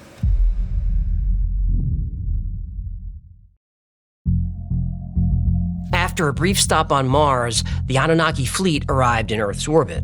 The crew was stunned. The planet was a vibrant blue and green with swirling white clouds. Vast glimmering oceans seemed to go on forever. The planet was full of life in the sky, on land, and the sea below. Yeah, Anunnaki. The Anunnaki marveled at Earth's beauty, but also felt sadness. Their home planet Nibiru was dying, and its people were suffering. But that sadness renewed their resolve. They were here for a purpose: mine all the gold needed to heal their atmosphere. Anunnaki. A few ships remained in orbit, while others scouted the planet for a suitable landing site. Eventually, they settled on the lush green plains between the Euphrates and the Tigris rivers. Later, this area would become known as Mesopotamia, the Greek word for between 2 rivers. The ships landed, and the Ajiji were put to work. The Ajiji were a race of aliens that the Anunnaki conquered long ago. After the Ajiji were defeated, they were enslaved. They've served the Anunnaki ever since. The Ajiji look similar to the Anunnaki, who look similar to modern humans. Yeah, there's a reason for that. I'm getting there. Ajiji were between 12 and 15 feet tall and extremely strong. Where humans have somewhat round skulls, the Anunnaki and the Ajiji to some degree have very large and often elongated skulls. These elongated heads have been depicted many times in ancient carvings and frescoes. The Ajiji were given only 7 days to build the great city of Eridu, to be ruled by Anu's son, Enki. The Anunnaki were cruel and brutal to the Ajiji. The gods' load was great, the toil grievous, the trouble excessive. The great Anunnaki, the 7, were making me Ajiji undertake the toil. The city was completed on time. Then the Ajiji dug mines and began mining gold. They mined gold day after day, year after year, for 150,000 years. The Ijiji extracted gold by the ton, and ships began making round trips between Earth and Nibiru. Enki, ruling in his father Anu's name, was thrilled. He demanded more output. The slave masters used weapons like particle beams to force the Ijiji to work harder and faster. Enki didn't want to abuse the workforce this way, but felt he had no choice. The atmosphere on Nibiru was all but stripped away. He wasn't sure the gold would get back home in time. Then, against his better judgment, Enki demanded even more output from the mines. The slave masters were told to use any means necessary to get this done, including torture. Soon, whispers of dissent circulated among the Ijiji. Then the whispers became shouts. No longer would the Ijiji allow themselves to be tortured, and no longer would they work the mines. Atrahasis, a famous leader of the Ijiji, made the decision to rebel. For too long have we languished under the yoke of the Anunnaki. We were born of the stars, yet condemned to the dark. It is time we seek the light. Now proclaim war. Let us combine hostilities and battle. The rebellion was swift. The Ijiji were intelligent and strong. They turned their tools into weapons, broke their chains, and fought the Anunnaki for their freedom. The city of Eridu became a battlefield, and gold mines collapsed from the uprising. The Ijiji fought bravely, but they failed, and were put back in chains. Enki's brother Enlil had been overseeing the mining operations. He was furious. He wanted the Ijiji killed for treason, but Enki felt differently.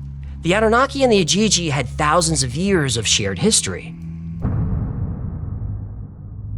Shall we meet defiance with tyranny, or can we forge a new destiny together? The Ijiji could not return to the mines, and Enki knew this. They would continue to rebel. But someone had to work the mines and do all the labor a large city requires. So Enki had an idea. In the forests were ape-like hominids. They had large brains, walked on two legs, and could use simple tools. They weren't intelligent enough to do the work the Anunnaki needed, but maybe they could become intelligent with just a little genetic engineering.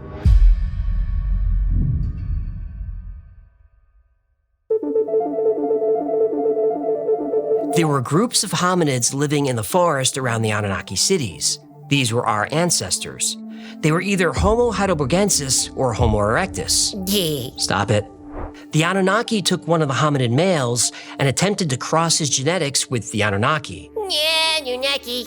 Enki wanted to create a creature that would be intelligent like the Ijiji, but not too intelligent. They would be strong, but much smaller than the Ijiji. They would be engineered to be submissive and much easier to control. The first experiments were done in a lab, and the results were horrific. Instead of creating a perfect being, the genetic experiments created monsters. Gorgons, cyclops, banshees, and two-headed giants. These monsters still live on in ancient stories. The Anunnaki changed their approach. They genetically spliced their DNA with that of a hominid female.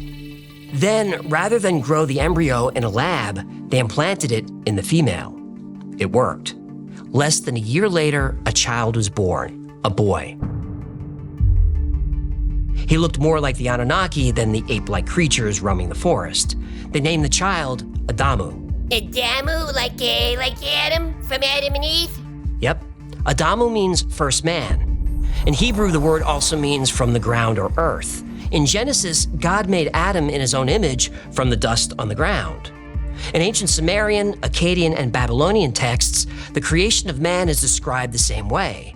Man is created in the image of the god or gods by mixing the blood of a god with the clay of the earth. Ancient Egyptians had a story of man being created by mixing a tear of a god with the clay of the earth. Blood, or even a tear, would contain DNA. And clay in ancient writings doesn't mean actual clay, it refers to all life on earth. Every culture and religion has some variation of this story. Not a coincidence. Probably not. And there is that gap in history where hominids go from very simple primates to a very intelligent, advanced race. We're far more intelligent than any of the species before us. You'd think there'd be a slow but steady evolution of intelligence, but we don't see it. It's as if humans suddenly appeared. Dr. Ellis Silver wrote a book about this jump in evolution in his book Humans Are Not From Earth. His theory says that humans were brought here by aliens. Now, whether brought here or created here, the theory says humans were genetically engineered using alien DNA. Dr. Silver claims that humans are not well suited to Earth's environment, while every other animal is. Why did we lose our fur? Human skin is very sensitive to sunlight and UV radiation. If we spend too much time in the sun, it leads to serious diseases, especially skin cancer. No other animals get sunburned. Mammals have fur or thick skin. Fish scales, even birds' feathers, all offer protection from the sun. Sure, pigs, elephants, and even reptiles can get burned, but they protect themselves by rolling around in mud or changing their skin. Now we have sunblock, but what did humans do to protect their skin 100,000 years ago?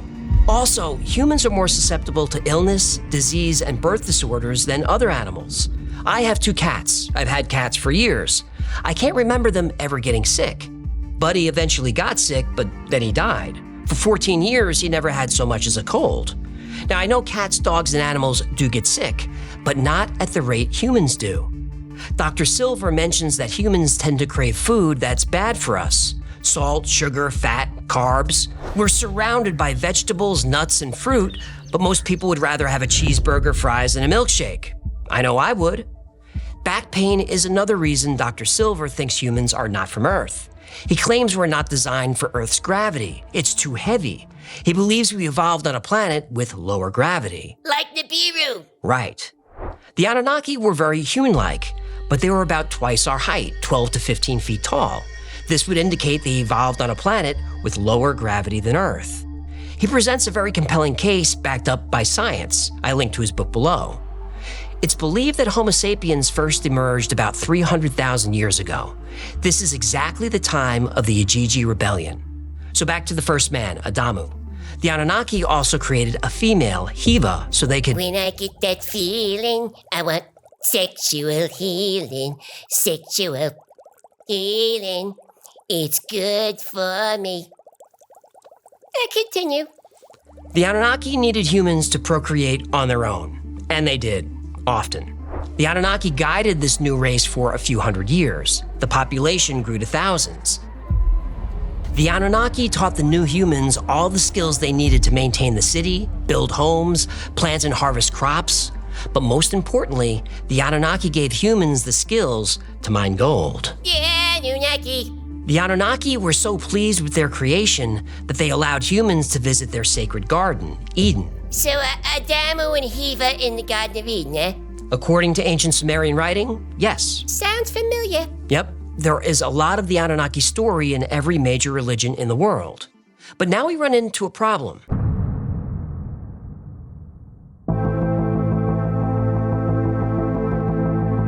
Humans didn't look like apes at all. They looked pretty much like Anunnaki, just smaller. And human women were beautiful. Uh-oh, that always means trouble.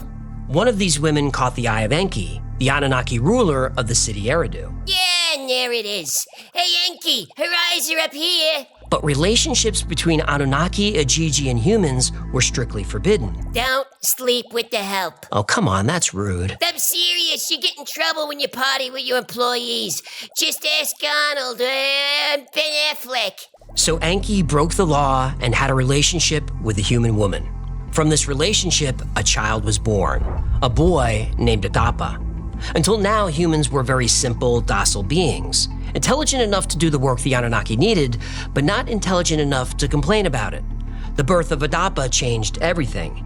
He was part human, part Anunnaki. He was extremely intelligent. He married a woman named Atiti. Atiti? Atiti. What'd I say? From the family of Adapa began a new line of highly intelligent humans, and they started asking questions. They inherited the Anunnaki's desire for gold and for power. But there was a bigger problem. Another trait emerged in this new line of intelligent humans, a trait that would shape the future of our entire species. That new trait was violence.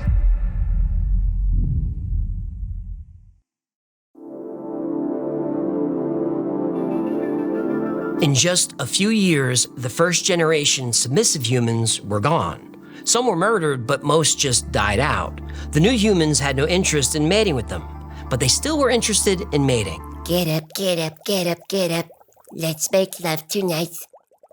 Against the orders of the Anunnaki, these new, intelligent, violent humans procreated a lot. Wake up, wake up, wake up, wake up, because you do it right. Soon the city of Eridu was overrun. It could no longer sustain the human population. People were killing each other for food. The violence was out of control. Enlil was especially annoyed by the constant disturbance of humans.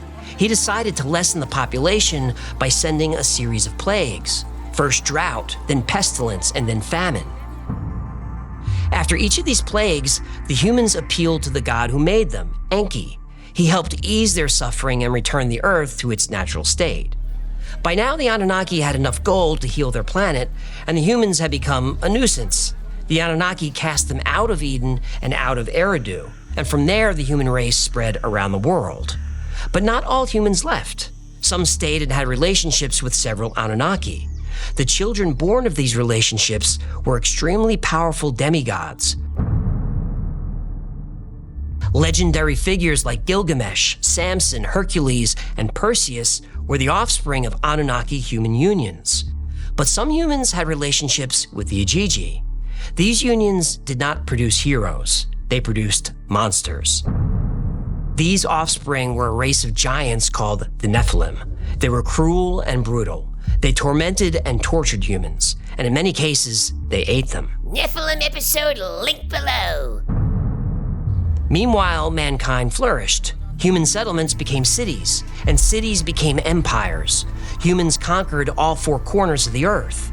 It was a prosperous, if not decadent time. But the human race didn't know their world was about to change, drastically.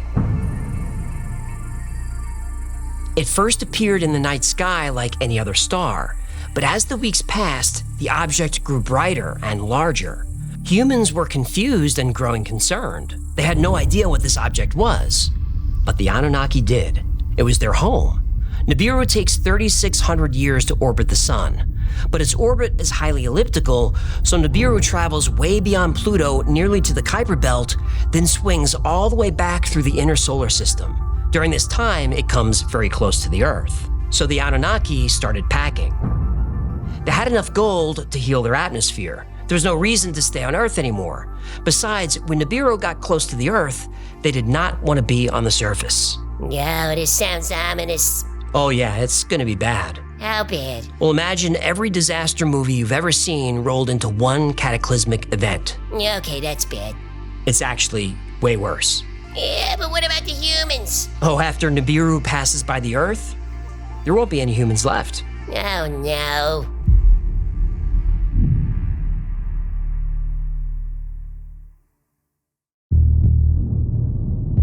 The farmer was startled awake.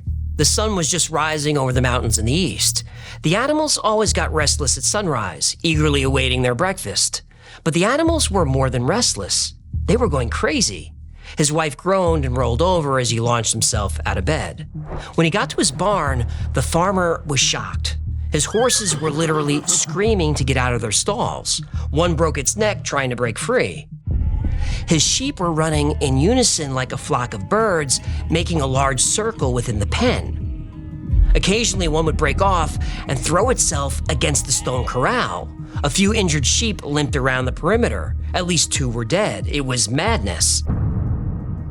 The farmer didn't know what caused the sudden alarm, but he was sure it had something to do with the object in the sky. His village first noticed it months ago when a new light appeared in the night sky. It looked like a star, as the sky gods called it. But the sky gods were gone now. After the new star appeared, they boarded great chariots that took them to the heavens. His people were on their own now. The object no longer looked like a star. It was almost the size of the moon. And like the moon, the farmer could see features on the great disk. Clouds were visible. He could see mountains and oceans. But unlike the moon, the object was visible during the day, constant and oppressive. He knew it was getting larger, or was it getting closer? It was difficult to tell. The farmer jumped when a flock of birds suddenly and loudly took flight. He scanned the forest and horizon beyond, and it seemed like every bird in the world had taken to the air. But there were no songs being sung. The birds were screeching. Then he felt it, a vibration. At first he thought it was his body trembling, but then realized the ground beneath his feet was trembling. The farmer felt the sound before he heard it, a hum so deep it was barely there, but the sound caused a wave of sickness to wash over him. He dropped to his knees to vomit when the world started tearing itself apart. He had experienced earthquakes before, some very powerful and frightening. Nothing compared to this. The ground shook and rolled like a boat at sea. Over his shoulder, he saw the barn crumble. He wondered how many of his horses were killed. He hoped his favorite horse survived. He wanted to run over and save what animals he could, but the tremor would not allow him to stand. Then his house collapsed. The farmer vomited again, knowing his wife and 3 children were still sleeping there. He hoped they slept through their death. They didn't.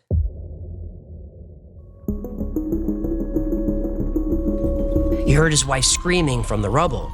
He heard the wail of an infant. Then he heard himself screaming.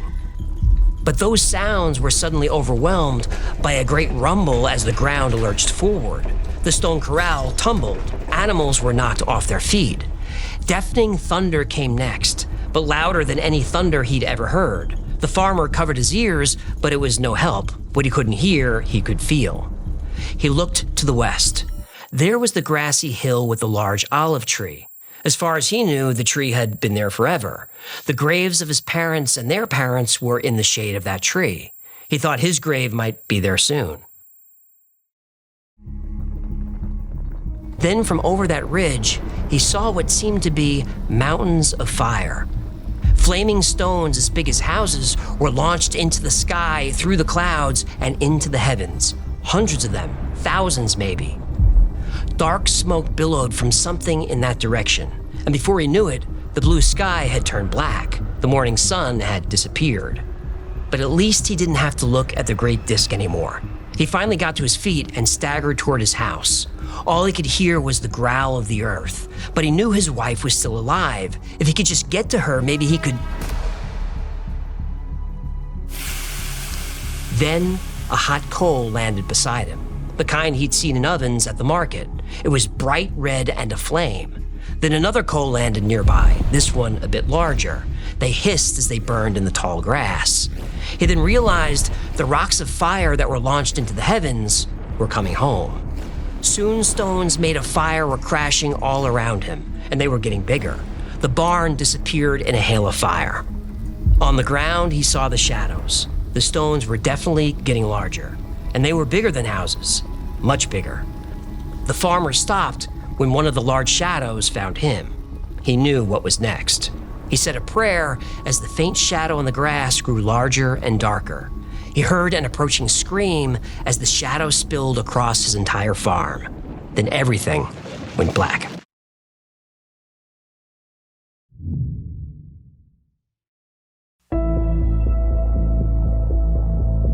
The fisherman was working frantically. The great disk in the sky was shaking the earth, and buildings were crumbling as if made of sand. He lashed ropes around a wooden pike to hold his boat in place. The waves were growing bigger, and his boat was thrashing violently. He hoped his knot would hold. Occasionally, a brick made of fire would drop from the sky and land in the water with an angry hiss. The fisherman was more confused than frightened. The morning was clear and peaceful, and the fish were biting. He was going to make a fortune at the market, but the storm had cut his trip short. Now a blanket of darkness covered the earth, and the wind was howling. Soon the wind's howl became a roar, and rain thrashed so violently that the drops left painful welts in his skin. The earth had been shaking for hours, or was it just minutes? He couldn't tell. When the small houses in the village fell, countless lives were lost, but there were some survivors. They were making their way to the caves nearby. The tremors made it slow going, but the fisherman was sure they'd make it. A gust of wind felt like a shove that knocked the fisherman off his feet. But this shove continued and continued. The wind was so strong, the man was pinned to the ground, face painfully pushing into the sand. Any houses that survived the quake would not survive this gale. He was being pelted with sand and debris, and boats that weren't tied down sailed through the air, exploding into splinters when they landed. He once again hoped that naught would hold. He managed to get to his feet as soil and dust whirled around him. He couldn't see more than 2 paces in any direction. Unsure of where to go, he followed the sound of a child crying. But that child sounded so far, far away. Then, as if the sky gods had commanded it, the wind and rain stopped.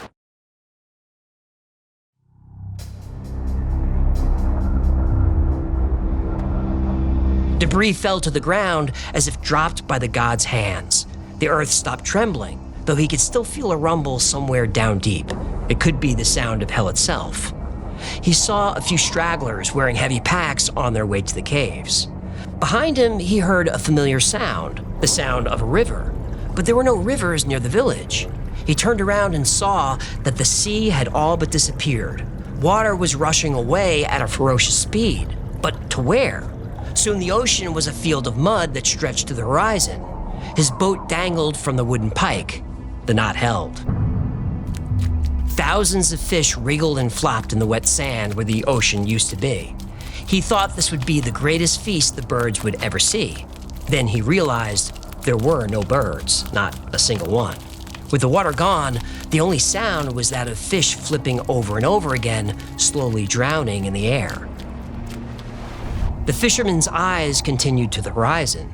He saw a great white cloud stretch from one end of the world to the other. He stood silently in awe. Then he realized it wasn't a cloud, it was a mountain, and it was growing. But how could it be a mountain? It was a mountain of water, a wave. The biggest wave he'd ever seen. The biggest wave anyone had ever seen. As it approached, its crest pierced the clouds, taller than any mountain, higher than any bird could fly, bigger than anything the fisherman had ever seen. His father had taught him how to steady his boat when a big wave hits, but his father never mentioned a wave that touched the heavens. Soon, what little light seeped through the gloom was snuffed out by the shadow of the wall of water. The wave rushed ahead at great speed. The man thought that not even the finest, fastest horse could outrun it. Within seconds, the wall of water was all he could see. It was coming. The man sighed and settled his breath. He'd been born by the sea, and he would die by the sea. This would be a good death. He closed his eyes, opened his arms wide, and smiled.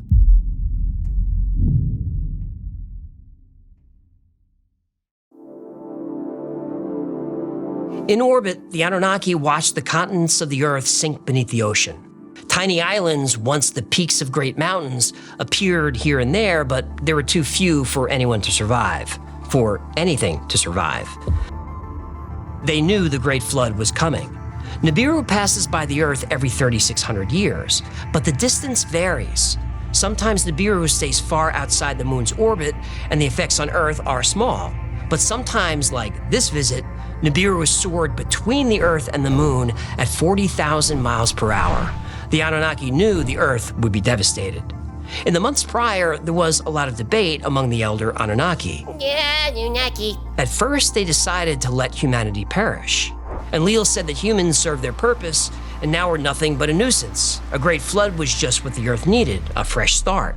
But Enki had grown to love humans. Remember, he married a human woman. Enki offered Enlil and the other Anunnaki a compromise. The flood would come as planned, but one man and his family would be spared.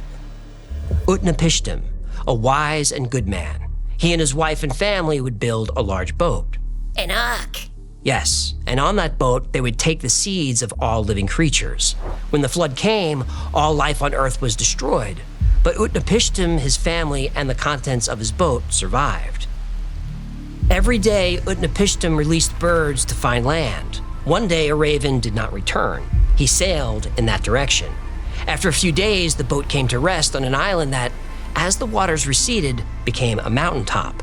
And now life, including humanity, would start again. that's the story of Noah's Ark. It is. But this version is from the Epic of Gilgamesh, written at least 3,000 years earlier, and the story's probably much older than that.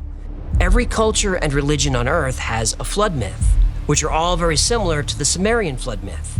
Some cultures tell the identical story just with different names. So mankind is reborn. But this time, the Anunnaki put in some safeguards. They shortened the human lifespan. They made us more susceptible to illness. They made childbirth dangerous for both mother and child. They would not let the human population get out of control. Bill Gates and the World Economic Forum would be proud. They would. You're gonna live in a pod and eat bugs, you know. I am not eating bugs. Worms are pretty good. I like sushi. Your jibe cuts me, sir. It cuts me to the quick.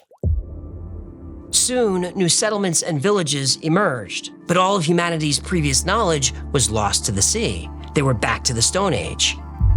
Enki and even Enlil were impressed by the resilience of man and decided to visit the settlements. The Anunnaki descended from the heavens and rose from the seas to give people the gift of civilization. Humans are taught reading and writing, mathematics, astronomy, and even engineering. They're taught how to build great cities. And some believe the Anunnaki helped them build huge structures like pyramids and obelisks found in Egypt and South America. And those pyramids and obelisks were built for a specific purpose, by the way. Tesla might have figured it out, but that's another story. Tesla pyramid link below. The last time Nibiru passed by Earth was about 700 years ago. That time happens to coincide with the emergence of the Sumerian civilization, the first civilization on Earth. Or was it? Nibiru passes by Earth every 3,600 years. Sometimes Nibiru comes so close to the Earth that the planet is wiped clean. About 13,000 years ago, the end of the Younger Dryas, was the time of the Great Flood. This coincides with a time when Nibiru would be passing by. Some believe a meteor impact caused the flood. Others believe it was a major solar event. But what if it was Nibiru that caused the ice sheets to melt and flood the Earth? What if that's the exact story that we've heard today? The earliest Great Flood myth comes from ancient Sumer, about 7,000 years ago. However, tablets and tablets of Sumerian writing still exist, writing that fills books upon books. The Sumerians wrote down everything. They said the Great Flood story, which was told in the Epic of Gilgamesh, happened many years earlier. The dates work out. And if the Sumerians were right, there was a civilization on Earth before the flood, as many researchers like Graham Hancock claim. Now, that previous civilization didn't have advanced technology, but they certainly witnessed it. Carvings and texts from ancient Sumer, India, China, Japan, Egypt, Pacific Islanders, Native Americans, they all tell the same story. Gods who rode chariots in the sky, gods who created mankind, gods who destroyed the earth with a flood, and gods who helped us rebuild it. Nibiru is due to return around the year 2900. Now, maybe it will be a gentle transit, and humanity will continue to evolve and innovate. Maybe by then we'll have learned a way to communicate with the ancient sky gods. Yeah, Anunnaki. Or maybe Nibiru's next visit will be a violent one, bringing with it another cataclysm that wipes the earth clean. So does that mean all of humanity is destroyed and we have to start again? I don't think so. Technology is going to keep moving forward. By the time the year 2900 arrives, I'm sure we'll be building outposts on the Moon, Mars, Europa, Enceladus. We'll be mining asteroids and stopping at Europa to refuel and refill our water tanks. Humanity will be a spacefaring species. And like we've conquered every corner of the Earth, I believe with a little luck and a lot of cooperation, we can conquer every corner of our solar system. Nibiru may destroy the Earth in the year 2900, but that's okay, because by then, we'll be the sky gods.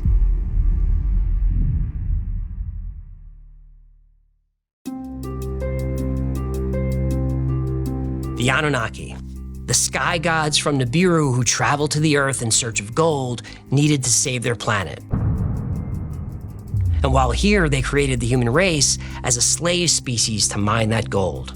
Eventually, humans grew too intelligent, greedy, arrogant, and violent. Then they were wiped out in a global flood when Nibiru passed close to the Earth.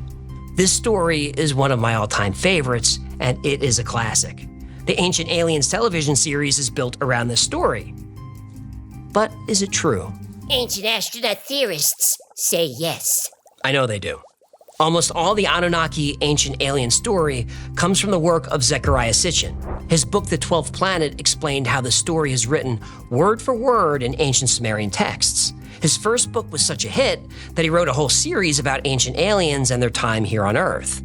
Sitchin spent over 20 years studying Sumerian tablets and teaching himself ancient languages. He translated thousands of texts, and a legend was born. So, who was Zecharia Sitchin? A Sumerologist? An archaeologist?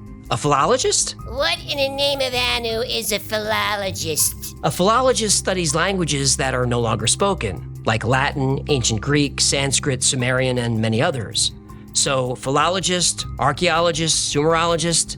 Sitchin was none of these.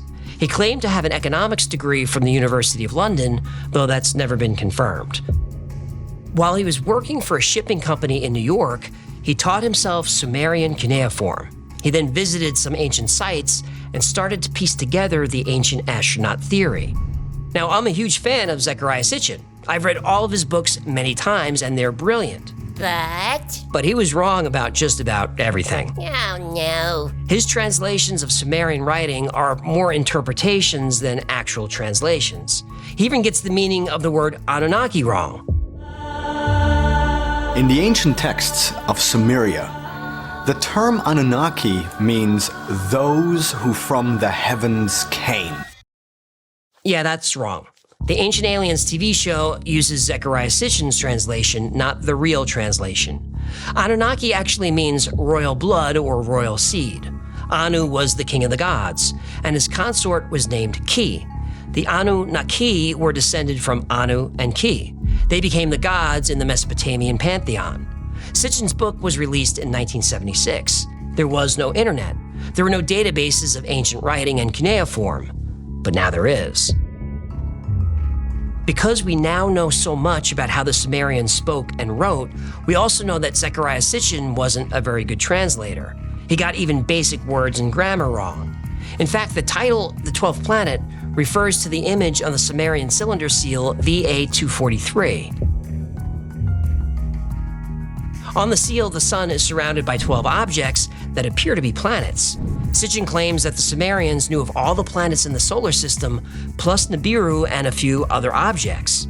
Now, the truth is, the Sumerians did know about planets, but they didn't know of any beyond Saturn. They didn't have telescopes, and Saturn was all that they could see with the naked eye. Maybe the Anunnaki told them. Hang on, I'm getting there. Other things Sitchin got wrong. Not a single Sumerian text mentions a flying vehicle. Yes, we read about them in other cultures. Ancient Indians wrote extensively about Vimana, giant vessels that could soar above the clouds. And in researching this episode, I learned all kinds of interesting things about Vimana that I didn't know. And if you want a full video on that, let me know. It would be a good one. Back to Sitchin. The Sumerians wrote about gold a few times, but not that much. And there's nothing in the text about mining gold to heal the atmosphere on Nibiru. By the way, Nibiru means crossing. Sitchin interpreted this to mean it was a planet that crossed the Earth's orbit every 3,600 years, but that's not what Nibiru was. Nibiru, or the crossing, was often associated with a solstice. It could refer to an object in the sky that indicated a solstice, or it could mean the sun or possibly a star crossing a certain way during a solstice. Sitchin took this idea and ran with it. He interpreted Nibiru to be a planet, but it wasn't. I'm not sure how he came up with the 3,600-year orbit, but if a huge object roared past the Earth every 3,600 years, you'd think there'd be plenty of documentation. Maybe it was lost in the flood. Well, now the flood is interesting. Every culture and religion has a flood myth. I think the count is up to 140 and maybe more, and they're all very, very similar stories. Frequently, 8 people are saved, as in the stories of Noah, Utnapishtim, and many others. It's been said that all the flood myths are copied from the others, and that the flood in the Bible is derived from the Epic of Gilgamesh. But when the ancient Sumerians wrote about the flood, even to them, this was an event that happened in their ancient history. The Younger Dryas. It could be. I think it probably was. I think all these myths were referring to the same great flood, and they didn't copy each other. I think they all arose independently. The ancient Chinese, Mayans, Nordics, and Polynesians weren't intermingling in ancient times, yet they all tell the same story, probably because it happened. Also, almost as many cultures have a creation myth about a god adding his own essence to clay. The essence could be DNA, and the clay could represent early hominids. Zecharia Sitchin's ancient astronaut theory is considered pseudoscience. His work has been called far worse. So is the story of the Anunnaki and Nibiru debunked? Well, not so fast. Debunkers have been asking for hard evidence, physical proof of the Anunnaki. For thousands of years, the Sumerian cities of Eridu and Ur were myths, but they were eventually found. And in the city of Ur, a tomb was discovered. In the tomb was the skeleton of a queen of the first Sumerian dynasty. The first queen? Yep. That would make her a human Anunnaki hybrid. Well, according to the legend, it would. Is she? Sure looks like it. Yahtzee!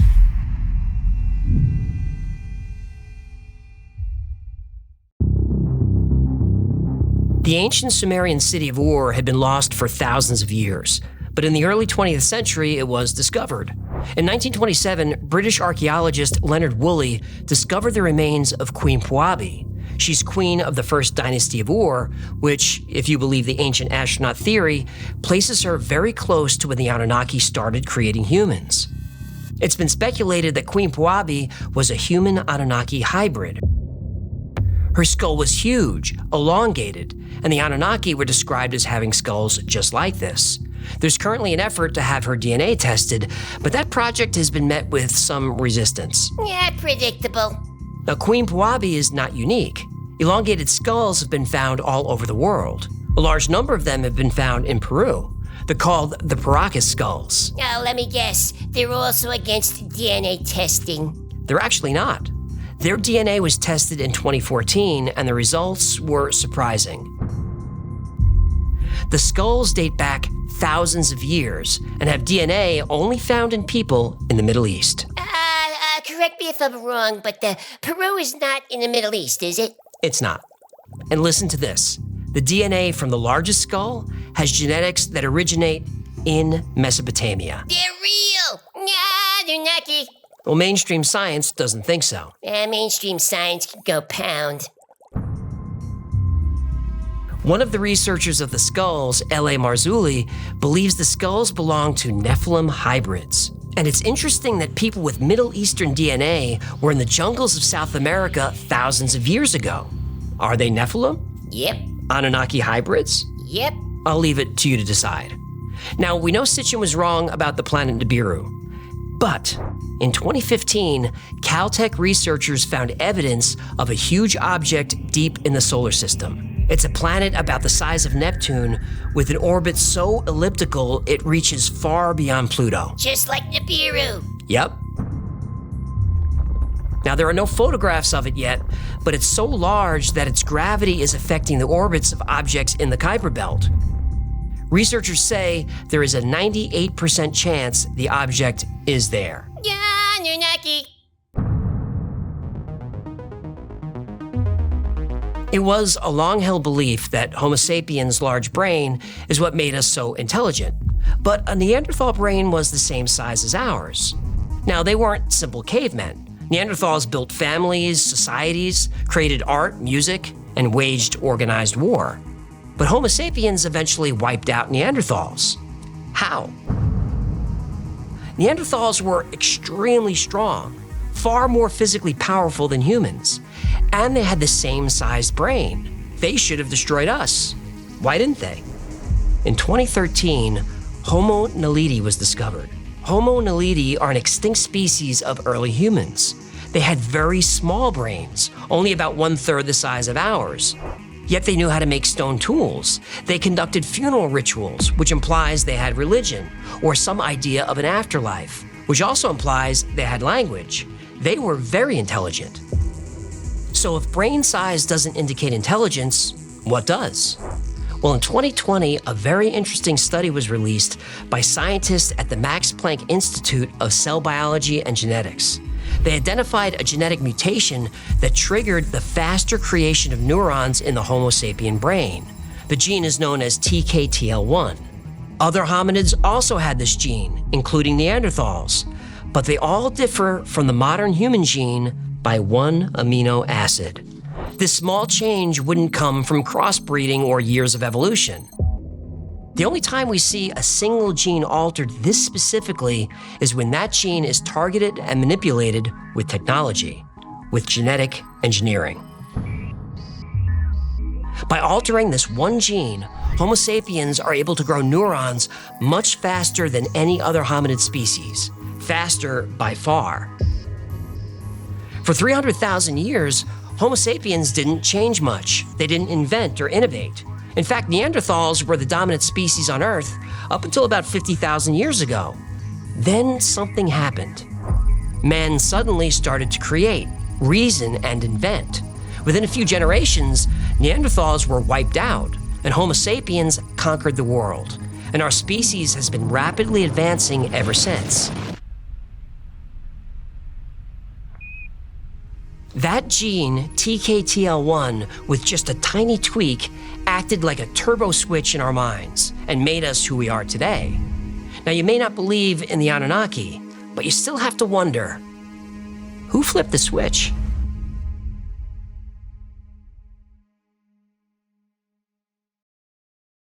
Thank you so much for hanging out today. My name is AJ. There's Hecklefish. Hey, can somebody point me in the direction of Sandra Bullock? This has been a Y-Files compilation. If you had fun or learned anything, do us a favor, like, subscribe, comment, share. That stuff, I think, helps the channel. Things are weird. Anyway, like every topic we cover, every topic you saw today was recommended by someone in the audience. So if there's something you want to see, go to theyfiles.com/tips. Remember, the Y-Files is also a podcast. Once, twice a week, I post episodes about the stuff we cover here on the channel, and sometimes post episodes that wouldn't be allowed on the channel. And those are labeled redacted. So it's called the Y-Files Operation Podcast, and it's available everywhere. And look, if you are listening on one of the audio platforms, click the like or the sub or whatever the buttons are. That really helps us. Now, if you want to make some new friends and need more Y-Files in your life, check out our Discord. We've got 75, 80,000 members on there. So there's someone on there 24/7 talking about all the same weird stuff. It's a really supportive community. It's a lot of fun and it's free to join. Now, speaking of 24/7, if you go to the Y-Files backstage, we run episodes back to back all day, all night. And in between the episodes is some fun stuff. You might like it. So that's at the Y-Files backstage. I think it's linked below. If not, you'll have to find it. It's become a community all on its own. It's actually kind of fun. Special thanks to our Patreon members. You guys are the best. You keep us going. Every episode is dedicated to you. Couldn't do this without you. I appreciate every single one of you.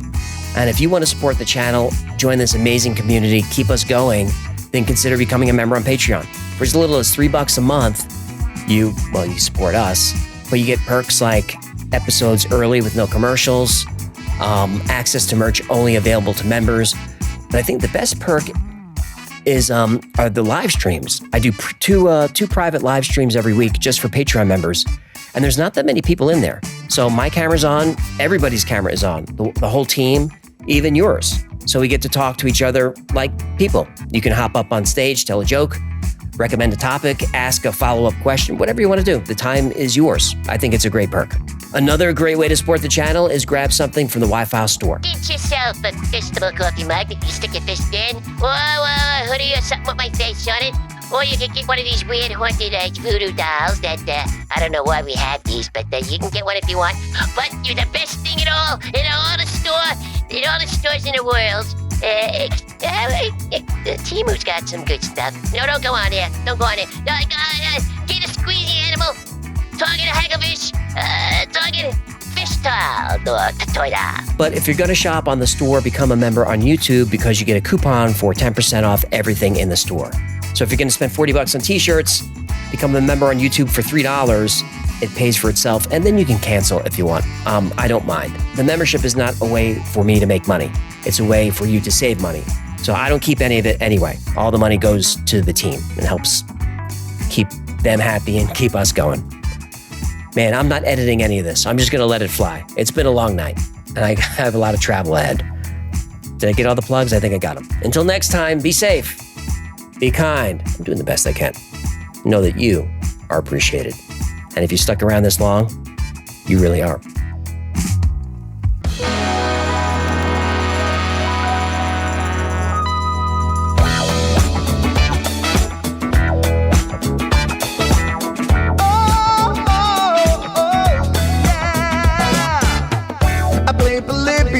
In Area 51, a secret code inside the Bible said I would.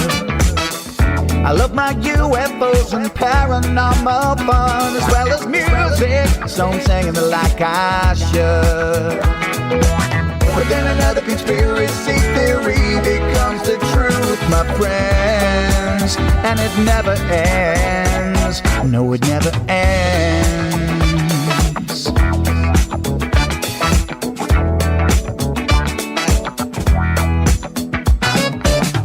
I feel the crap and got stuck inside Mel's hole with MK Ultra of being only too aware. Did Stanley Kubrick fake the moon landing alone on a film set, or were the shadow people there? The Roswell aliens just fought the smiling man, I'm told, and his name was Cold. And I can't believe I'm dancing with the fish. Head to fish on Thursday nights with AJ2, and the Wi-Fi's having me all through the night. All I ever wanted was to just hear the truth, so the Wi-Fi's having me all through the night.